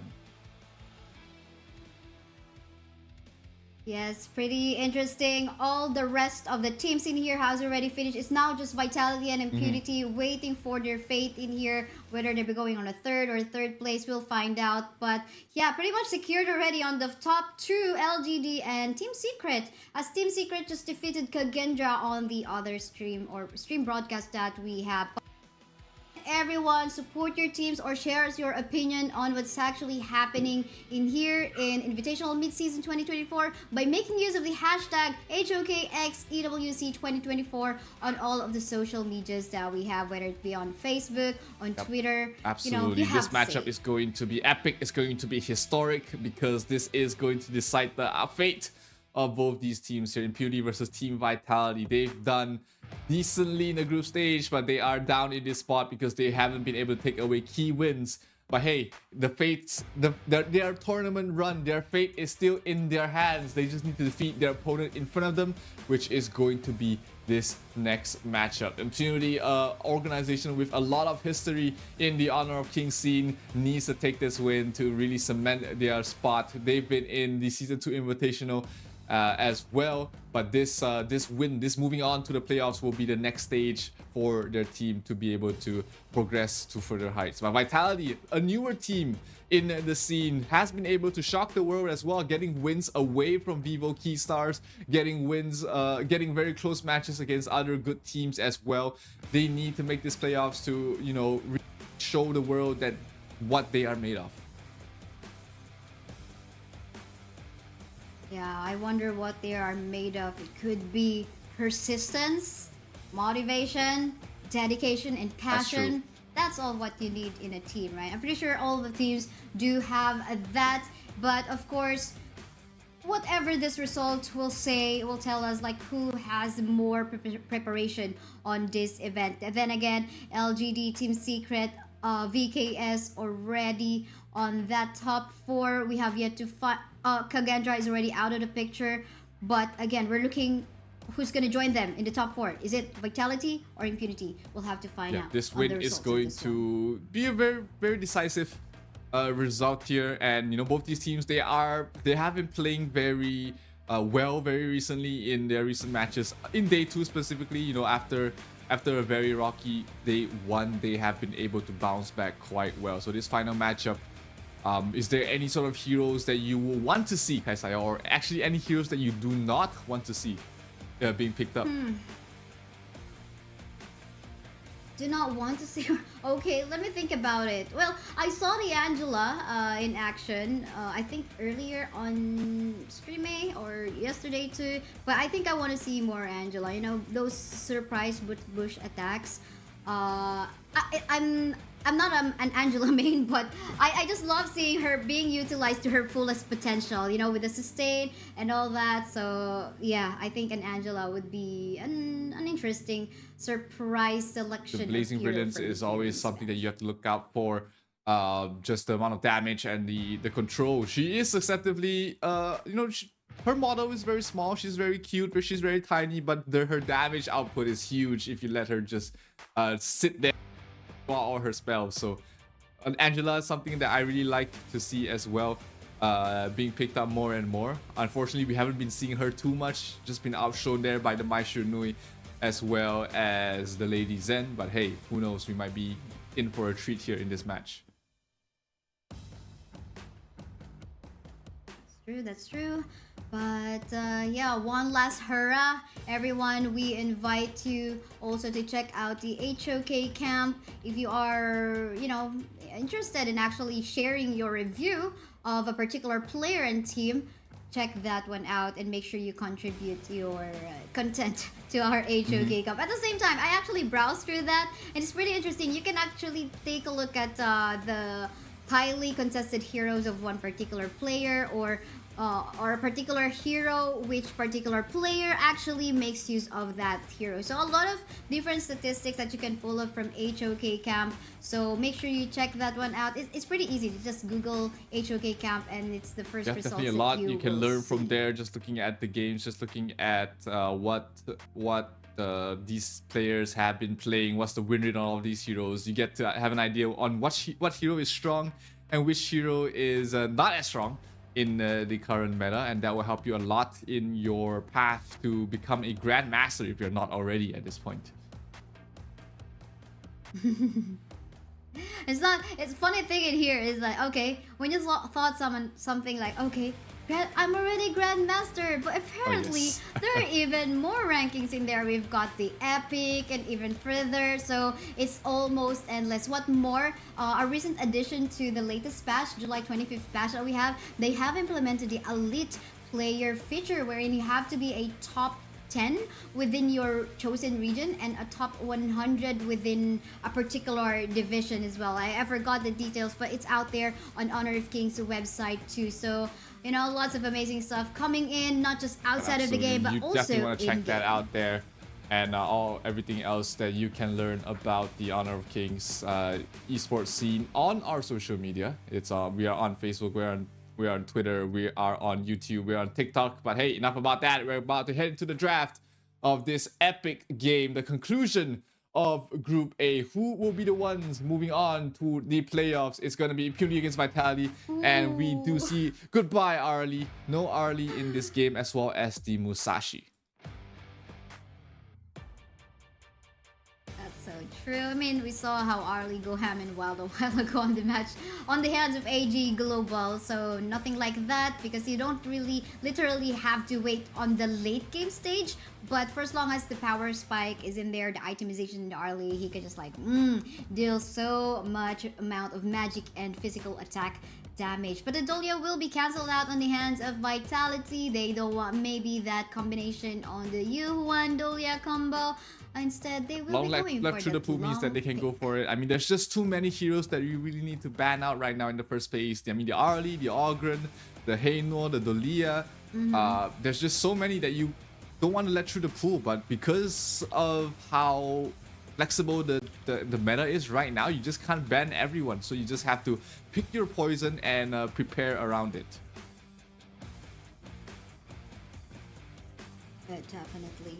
Pick of potential and engage potential, even the disengage. So far, Vitality have secured that one for themselves in the form of the Mai Shiranui and the Jiangfei. More so, the Jiangfei, loss of CC that you have to deal with this from this guy, because again you can get knocked out when he is in his ultimate form or Ferali form. He can definitely deal more knockups on when he makes use of his S1 and S2. But done Lady Jen, they also have the potential to make some setups. They want to take away the Lady Zen away from Vitality. They don't want to play against both Zhangfei and the Lady Zen. That's just a little bit too much team fight in their book. But the Byron lock in here from Vitality, that's going to give them a good clash lane. There's not many heroes. Actually, I don't think there's any hero that can go toe-to-toe against the Byron in the lane. You have to rotate your supports. You have to rotate your jungler to help out whoever you decide to put in a clash lane against this Byron.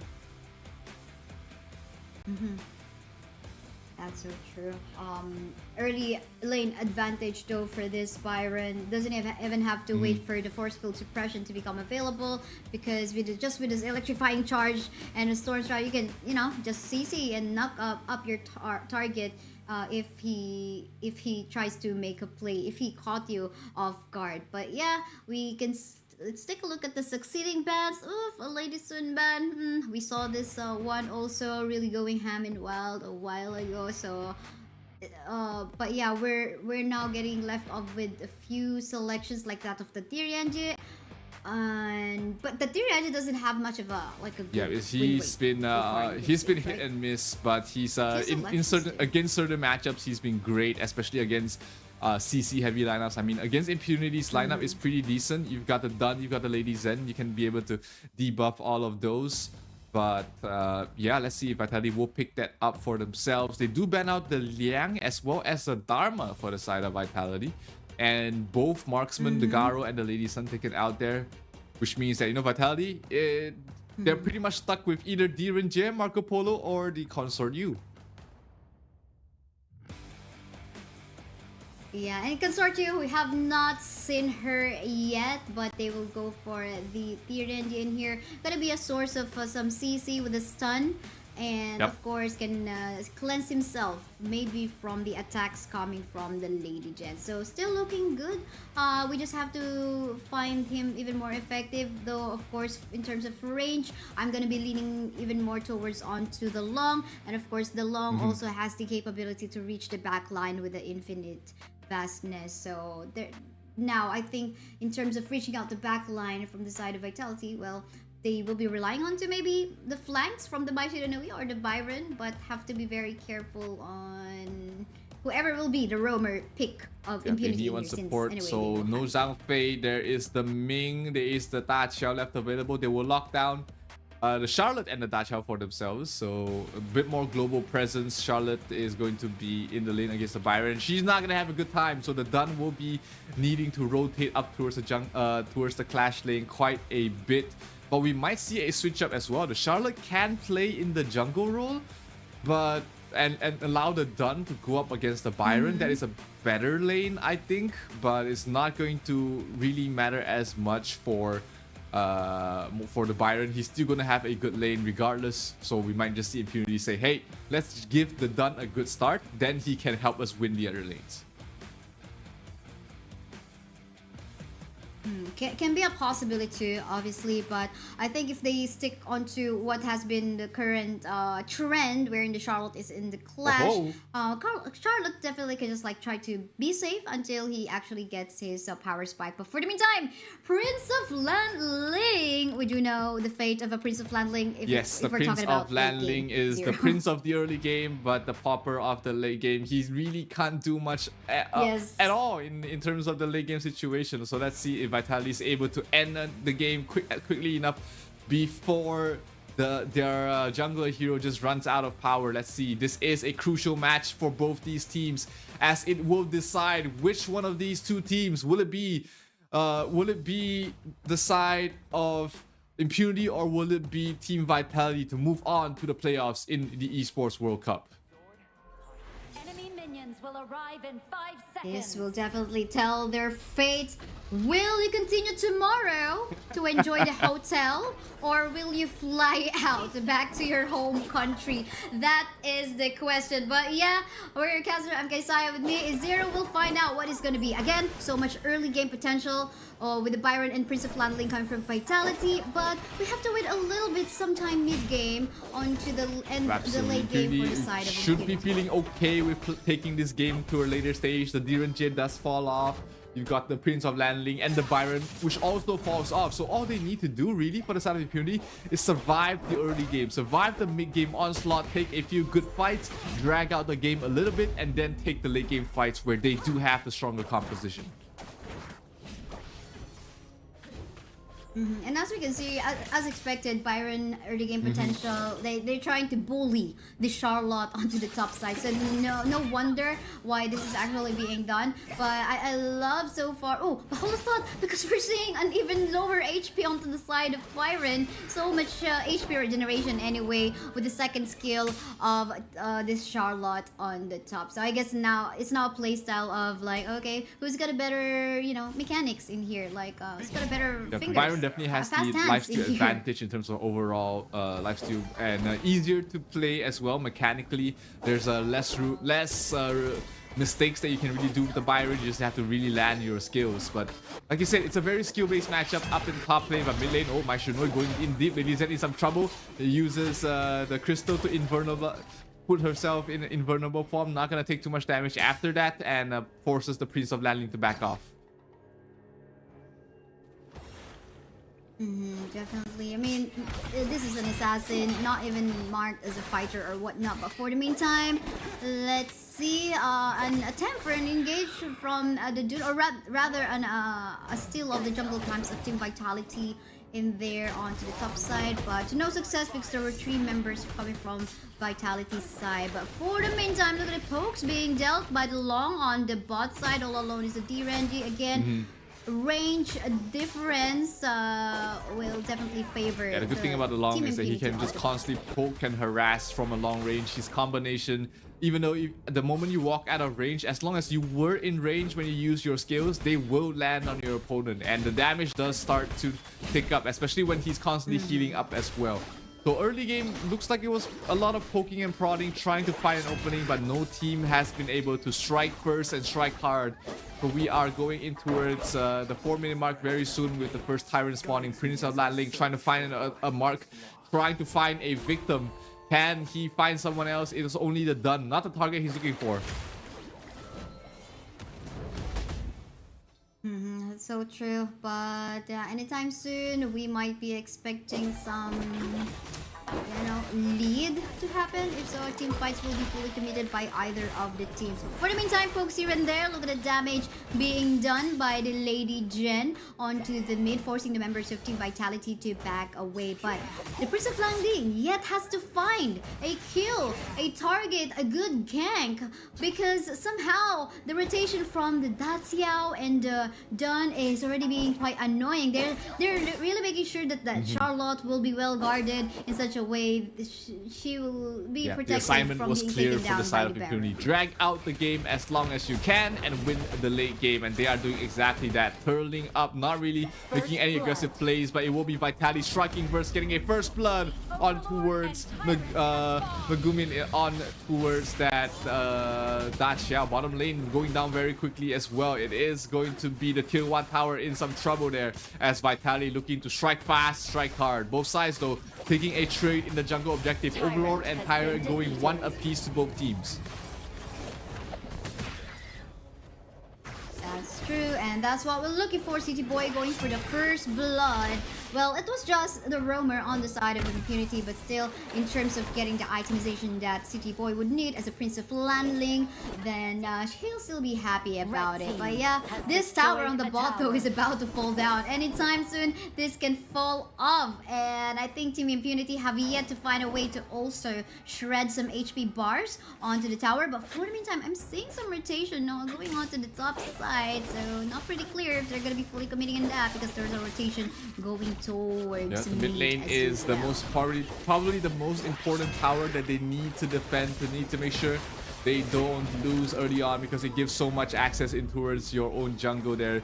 Black has to back off there with the help of the Daxiao, but still no kills being given away on both sides here. The Crimson Golem, they're trying to defend it the best they can, and they will move the Lady Zen there, and it will be Megumi the one to pick up the last hit.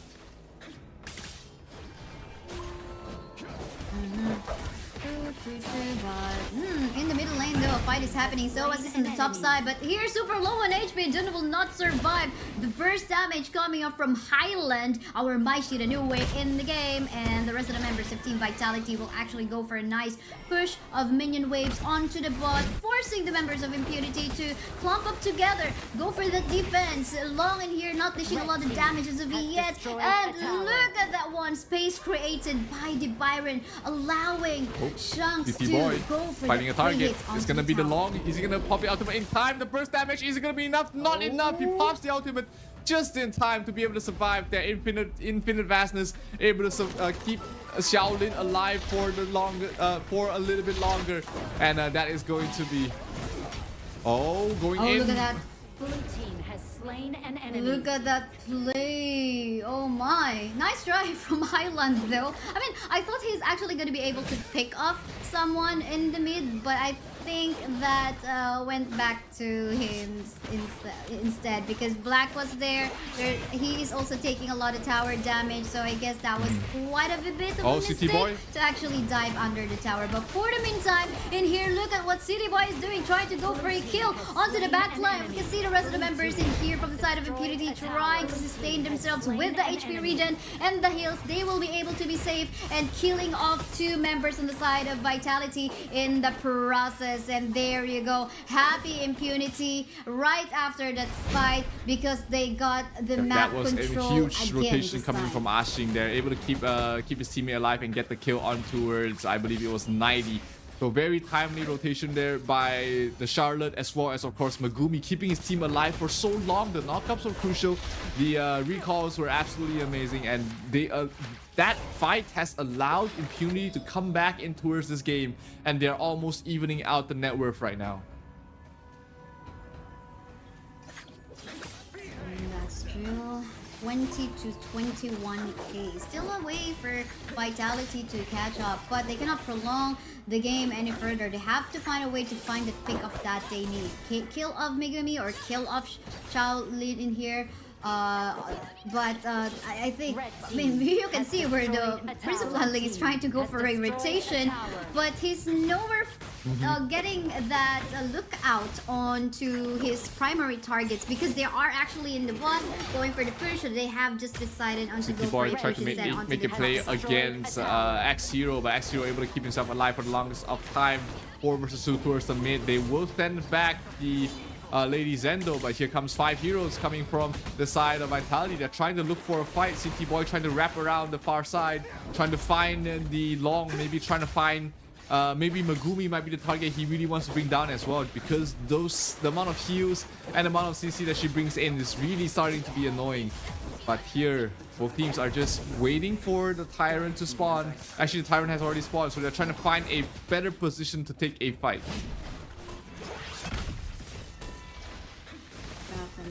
But now I think the minion waves are going so well onto the top side. Prince of Lanling have yet to find that opening to get a kill onto someone from the side of Impunity, making it hard for them to actually, you know, try to finish off the game as fast as possible. Because again, they were now going on to a 10-minute mark the soonest, but I love the fact that they have actually taken this Overlord for themselves. At least will help them out. That will alleviate some of the lane pressure that the Charlotte was bringing in. So that's going to be very important here for Impunity to deal with, making sure that they don't lose more than just don't lose too many towers here in this side. So this mid lane again constantly under pressure from the side of Vitality. They're trying to find an opening there. Black trying to engage, trying to find somebody, catch them off guard, but not able to find anyone at the moment. Not yet. Going on to a stalemate this time, so a lot of things can happen. And we can see what our side laners are actually doing as well. Just going off for the pressure onto the opposite part of the map. But oh, look at the damage! Quite an off-cam kill in here. Our City Boy will no longer be a City Boy because he will go on to heavens. He will fall down onto the hands of Long.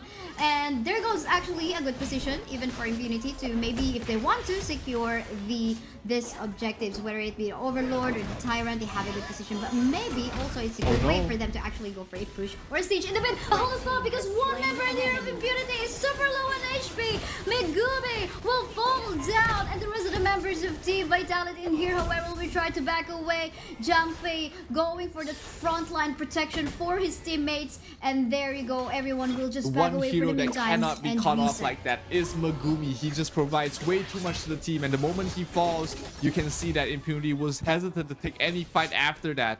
So the side of Vitality, they found an opening, they got a pick up on towards Megumi, but not being able to convert that into any sort of objective anywhere across the map. Now they're trying to go for the Tyrant, and they'll be able to make swift work out of this. But can the side of Impunity make a response in time? Maybe get something else done across the map, maybe push up the top, but not in time. They're going to lose the Tyrant for nothing, and they're going to be able to maybe contest the Overlord as well.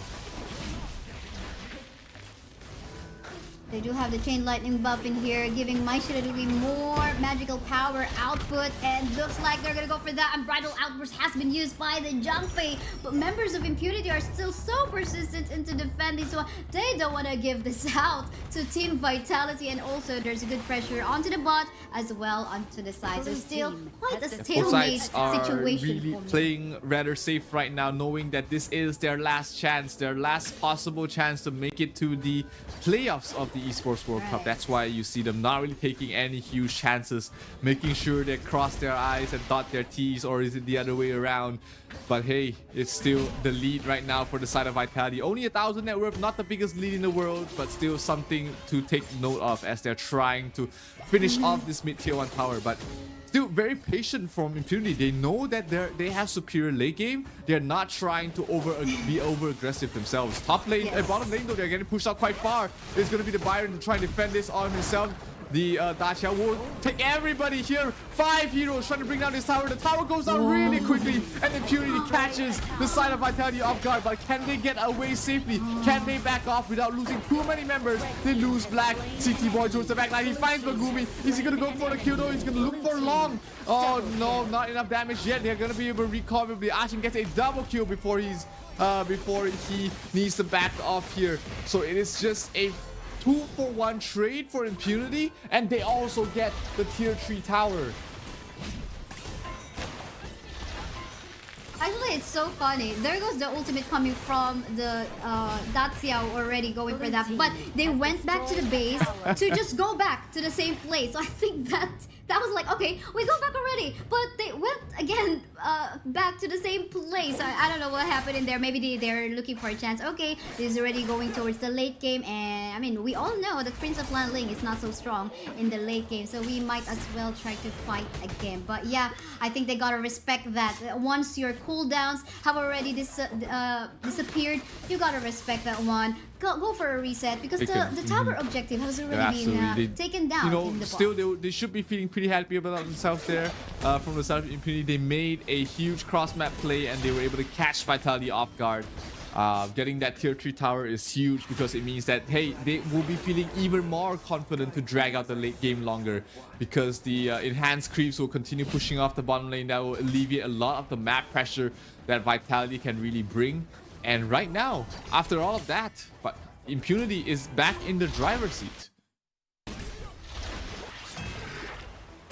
Definitely, they are back, and this is again going on to the late game, which will make it even harder for CT Boy to make a play, even try to get long, because he could just, like, you know, burst it down by the long if he tries to pick him off. And if looking at the itemization, more survivability is added in here.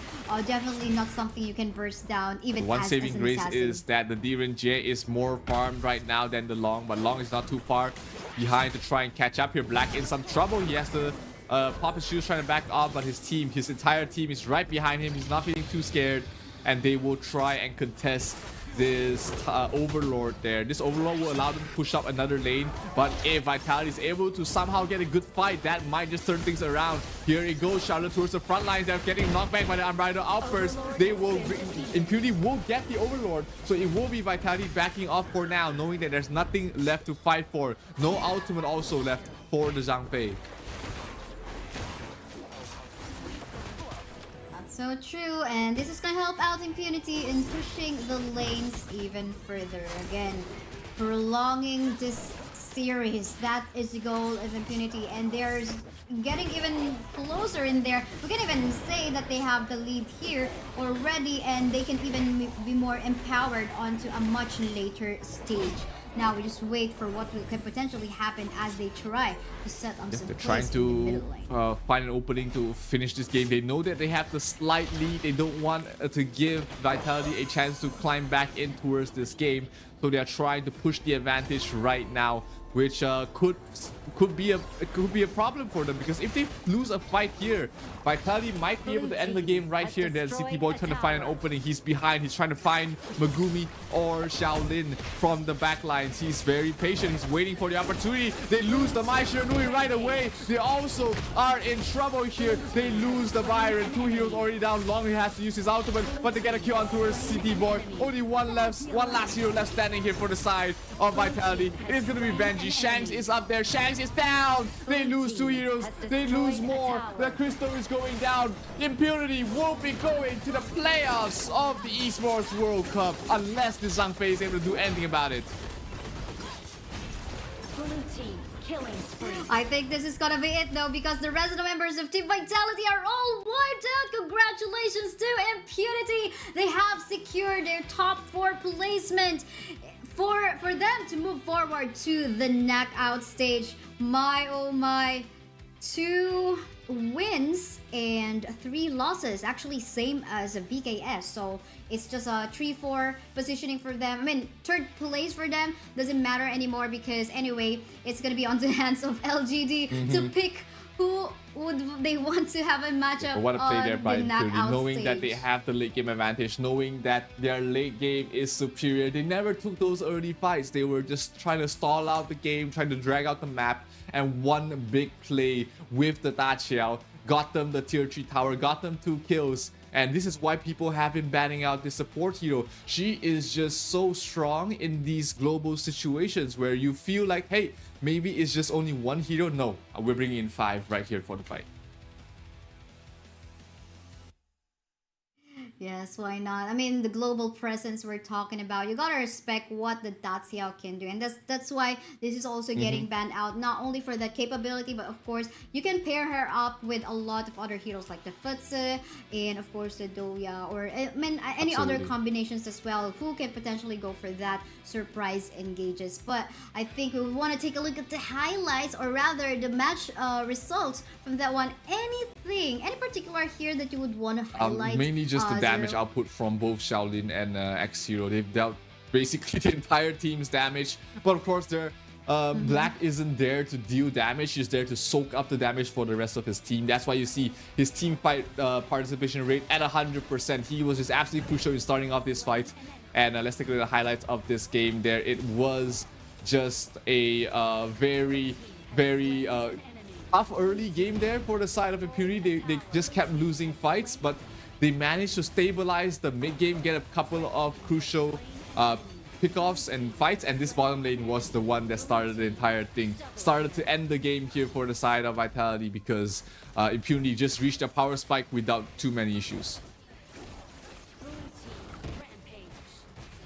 Right, I mean, Prince of Lanling tried his best though to looking for that opening to get any particular target from the side of Impunity, but again that did not happen, primarily because of the, I mean, again, we were talking about, okay, late game we might not be able to expect a lot from the Prince of Landling. And there you go, we don't have any tiebreaker, it seems, from both of our groups, because at the same time KPL Dream Team just won up against Loops, making it super clear to all of us what rankings do we have in there in Group B, which is, we have of course KPL, Weibo Gaming, AG Global, and Loops getting into the top 4. Meantime, for Group A, which you just witnessed right now, coming into a closure, LGD, TS, as well as VKS and Impunity, which you just witnessed. It was a glorious run for all of these teams. They've had to go through so much. The group stages are absolutely grueling, you know. There's only 4 teams out of these 6 that can make it to the playoffs, and I like to congratulate all of the teams that made it, of course, and of course the MVP of the game, Megumi, on the Dachiao, 0, 2, and 11 on this support hero. And is this the first support MVP that we've seen in our stream here, Kaisaya? I I think so, yeah. Most especially for a Daxiao. I mean, Daxiao creating some miraculous play.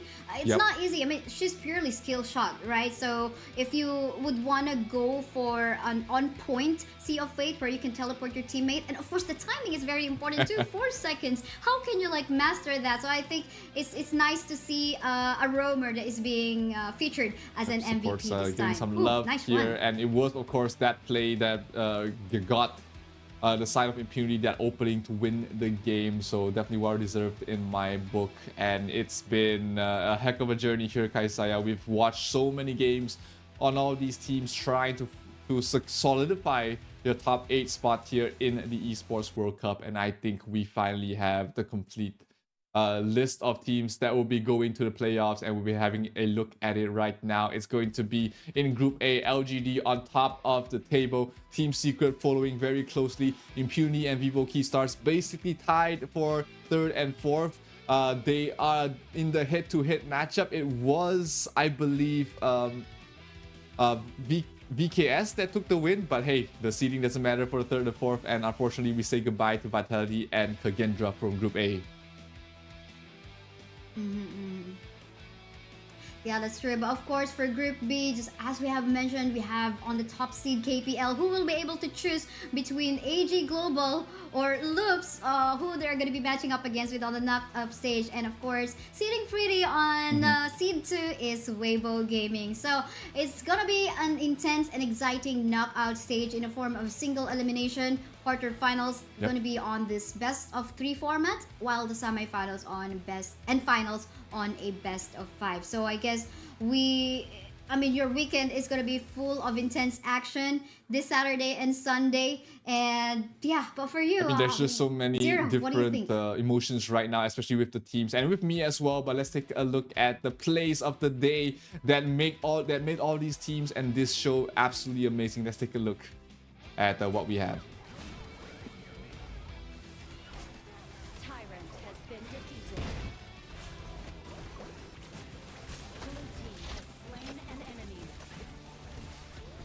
And we see the plays of coming from all the things that you've seen here from Streamby. I can remember this one wherein the Arlie is actually just going ham and wild.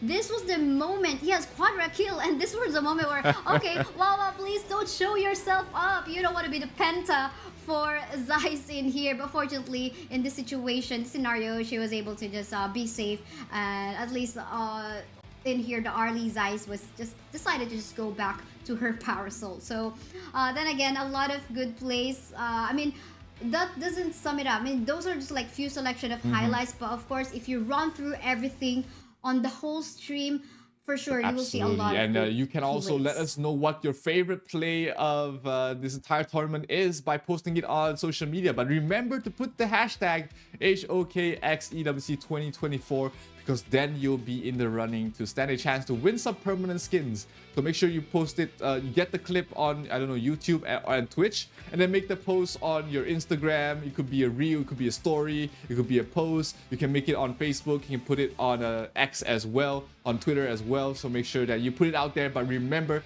to put the hashtag HoKXEWC 2024.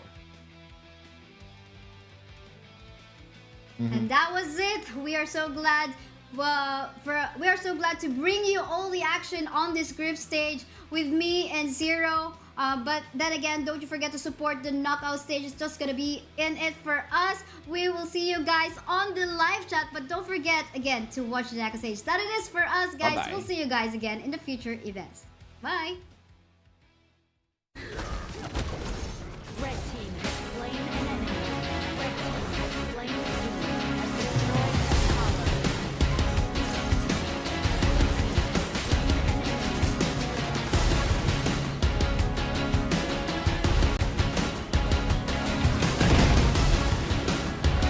Red team rampage.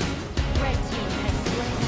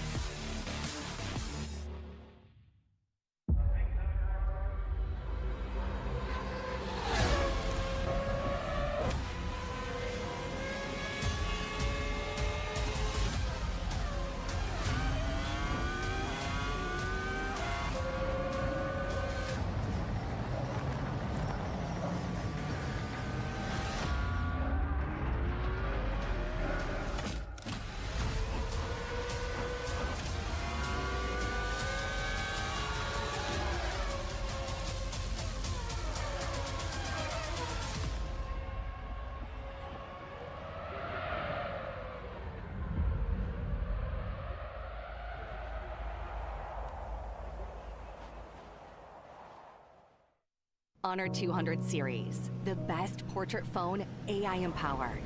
Studio level, AI portrait camera, 3 hardcore portrait modes. Color, vibrant and classic to capture portraits that truly stand out. AI empowered magic portal. Snapdragon 8S Gen 3 AI chipset. 5,200 milliampere per hours silicon carbon battery, 100 watt, Honor Supercharge. This is Honor 200 series.